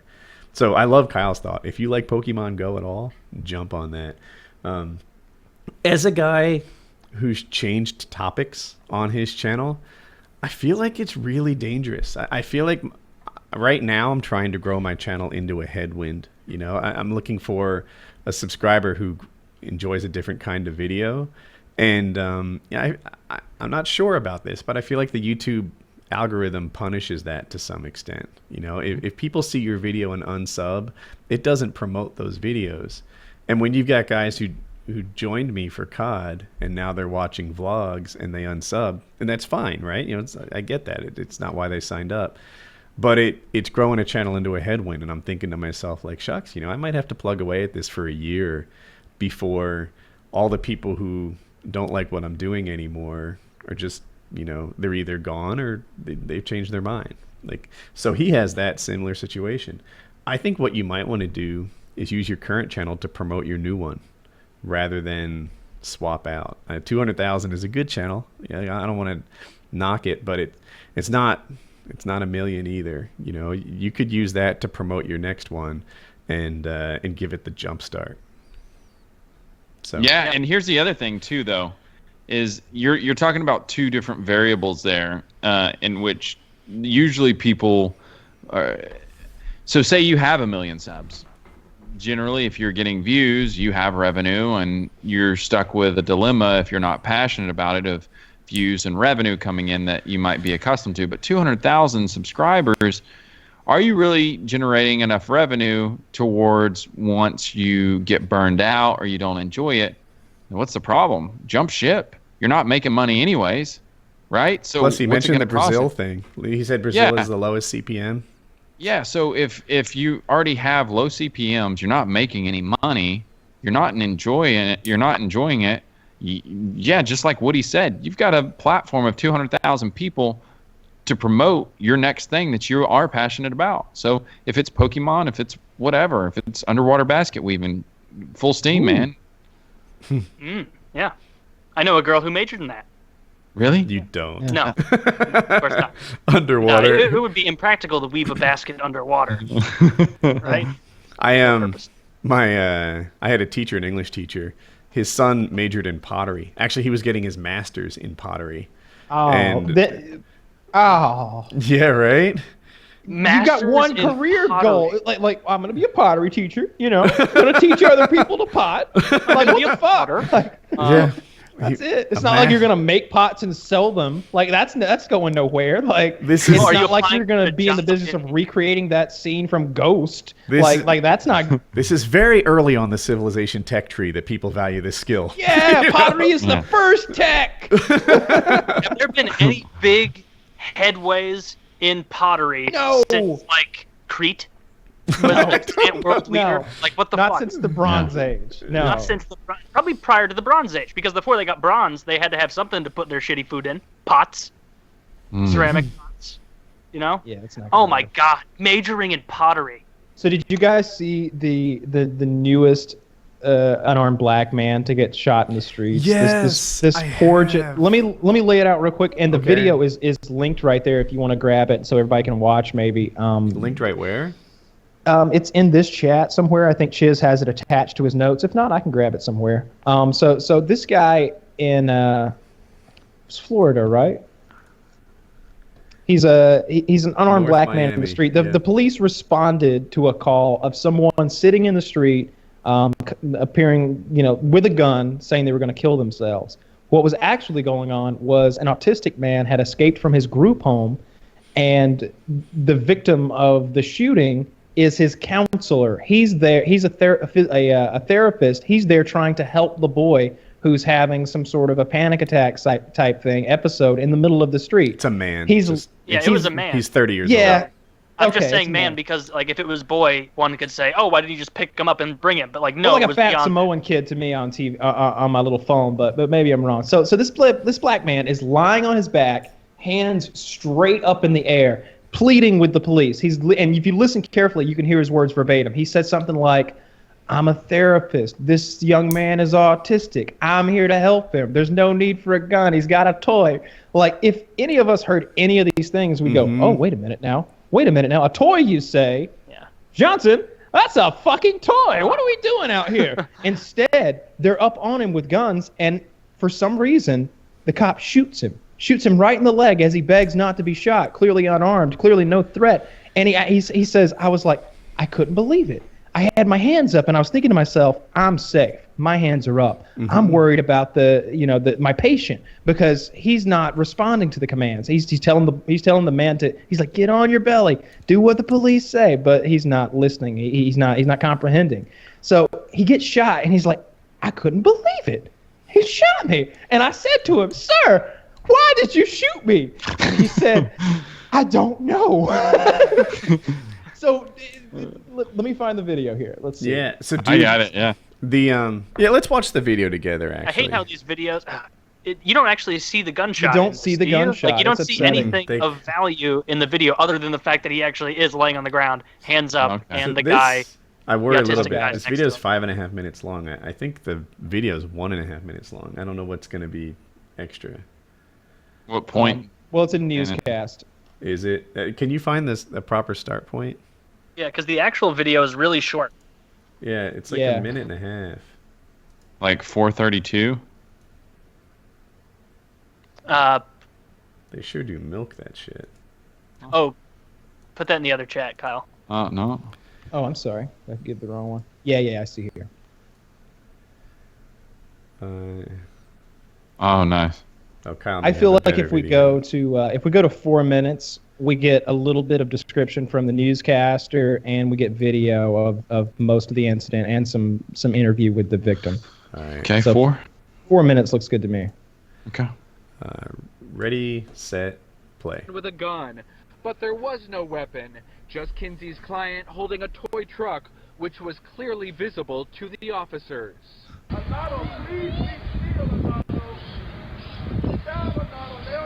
I was really more worried about him than myself. He's got kind of a fat Samoan vibe. I got vibe. my hands up, they're not going to shoot me. Kinsey was shot in the leg. It wasn't caught on camera, but he says he had his hands up the entire time. When he shot me, it was so surprising. It was like a mosquito bite. Kinsey says the officers Bullshit. brushed him, patted him down, found there was no weapon, and then handcuffed him. They flipped me over, and I'm face down in the ground with cuffs on, waiting on a rescue squad to come. I say about 20 minutes took the rescue squad to get there.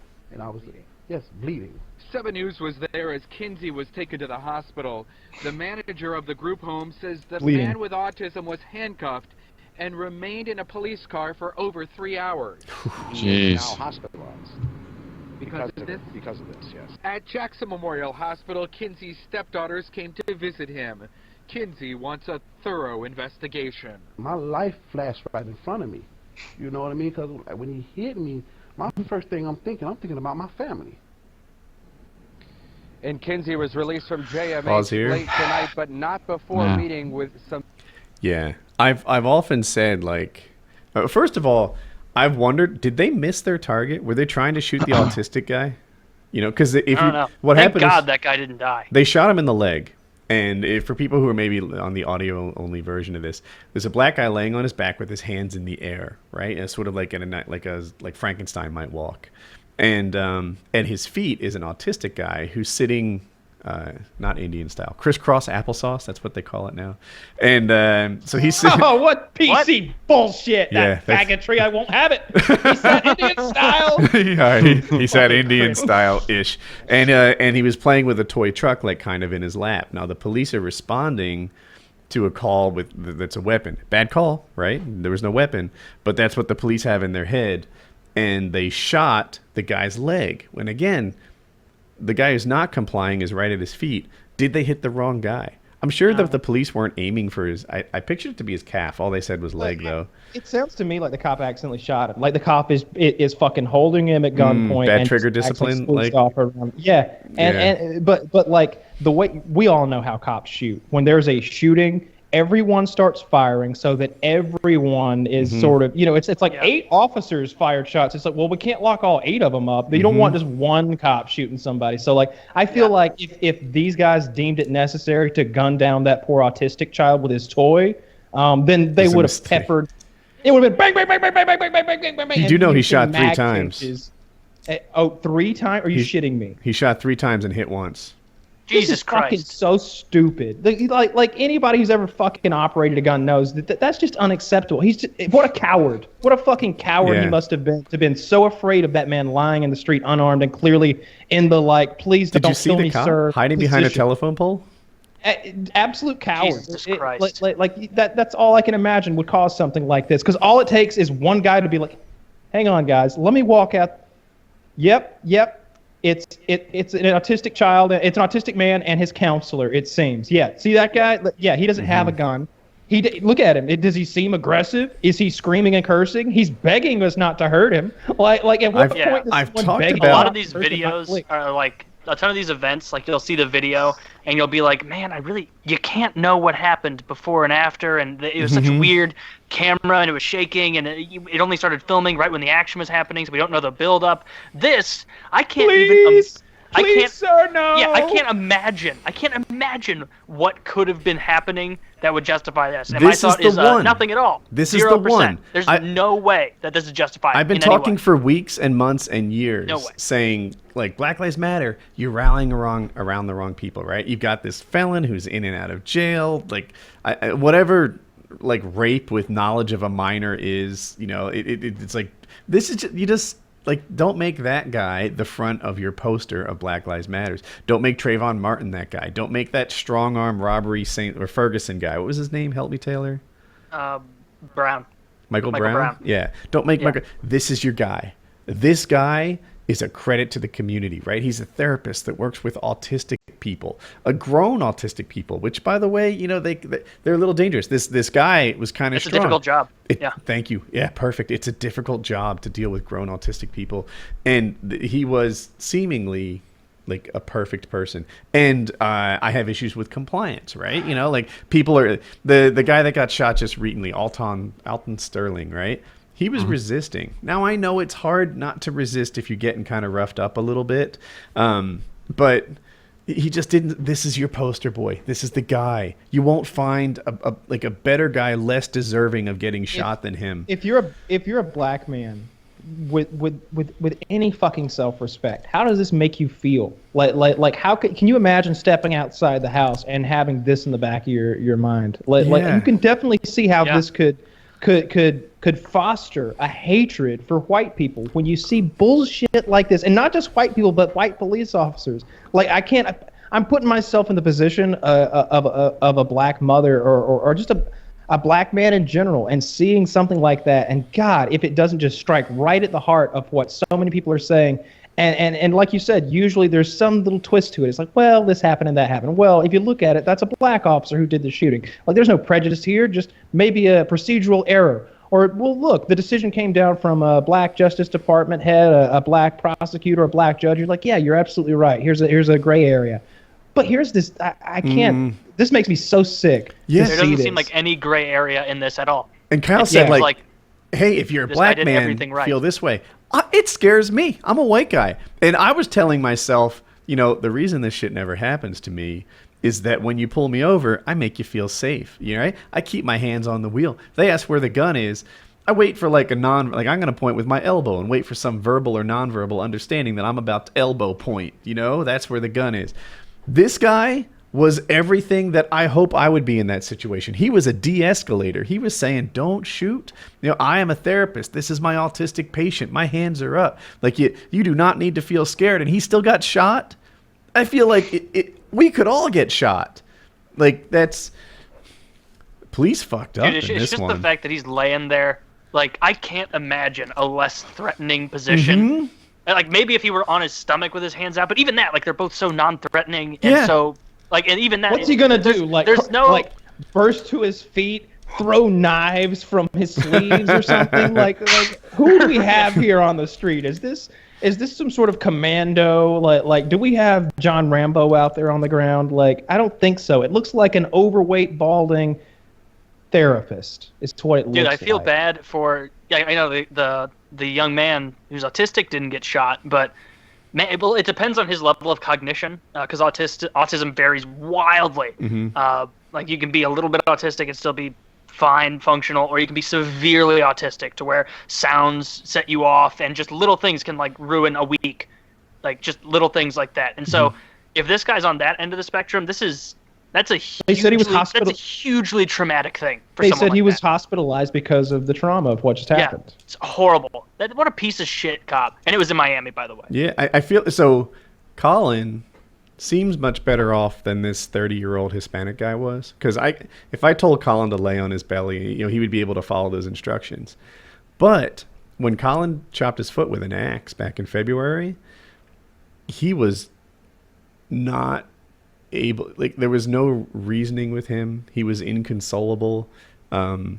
We were really grateful that the surgeon, like, moved heaven and earth. He called like 10 doctors and anesthesiologists and stuff to get his operation done the next morning, because Colin just, there was no, oh, hang on till Monday and we'll fix your toes. You know, he was just like, I can't move my like, you couldn't talk it through with him. Yeah. And this guy's worse than Colin.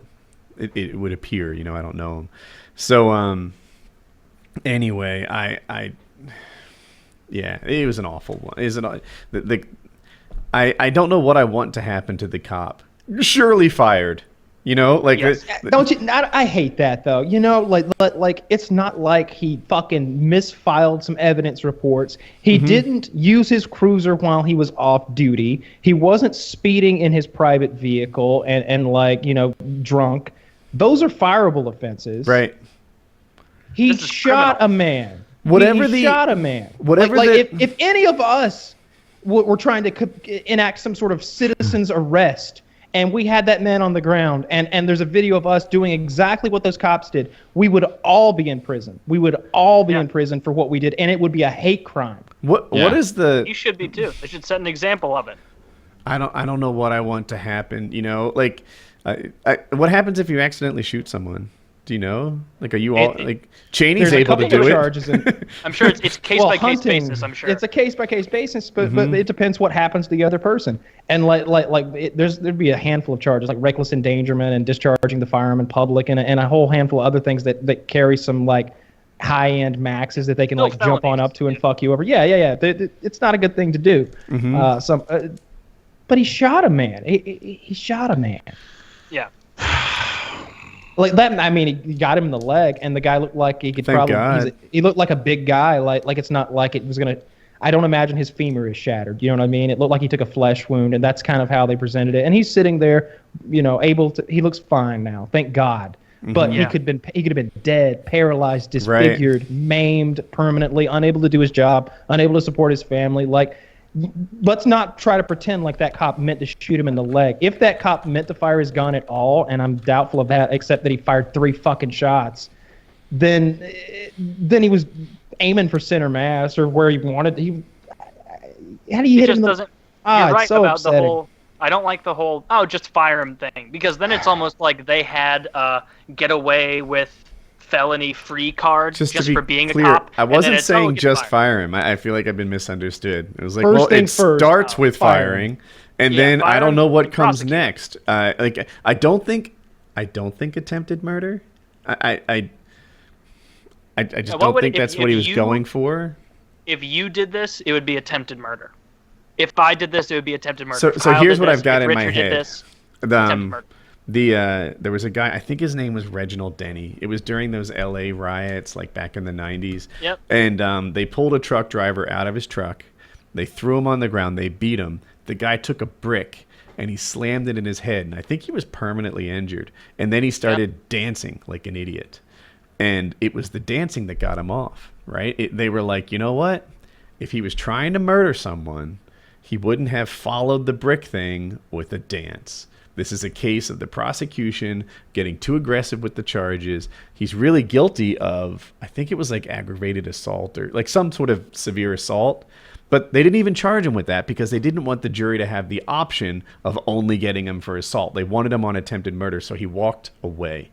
He walked away because they charged him with the wrong thing, really, and there's no double jeopardy. They overcharged him. Yeah, they overcharged him. So, although in my opinion, some murderers do fucking victory dances afterwards, right? Like, and this was one of them. This, like you could see, you knew what was motivating that crime. It was a racially motivated crime. He picked that guy because he was white, because of the Rodney King verdict. They were tired of seeing black men beaten to death in the streets, and he was going to beat a black man to death in the street. What he did, he committed a hate crime, and he was probably trying to kill that man. Yeah. I mean, we all know how human physiology works to at least enough of an extent that we know that bricks to the head from smashing are lethal. We know that's lethal. Like we've all bumped our noggin on a shelf and been like, shit, if that had been just a little harder, I wouldn't have made it. So you know when you drop a cinder block on a truck driver that you've already beaten severely, that he's probably not going to make it. And that's what his victory dance was about. So that one in particular sickens me almost as much as like going all the way back to Mogadishu.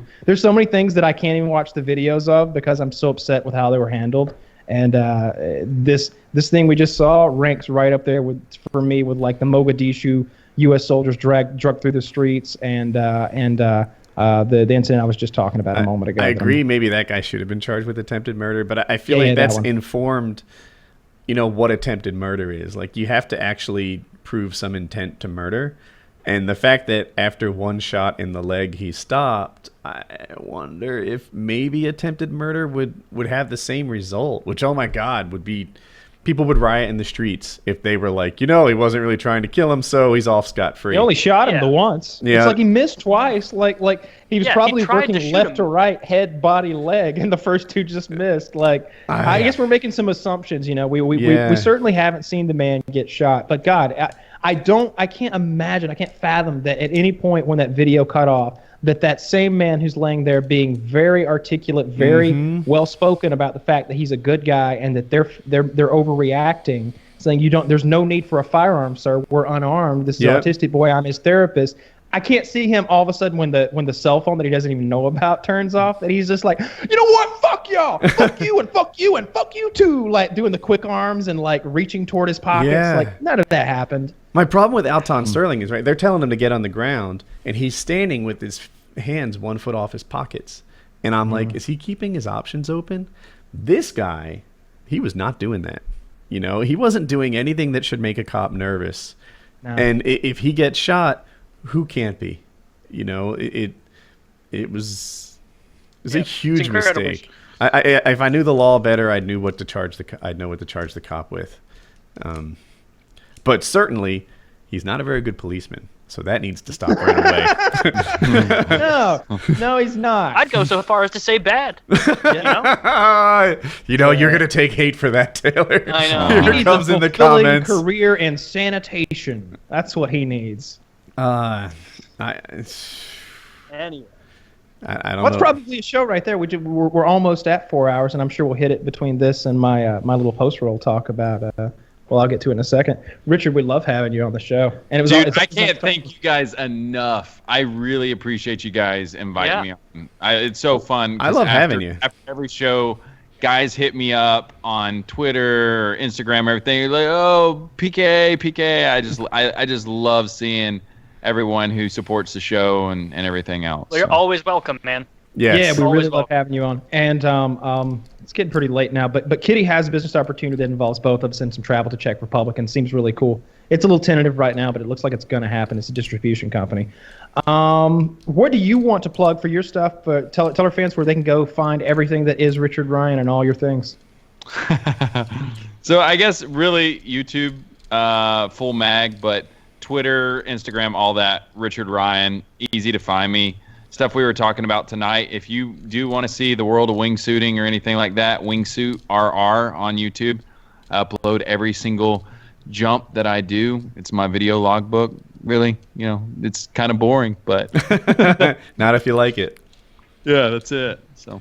All right, and check out SeeSo. Check out Dan Harmon's show over there. It's really good. Like I said, they've got everything from SNL, all the Monty Python collection, which I freaking love.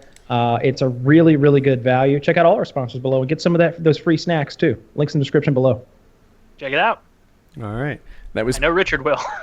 Yeah, dude. Seriously, I will. And are free snacks. I promise like you can't get any better. Send you pictures. I'm gonna be like, thank you.